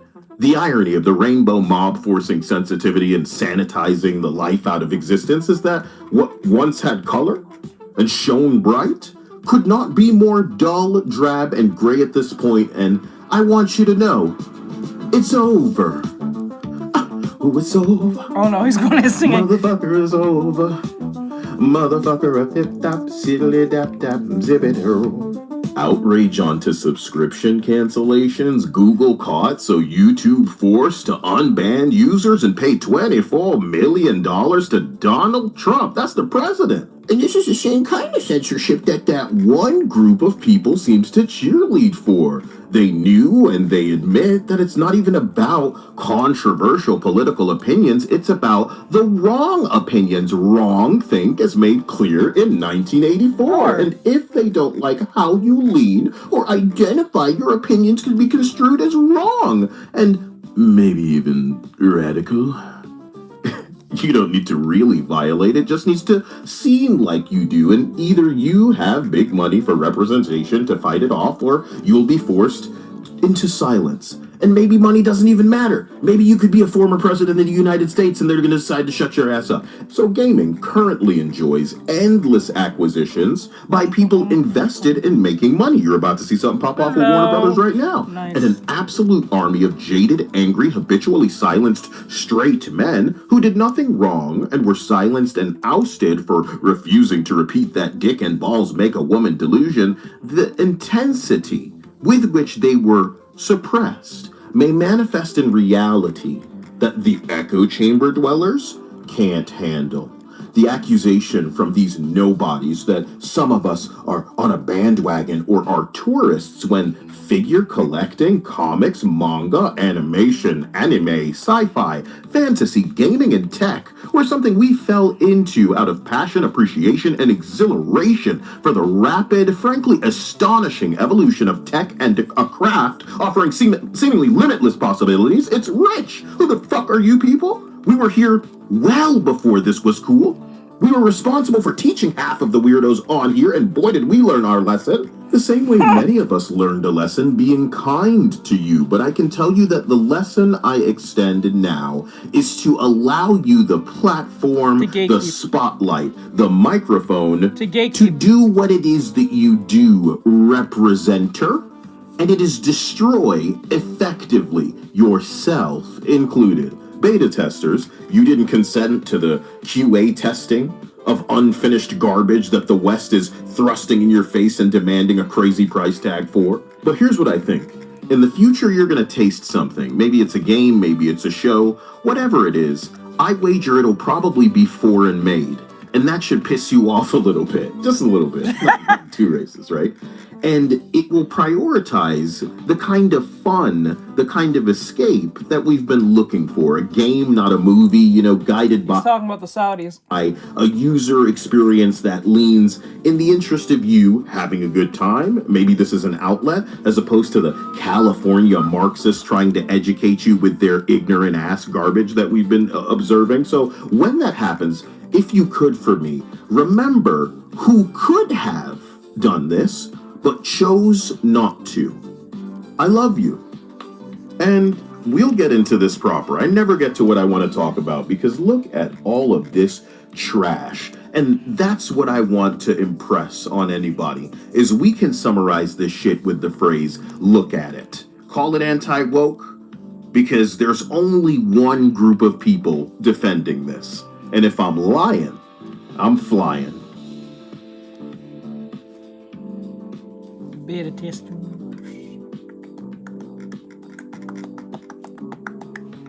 One thing Kyle never seems to fail.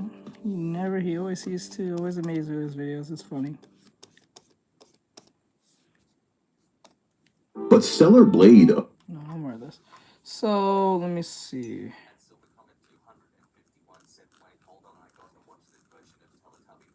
Teletubbies. Monday. So we called on Monday. Oh man. No more of her. I'm kind of tired of her punk ass. Let me see. Timberism. Timberism. Just a little bit, just a little bit, just a little bit, just a little bit. Okay, what is going on with black men doing this shit? I don't understand this. What is going on with this? Why is black men doing this? Like this weird food thing where they're like overly doing shit and being over the top of it. It's fucking embarrassing. Stop this. Stop this. The amount of confusion in the waiter in the back's face that we just saw right now is astounding. This man was so flabbergasted, bamboozled, and caught off guard at what the hell he was just witnessing that he quite literally did not know how to process it in real time. This is like the third black man I see doing shit like this. It was this one, and then the other one who's really big. Ancestors will be rolling in their graves. like I saw one doing this. It was him, and I saw another one doing something like dancing for food. He was like dancing, and then he'll eat food with his big ass mouth. Eat the food, come up, get up, and start juking and jiving. I was like, bro, what the fuck is happening? Grown man, by the way. Grown ass man.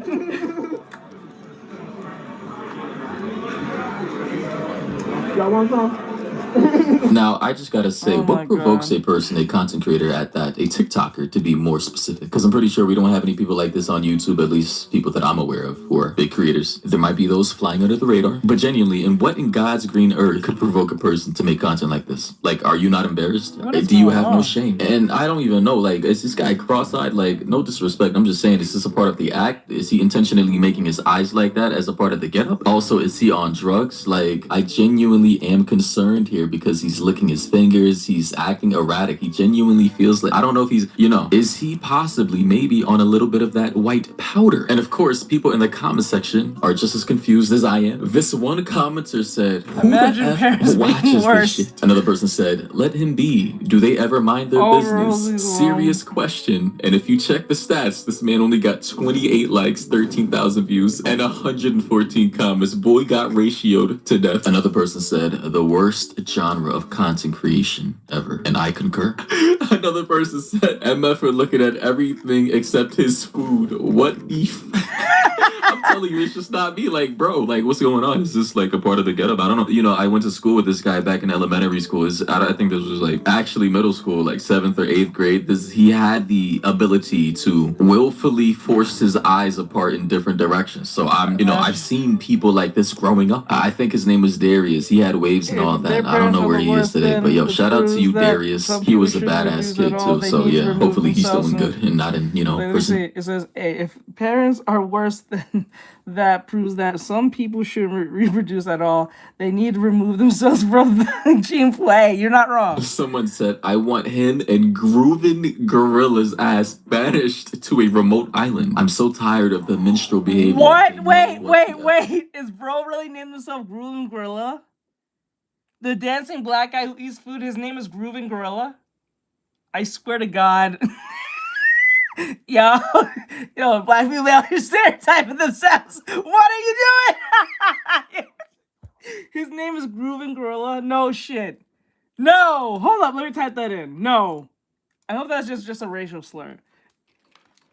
Hold on. Groovin? Okay, Groovin.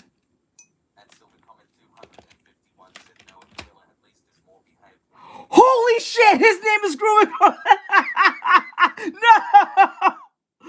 No! No. Wait, is it Groovin' Gorilla? No, is it Groovin' Gorilla?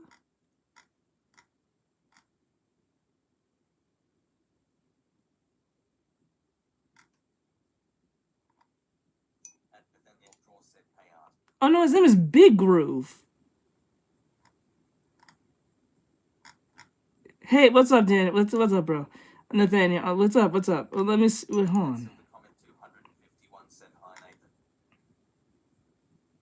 Groovin' Gorilla. Is that really his name?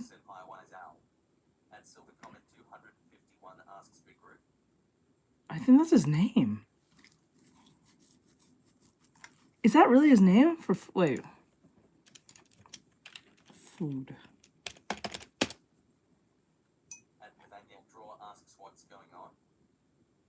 Oh my god, he named himself Groove.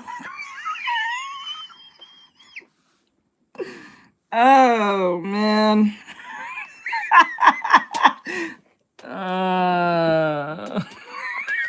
Bro called himself Groovin' Gorilla. As a black man, he called himself Groovin' Gorilla. For food? No way! Yeah, thanks for the likes, guys. I appreciate it. So for those who don't know what's going on, if you're wondering what's happening, I'm doing artwork, doing sketch. Yeah, so let me get this. Okay, so I'm doing sketch practice here on poses, right? And as I'm doing sketch practice, people who are watching, like y'all, watching me watch these reaction videos just to see my reaction, or at least just like listening while I'm working, because I like playing with music, with playing in the background, but after a while it gets kind of annoying, and I don't want to get copyright. So this voids the copyright if I just watch videos like this. Since 23, 24. So like I've been drawing since I was 6, but I didn't take this job seriously until I was like 23, 24. Oh. But anyway, yeah, so and we're listening to Mari talk about wait, did I oh shit, did I? Apart in different directions. So I've seen people like this growing up. I think his name was Darius. He had waves and all that. I don't know where I want to say it's not that okay, he's weird, yeah. Both of them are weird so far as I see it. There are 2 black men that's on TikTok or YouTube or Instagram you probably have seen, who does this thing where one eats food and he acts over the top over the food, and the other one eats food and then dances for the food. And I think there's another black guy who does this too, where he'll go into an establishment, order food in the restaurant, eat one piece of the food, get up, scream and yay, who made this chicken or who made this soup, making everyone feel uncomfortable. Yeah, and then once they say we made it, he'll give praise to it. Like, it's kind of crazy. Yesterday, but yo, shout out to you, Darius. He was a badass kid too, so yeah, hopefully he's doing good and not in prison. Someone said I want him and Groovin' Gorilla's ass banished to a remote island. I'm so tired of the minstrel behavior. They know what the F they're doing. If you don't know who Groovin' Gorilla is, he's referring to this. Let me just show you. That's really his name. Oh my god, he named himself that. Oh, bro. Listen, you can't say people are not stereotyping you when you name yourself as the stereotype. That's wild. Yes, ladies and gentlemen, this is behind the scenes, BTS, of how these TikTokers film their content without all the fancy ass music, bro. It's awkward as shit. And this is somebody obviously filming from their table, unexpectedly seeing this man. Big Groove is his name, by the way. Filming his content, his catchphrase. I'm pretty sure this man is actually pretty famous on TikTok. His catchphrase is shark bite. He has a big ass bite. I'm not gonna lie, bro. And he's just like, he's brolic, he's big. I think he does steroids, and the way this man dances while being like 250 pounds is just crazy. Yep, he's eating chicken. Oh no, he's eating. Bro, you know that steak was hot as fuck. He still took a big ass bite. Yeah, though. that like, thing was Lord hot have as mercy. fuck, yo. He's gonna start dancing. Watch this. Look at this big ol' ass. Your big ass. Stop dancing. I promise you, he's usually more exciting than this, but it seems like he's a I'm little not gonna lie to depressed. you. I actually believe dancing is only for people who are really skinny and tall. I'm dead serious. I think you have to be like lean, skinny, or tall. One of those three things. You can't be big and like huge with giant muscles and you know what I'm saying? You look fucking weird. You know what I'm saying? He can dance, but like it looks weird when he dances because he's so big. With a big ass. Yeah, is he alright, bro? The look in his eyes in that last frame was kind of, I don't know, like, is he going through something? But yeah, that's basically who this guy is. He's a big, heavy, 250-pound, brolic, just food reviewer. And, you know, he does a lot of goofy content, right? Sharp. Food reviewer. I didn't see him review no food. I just see him eat food, dance, and then make a stupid noise and call it a day. By, you know, it's a thing. It's a part of his actual gums showing and everything. But it seems like a lot of people online are now, they're tired of creators like this because it's kind of embarrassing. Like a lot of people, they seem to hate these guys. I'm not gonna lie. And these guys have collaborated with each other in the past.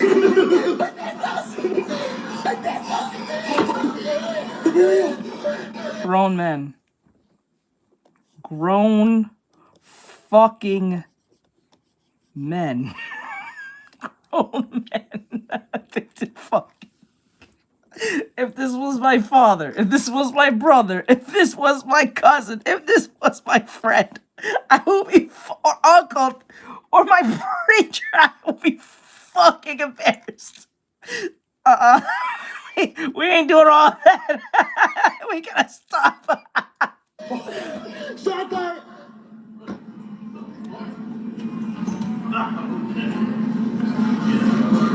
Oh my god. Grown men, by the way. Grown men. I don't even know how to. I only just saw this man in the back, by the way. Are you guys seeing this? Look at this man in the back, bro. This man in the back is so lost. He's confused, bro. Yo, Chris, bro. People, man, like this is Bro's in the back. I'm pretty sure man in the back is so.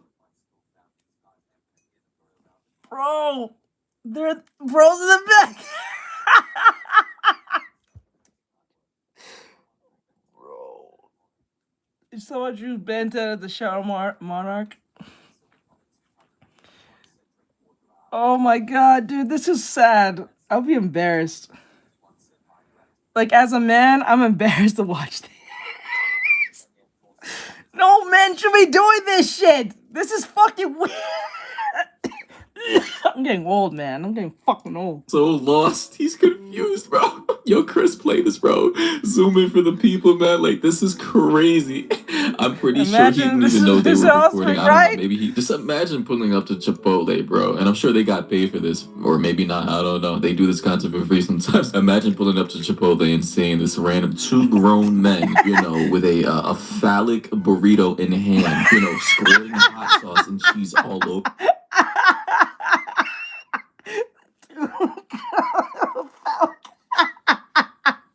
Over it with both their hands on it, and you're just witnessing this in real time, bro. And you don't know what to think. You don't know what to make out of it, and it's just like it's almost like a diabolical crime to see, to witness in front of your eyes. It's just what the fuck. Someone said the man in the back. Another person said grown man. Another person said not normal. You think?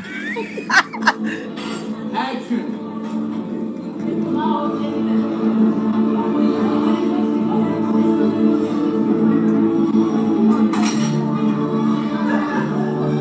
Should be a new type of trauma. Oh my god.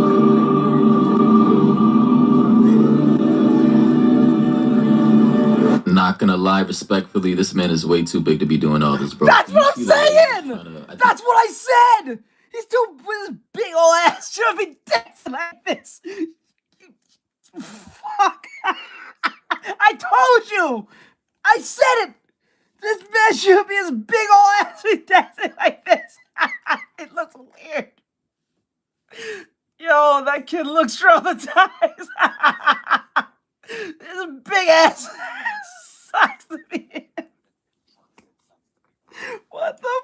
whip and the nene, like, bro, what are you doing swaying back and forth? Like, his head is so small in comparison to his body. Else. Yes, it's just right. Like, it's almost uncanny, bro. It really is. It's almost as if his head is just attached to a bodybuilder's body. Like, if you guys can visualize it right now, just imagine a normal guy with a normal body and his head just attached to some big ass brolic dude's body, bro. I can't unsee it. Every time I now view guys who are this big, I just can't unsee it, bro. I just imagine a regular dude in the meat suit of a bodybuilder, in the costume of a guy with inflated muscles.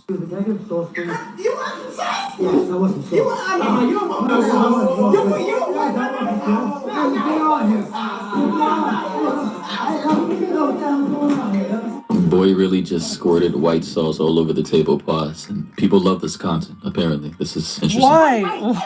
Why? Is this the... I know what we're doing. I know what's happening. This is reverse... We're going back to, like, the Instagram reverse of comedy. Loud equals funny. Confusion, loud equals funny. This is what's happening here. Because no one actually finds this funny. I only find this funny because I'm pointing out the man who's too big and they shouldn't be doing this shit. But anyone who actually finds this funny, like honestly finds this like something they have to subscribe to every time, you are fucking insane. Yep. I wouldn't be surprised. Yeah, this is weird. We watch food videos all the time here on this channel. We watch it together as reactions. We watch for like a little bit of food reviews, just showing off food and stuff like that. We watch stuff like that here. But like this is fucking weird. Like you shouldn't be acting like this. Chill, bro. Chill. And they said they're doing a food review. Where is the review? Where is this review? I have not seen a review from these two in the slightest. Yes, for real. And he was doing a whole bit. That was a real bit.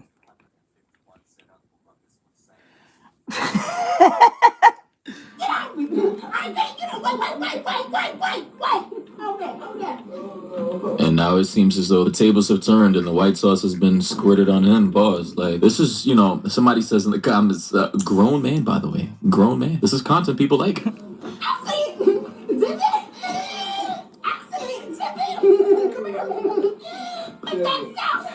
If you guys can see my face right now. Oh my god. What is this? Bro, this is weird. Anyone who's subscribing to this, you have mental illness. Come on. That is not like, it's funny for the first few seconds of the first time I've ever seen it, but seeing over and over again, no. I will be fucking mad. Like, what is this? This coming up on your feet. Why? All the jokes so prepared. They always come. The jokes write themselves. The stereotypical shit write themselves. You don't have to say anything. I'm genuinely disturbed. Like, this is my face right here. I just had to Google something real quick. This is literally my face right now. Like, bro, what the fuck? This man, he better be getting paid a whole bunch for all these ads, bro. There's just no way. I'm gonna be a grown man with white sauce squirted all over me, doing all this buffoonery on the dirty ass NYC ground, dipping whatever the hell this is into cheese sauce. And yeah, no, this man just. Oh my god, freeze frame. I have unfortunately ran into these two. Unfortunately, on Instagram. Oh my god. His tongue out. 20-inch pancake.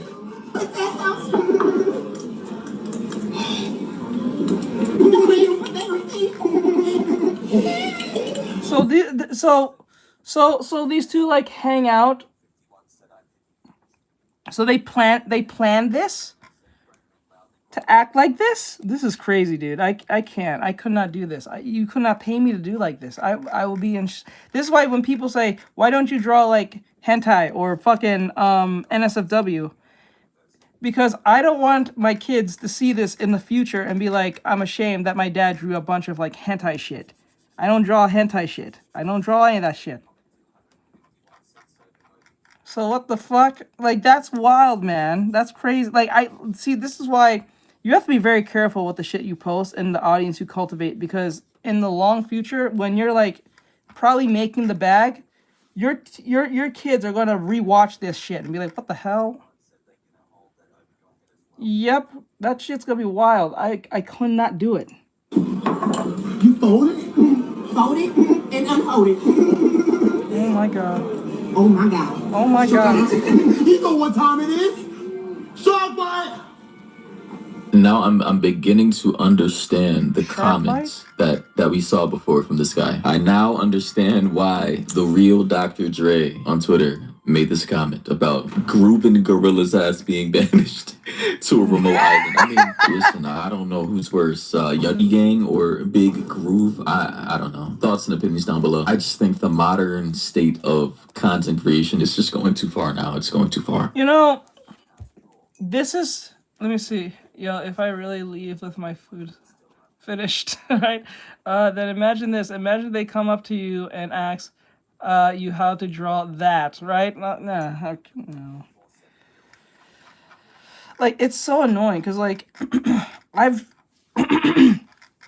people assume I draw that shit. I don't draw that shit. It's just that what happens is when I draw the women attractive, that's when they have this issue. That's the problem. Because when I drew, like I said to someone in this chat earlier said, men draws the most weirdest things when it comes to women. But what those same men or same person or Karen who says this shit will not say anything of this when they like this. When they like this, they don't say it's weird. They say it's perfectly fine. They like it. They blah, blah, blah. This, that, and the third. And this is a dude standing shirtless. He's technically more naked than the bitch I'm drawing, right? I draw this. I didn't even put the clothes on yet. I'm actually going to put clothes on this shit. And then they look sexual. I'm like, they're holding a gun. They're holding a gun.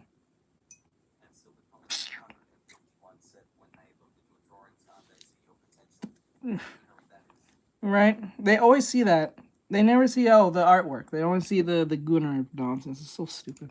Anyway, though, if you have any other topics or stories you guys want me to cover, you already know what to do. Hit me up on Instagram. Be sure to send me links so I can actually see what you're sending me. A lot of people just like straight up messaging me with text with no links as if that's going to help me. I mean, respectfully, I appreciate like the effort. I do. I love the consideration, but I thought that was a vacuum cleaner. It's a vacuum cleaner.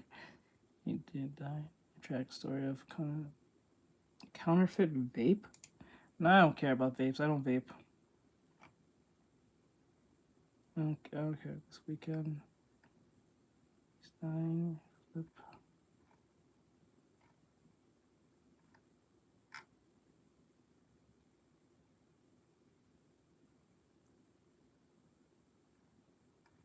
Trying to find something interesting.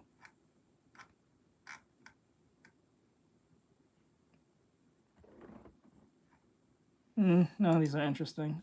Either we already heard this or we did the first one. Hello. Mom almost ends. Her daughter takes no responsibility. Not feeling it.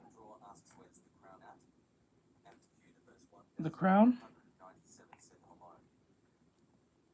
And my Crown. Let me see. Let me see.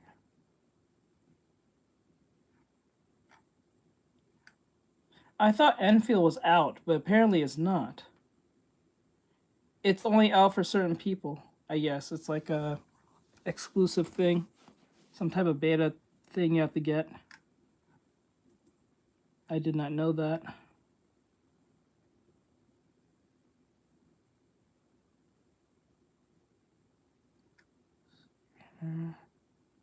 What? Let me see this. Hello and welcome to another PC build video. Today we are going to be building the newest release of ROG and Hatsune Miku's collaboration. As you can see right here, we have all of the Hatsune Miku parts that they've just sent us. It is a lot. This is in collaboration with ROG. Yeah, Thank you Miku very much PC. to ROG for sponsoring this video. We are going to be going through all the parts and we are going to be building this PC. And I hope that I don't mess anything up because these are some very expensive parts. I think we were going through it and without tariffs, just the... I'm not gonna lie. If I were to get a sponsorship to build a PC, I will be nerve-wrackingly scared. I'll be nerve-wrackingly scared because the worst thing is like you get the parts and you get the whole theme, whatever the fuck, from the sponsorship. The worst thing is when you're recording, you're doing the thing and everything, and you're unboxing, and then when you're putting things together, or you find a part and it's broken already. Oh shit. Bro, it's so annoying. You have your whole script, you have everything ready to go, blah blah blah. And then you get the parts from the company. And then the next thing you know, you get all the parts, you lay them out, you show them off just like how he did it. And then when you're taking piece by piece, showing everything off for the table, what we're gonna do, either a part is missing or the shit is broken. And the worst thing is, you don't know if the shit's broken until you put the thing back together if it's not obviously broken. Like it's dead on arrival type shit. And you're like, oh my god, I gotta record this shit again. Oh my god. And then there's a deadline you have to meet. If you don't meet that deadline, they're coming for your ass. You have to pay all them back the money that they sent you. So this is how they work. So they send you the sponsorship stuff. You put everything together, blah, blah, blah. You do the video. They look at the video. They sign off the video. Hopefully the video is good. Great. You keep the PC. You can use it, whatever case may be. But sometimes they'll ask for like 2 or 3 videos, and that usually will be like $5,000, depending on your size. So like I think now, since I'm 100,000, I can charge about like at roughly $3,000 to $5,000 now on TikTok, because it's like 100,000 there. If it was through TikTok, it'll be like $2,000, $5,000 off thing. If it's 2 videos, that's 10 grand, I believe. I'll be that like at least 10 grand. At least 10 grand for like 2 videos or so. It depends. But like, God, the worst thing is getting all those parts and something's not working. You turn on the shit, you put everything together, you think everything's right, and it's either making a noise, it's not turning on, it's not responding, and you have all these issues, and you're like, oh, fuck. And then you have to contact the person as fast as possible, if hopefully is, especially on email, and they take like 2 or 3 days to respond, depending. And then you respond and say, hey, look, there's a part here that doesn't work. I'm going to need you guys to resend the same shit and all that stuff, and then postpone. The drawing or this? I think you're talking about this. But yeah, it's a lucrative business. This is why a lot of people don't, a lot of streamers or creators don't really rely on donations. They rely on sponsorships. Sponsorships is what pays their bills and keeps them afloat. Especially if you have a big following. If you have a big following, you can really charge a lot of money depending on what your size, your engagement, this and a third, your whole analytics, and based on your size alone. But yeah, if I were to do a sponsorship like this, which I don't think I told you guys, but there's a great chance that we might be getting a 3D printer sponsorship, most likely. So if we sign off on this 3D printer and I get approved, I will be making a 3D object that's anime based, something chibi, something cute, or something. I may have to make 2 or 3 videos if it goes well. And then if it does go well, if I do get approved, then we in the big leagues, boys. We in the big leagues. We in the big leagues. Miku branded parts came out to about what, $7,000, $8,000? Damn. So definitely want to make sure that we take care of all of the parts. So wait, if the product's like about $8,000, they probably paid you about 20 grand. Because if it's valued at that, it's probably much higher than what they're paying you. Probably like 20,000, because he has 500,000, so I'm pretty sure it's like 20,000. He got 20,000 just off rip. So just want to thank ROG for sponsoring today's video. If you want to find out more about their Hatsune Miku collab, you can do so by clicking that link in the description. And also, they have a global giveaway campaign, the Festival of Gifts, getting you ready for this holiday season. And they are giving if you guys are wondering how old this video is, literally a day old. Away one of the graphics cards, one of the motherboards, the all-in-one cooler, the PC case, the power supply. They're giving away the ROG t-shirts. I would want, like, if I were to do a themed sponsorship, I would like a Gundam one, like I I would like either 3 types of Gundam themed ones, especially a custom one. I think it was the Guilmon / Barbatos one. If you guys know what I'm talking about, I would love a literal theme sponsorship of that. But if I can't get a Gundam one, it'll be that one, the Gundam Wing, or Barbatos, or the G Gundam. One of those 4, I believe, would be my favorite ones to do. Or if I can't do that, and I have to pick just one, I would like a Gacha Akuda themed like sponsorship where we can do a Gacha Akuda type theme computer build. It'll be like kind of made of like parts and like trash and shit. That'd be kind of cool. As well as an SSD enclosure and the Miku monitor, along with the Tough Gaming and Miku collaboration. There's the music gearbox, there's a headset, keyboard, mouse, and mouse pads, and the Asus Tough Gaming ROG set that includes the Tough and Miku folders and the ROG Miku acrylic stands and pillows. So if you want to find out more information about that, that's also in the link as well. But without further ado, let's have a look at some of these parts. I don't know what I want to start off with. As you can see, this case, which is behind everything, is taking up all of the space, but it works as a nice stand right now, so I can show you all of the different parts. Alright, so first off, we start off with the ROG Strix X870EH Gaming Wi-Fi motherboard, Hatsune Miku edition. I'm going to be saying a lot of letters and a lot of numbers, and I'm going to have to pretend to know what any of them means. I do know what a motherboard does, and this is the special edition motherboard, Hatsune Miku edition. Ooh! That looks very, very clean. Look at, hope you see that through the glare. I'm going to be very careful bringing this up. I think this is the Wi-Fi card, PCI to USB card. Okay, here we got the Wi-Fi antenna right there as well. And look at this. Oh, that's hefty. That is a hefty boy. Damn, that is beautiful. I'm wondering if this is going to light up at all. I'll take that outside the casing when we actually put it in the PC. What is the price point for this motherboard? It's on Newegg for $600, guys. So all of these parts are available by themselves as well. If you don't want the entire Hatsune Miku setup, just a casual $8,000 while lying around, because next up we have the ROG Thor 1200 watts Platinum awesome, 3 Hatsune Miku edition. Ooh. Oh, damn, I feel bad because the boxes themselves, I feel like I'm being delivered the nuclear launch codes right now. Just look at this. Mr. President, we have the nuclear launch codes in here. Let's see this. This is all for power supply as well. Okay, got the ROG branding right there. Okay, that's all the wires. Let's see this bad boy. I don't want to rip anything. Just in case. All right. We're watching a pre-build.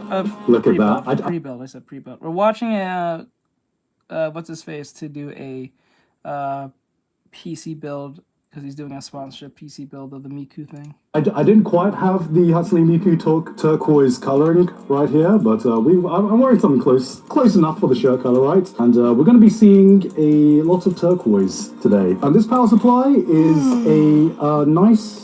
And I can't say that. A nice and affordable $1,000. And this bad boy will set you back $1,000 to power your ultimate gamer PC there. And next up we have the ROG Ryu 4 360 ARGB Hatsune Miku edition.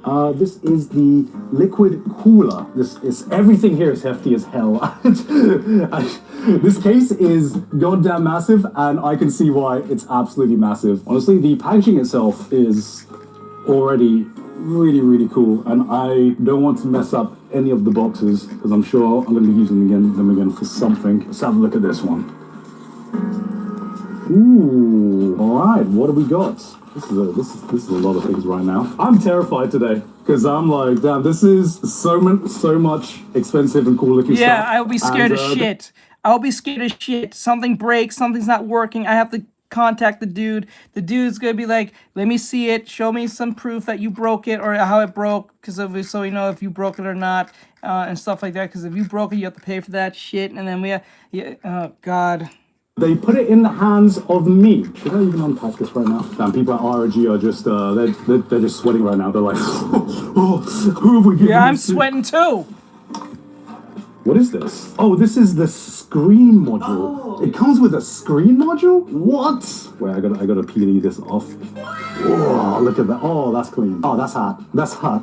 I've never had a cooler come with a screen module before, so that should be interesting. Then we got the actual fans, which look like that. And then you have the pump and cooler right there. Oh, this slots in here and brings, oh my god, something just clicked.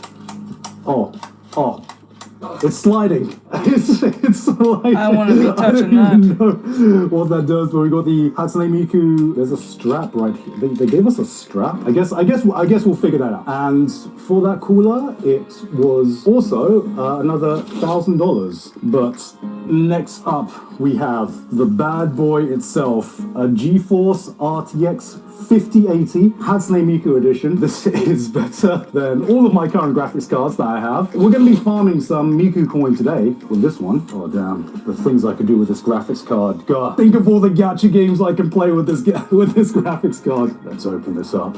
What have we got? I don't know much about the Hatsune Miku lore. I don't even know if Hatsune Miku has lore. I mean, Hatsune Miku can kind of be anything you want her to do. Oh, look at that beast. Look at that absolute... Oh, I can't even get it out. Oh, my lord. This is a mecha in and of itself. Oh, my god. I can lift weights with this, man. Oh, my god. It's double fans. It's double-sided fans. We have 1, 2, 3 fans on one side. And because this is such a beast, Miku needs another fan on the other side. Damn, we're gonna be making some banger songs with this, man. All right, on the sofa for you, Miku. For the last two ones, we have the case, and this time they've actually made a monitor as well. The graphics card is almost $2,000, which is a price I'm used to paying post-COVID graphics cards. Honestly, I'm gonna be careful with this. Okay, this is the ROG Strix XG2 7A CMEG 27-inch gaming monitor. Damn, off this PC build stream, Miku is definitely gonna hate British people. Okay, Miku, sorry to go between my thighs like this. Oh, you got it. All part of the plan. All part of the plan. As long as the monitor's okay. Oh, they gave us a bag. It's just an ROG bag. Wait. Why does a gaming monitor need a cool bag? This is a weighty stand right here. Oh, it's got the tie and everything. Okay. And as for the monitor itself, you know what? Maybe I'll show this off a little bit more later because I have nowhere to put this right now. Hello. But we've got the Miku colors at the back right there. We have got the ROG Hatsune Miku gaming monitor collaboration. Right there, look at that. So we've got the Miku colors at the back. We have a nice turquoise stand right there. And at the front, it is just your normal 27-inch gaming monitor. I'm definitely going to need to hand this off to you, Nabi. And last up, we have the case right here, but we're not going to unbox this right now. The monitor itself, if you want that is $800 on Newegg if you want that custom monitor for yourself. And finally, we have this case, which we're not going to unbox right now because this is very useful as a stand, because I'm going to be starting off with the motherboard, and this case itself is $1,000. Let us start off with the PC build. Bro, I'm sweating already, man. All right, so let's take out this motherboard right here. Oh, that's very cute art right there. We got the Hatsune ROG Miku collab with pixel art right there. We are using our own RAM today. This isn't Hatsune Miku branded. It's been so long since I built a PC. I think my last PC build was also the last PC that they gave us as well. Is this even the right way? Why are my hands shaking? I've built PCs before. I don't know why my hands shaking. Asus has given us an AMD Ryzen 7. Lots of them. like that. Easy. This is like the worst part of every PC build where everything else I feel like I have leniency in, where I'm like, oh, okay, if it doesn't fit immediately, how much pressure should I be putting on here? Is this Oh my god, that is, yo. I think that is the most scariest part, is like if you're putting too much pressure on something. Because that can fuck up everything. You can fuck up like a $3,000 thing just because you put a little too much pressure on it. to like just pop out. Really need to pull it in. Oh god. Okay, just really. Oh, it's coming off. It's coming off.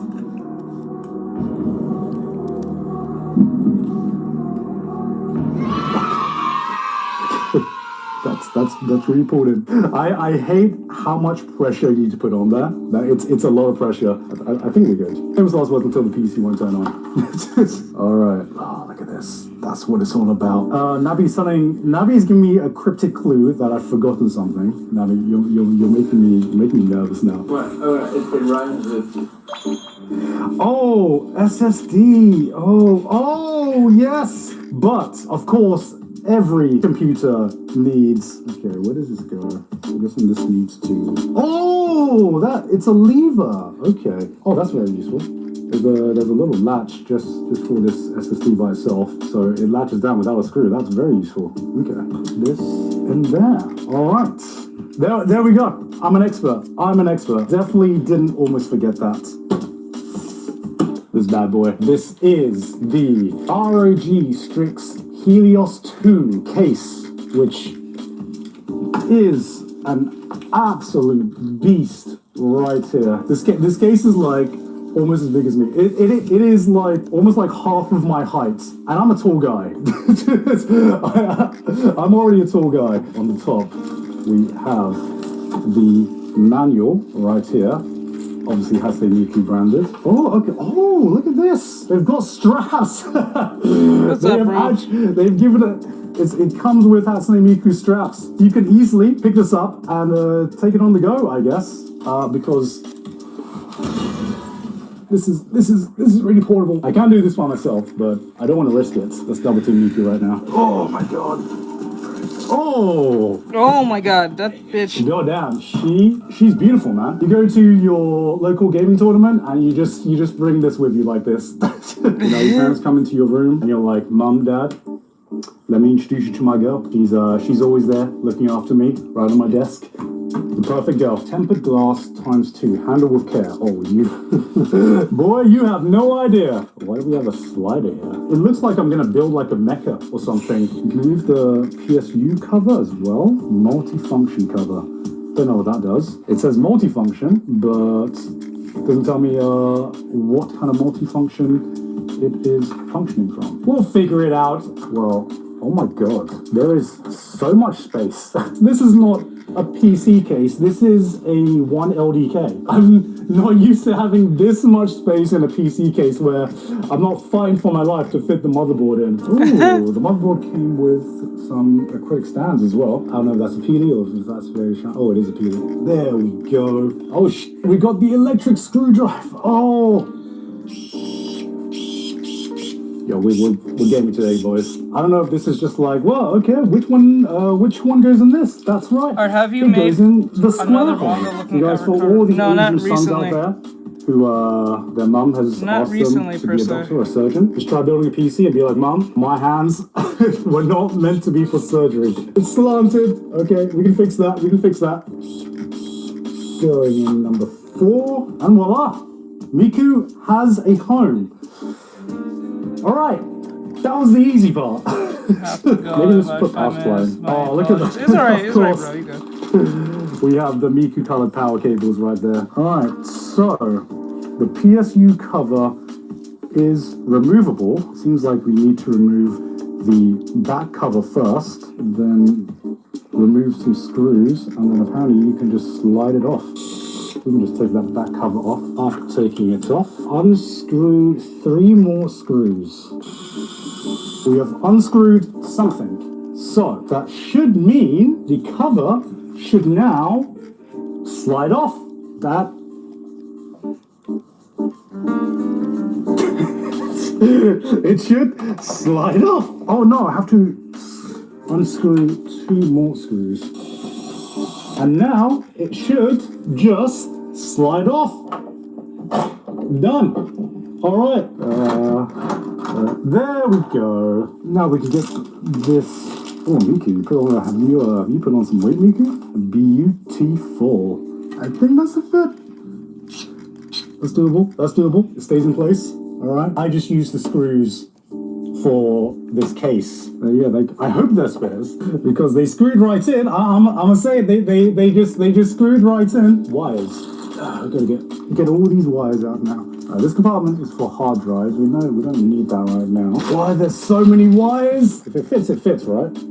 It's just the wire. If it clicks, right? That's how things work. It all fits in the square hole.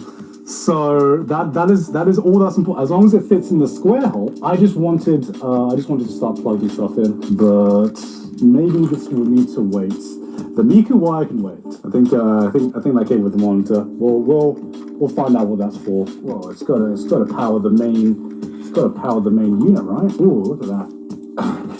All right, that's done. That's the only wire. That's the only power wire we need. All right, thank you very much. We are going to add this cooler now. Is the etiquette to I would be hella nervous. He's not wrong. I'd be hella nervous as shit. First and then screw in the fans, or is it fan first and then heatsink? I feel like it's heatsink first, right? Surely. Obviously, I want to see my Miku strap right there. I want everyone to see that, but how is Miku going to be most visible?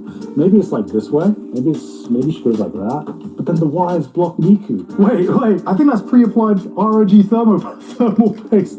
Yo, that's some next level application, man. Well, unfortunately, we're gonna have to ruin this pattern. We have some brackets here. Oh, look at that.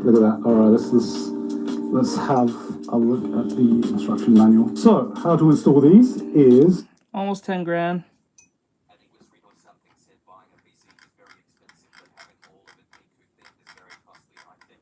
He didn't buy it. He got a sponsorship for it. That's why he's very nervous. I would be nervous too.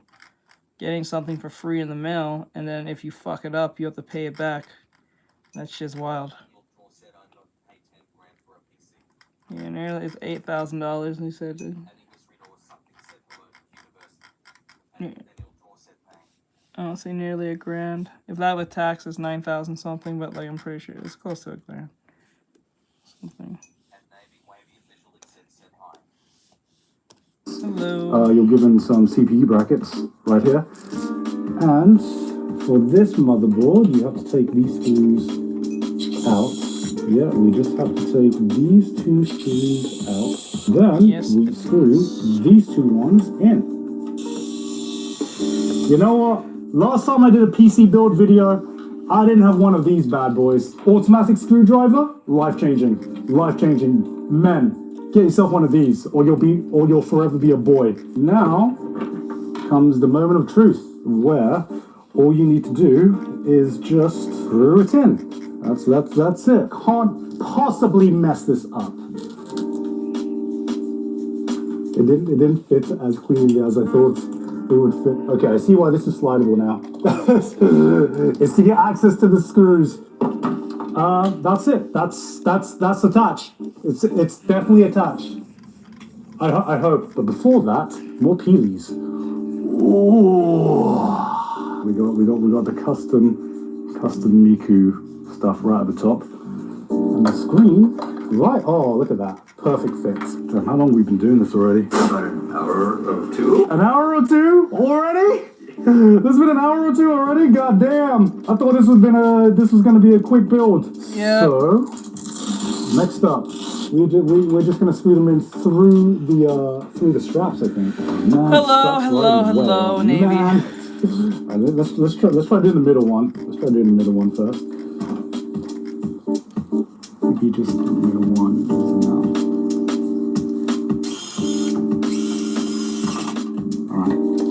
All right, that's nice and attached right now. Do we really need to screw in all 6 screws? Do we really need to do that? We get through the straps. What if we just screw this in old school with our fingers. We don't need a screwdriver for this. Come on, get in the fucking hole. Get in the goddamn hole, come on. All right, maybe we release one strap. There we go. All right, last screw right there. And that is it. I do not think I've forgotten anything. I think this is how it's done. I think that was a success. So before we put in the GPU, let's try connecting some of these wires into the right place. First up, we have got the for the not the RGB, the display, which no, this is the fan. No, that's the fan. No, that's the pump. Okay, one thing at a time. You know, cable management. That comes later, right? First off is just figuring out what goes where. Yeah, bro. What goes where. And this goes into the USB module. Right here. It goes in the square hole. I'm going to guess that this one goes here. God, this is already looking very busy with cables. Luckily, I'm not a tech YouTuber myself. That's a Linus Tech Tips kind of problem.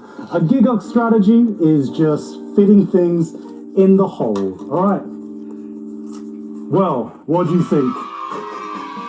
I'm so glad this isn't being live streamed right now. The wires are fitting in the hole, which means we can put in the beast that is the GPU. What on earth is this? Wait, this came with a leak? What? Oh, look at that. Beautiful. Whatever you do, do not drop this on the PC at all. But this is beautiful.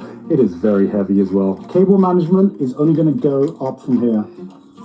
That's a promise. Editor, please do not keep that line if the cable management isn't actually good. Oh, wait. Did I even need to unscrew that? Oh, okay. What? Ah, I've never seen that before. I think I'm just unscrewing things for the sake of unscrewing things now, even if I don't need to. Oh my god, this is... Oh, that's what it's for. Oh, Miku, are you supporting your own weight here? Oh, that's what this multifunctional thing is for. It's so the graphics card doesn't... Wait, is that to me?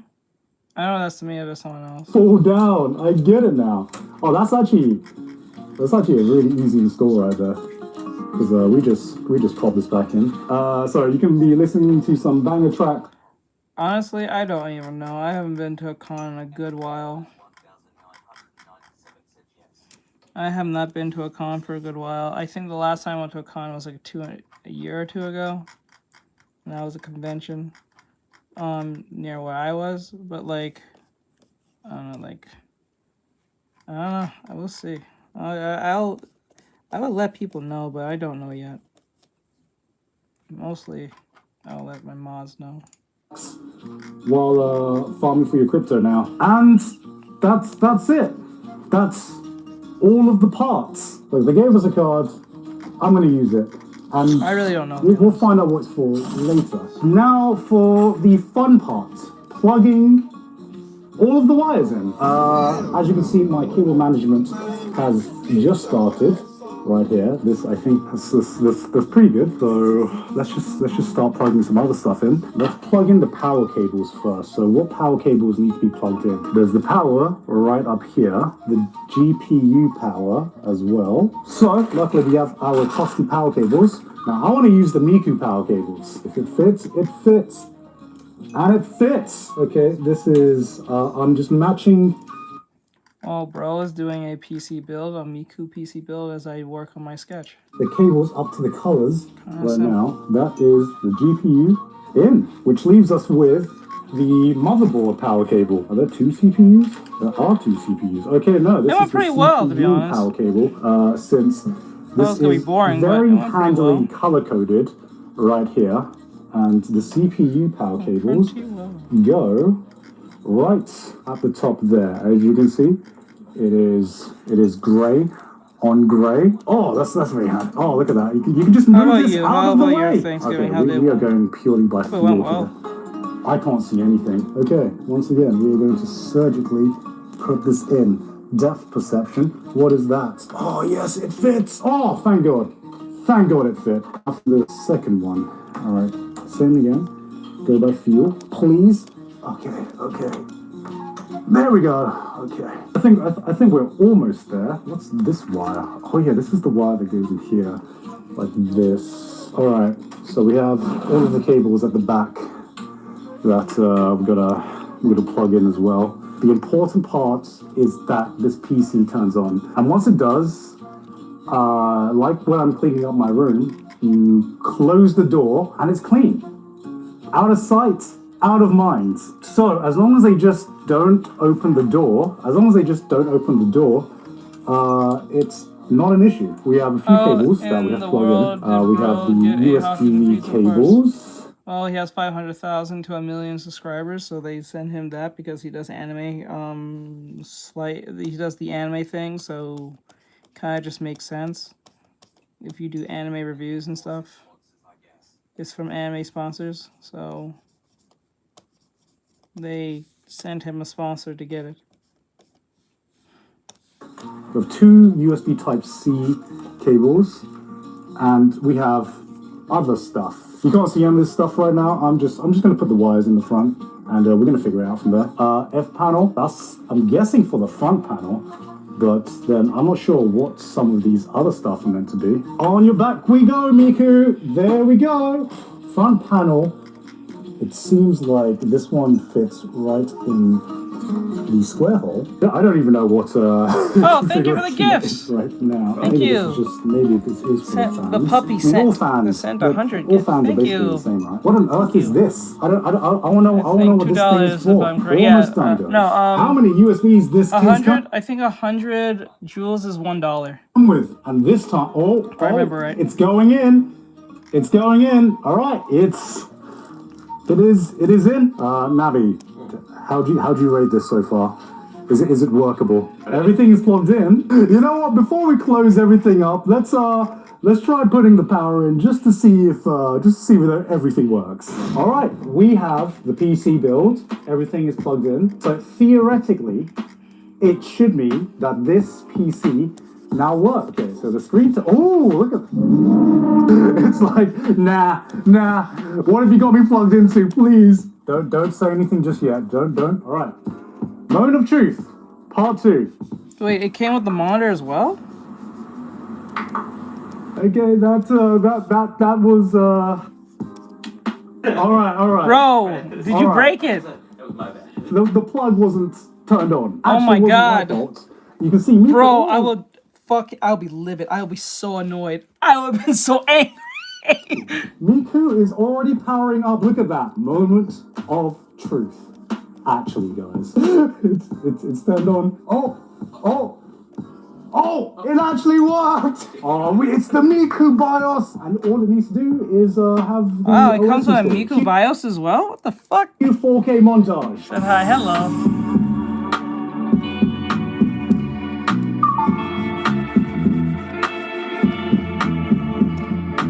Alright guys, well, I have successfully proven that I can build a working PC. I would maybe just stop it there under a normal video, but I'm pretty sure ROG would not be happy if I left the PC and the cables in this state, so I'm actually going to clean it up, guys. Okay, I will do some cable management, alright? Time-lapse time.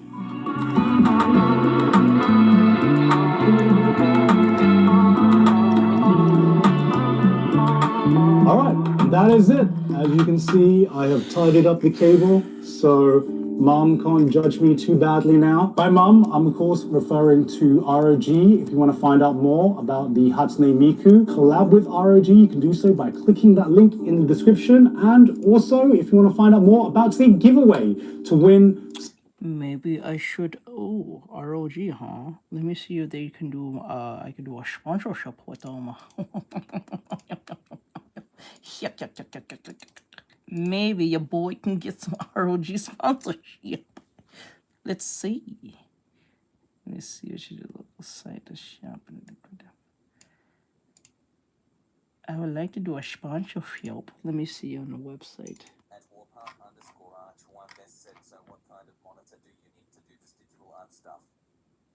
It's in the right hand corner. Click it and you'll see all the items that's there already.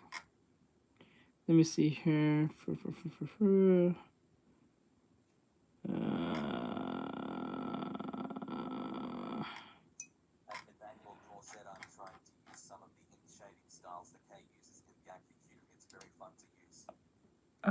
I'm trying to use some of the ink shading styles. Okay, that's awesome. As an assistant chatbot serves to answer your questions. That shit. Alright, can I? Yeah, I'll talk to you guys in a bit. I'm gonna get to you guys in a bit. Some of these parts, if you can't afford it yourself. Perhaps I can get a new computer and use this computer as the stream computer, and then that computer can be the gaming computer. So I have to worry about no lag. I don't have to do no compromisation on anything on the slightest, whether I'm on YouTube, TikTok, Twitch, whatever. I can do that. You can get smooth, buttery, smooth streams. That's it from me today. I've been Gigok, and I'll see you all next time.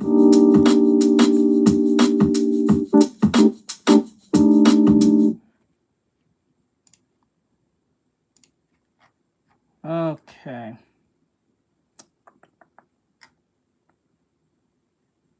I've seen that already.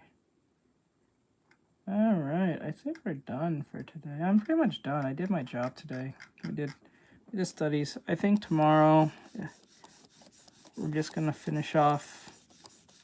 I think the first thing we're gonna do tomorrow is this. We're going to. I feel like playing video game though. Maybe I should play game. So tomorrow we're gonna finish her off. No more studies tomorrow. We're gonna finish her off and just clean her up, make sure everything's ready. And then once we're done with her cleaned up, we're gonna go over here and put the shading on these three.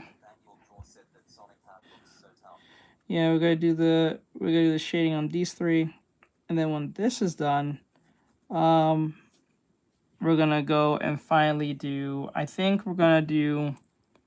After this is actually done, the thing we're gonna do next, and final thing we have to do next is we gotta do the celebration of the TikTok milestone that we got to. We got to 100,000 followers on that, and then we also have to do the YouTube celebration. I might make that into one video instead of two separate videos. I think that makes more sense. So I have like two videos of me making it to my milestone, so I can just kill two birds with one stone. Because if it's gonna be animation, that's gonna take a long time, so I'll just do one video. Or if it's gonna be animatic, I might separate them, but it really depends. We will see. But anyway. Oop. Thank you. All right, guys. So, you know, I want to see. Yeah. You know what? Did you finish that first what? Finish that first what? Smandaviv? What is that? What is Smandaviv? Let's see here. No, I think I abandoned that because I was not liking where it was going. I wasn't feeling it. Once I don't feel something, I get rid of it because it just distracts. No, I'm gonna end, but I think I'm gonna go play game. I don't know yet. I really don't know. It's no. It's 10:12. I'm not gonna play game.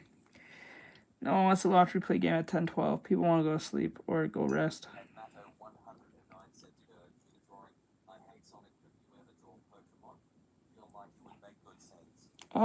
I've drawn Pokemon before, and I think Digimon as well. I've drawn monsters and weapons and stuff before, but you know,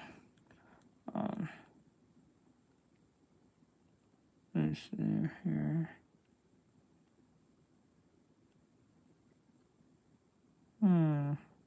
Not bad.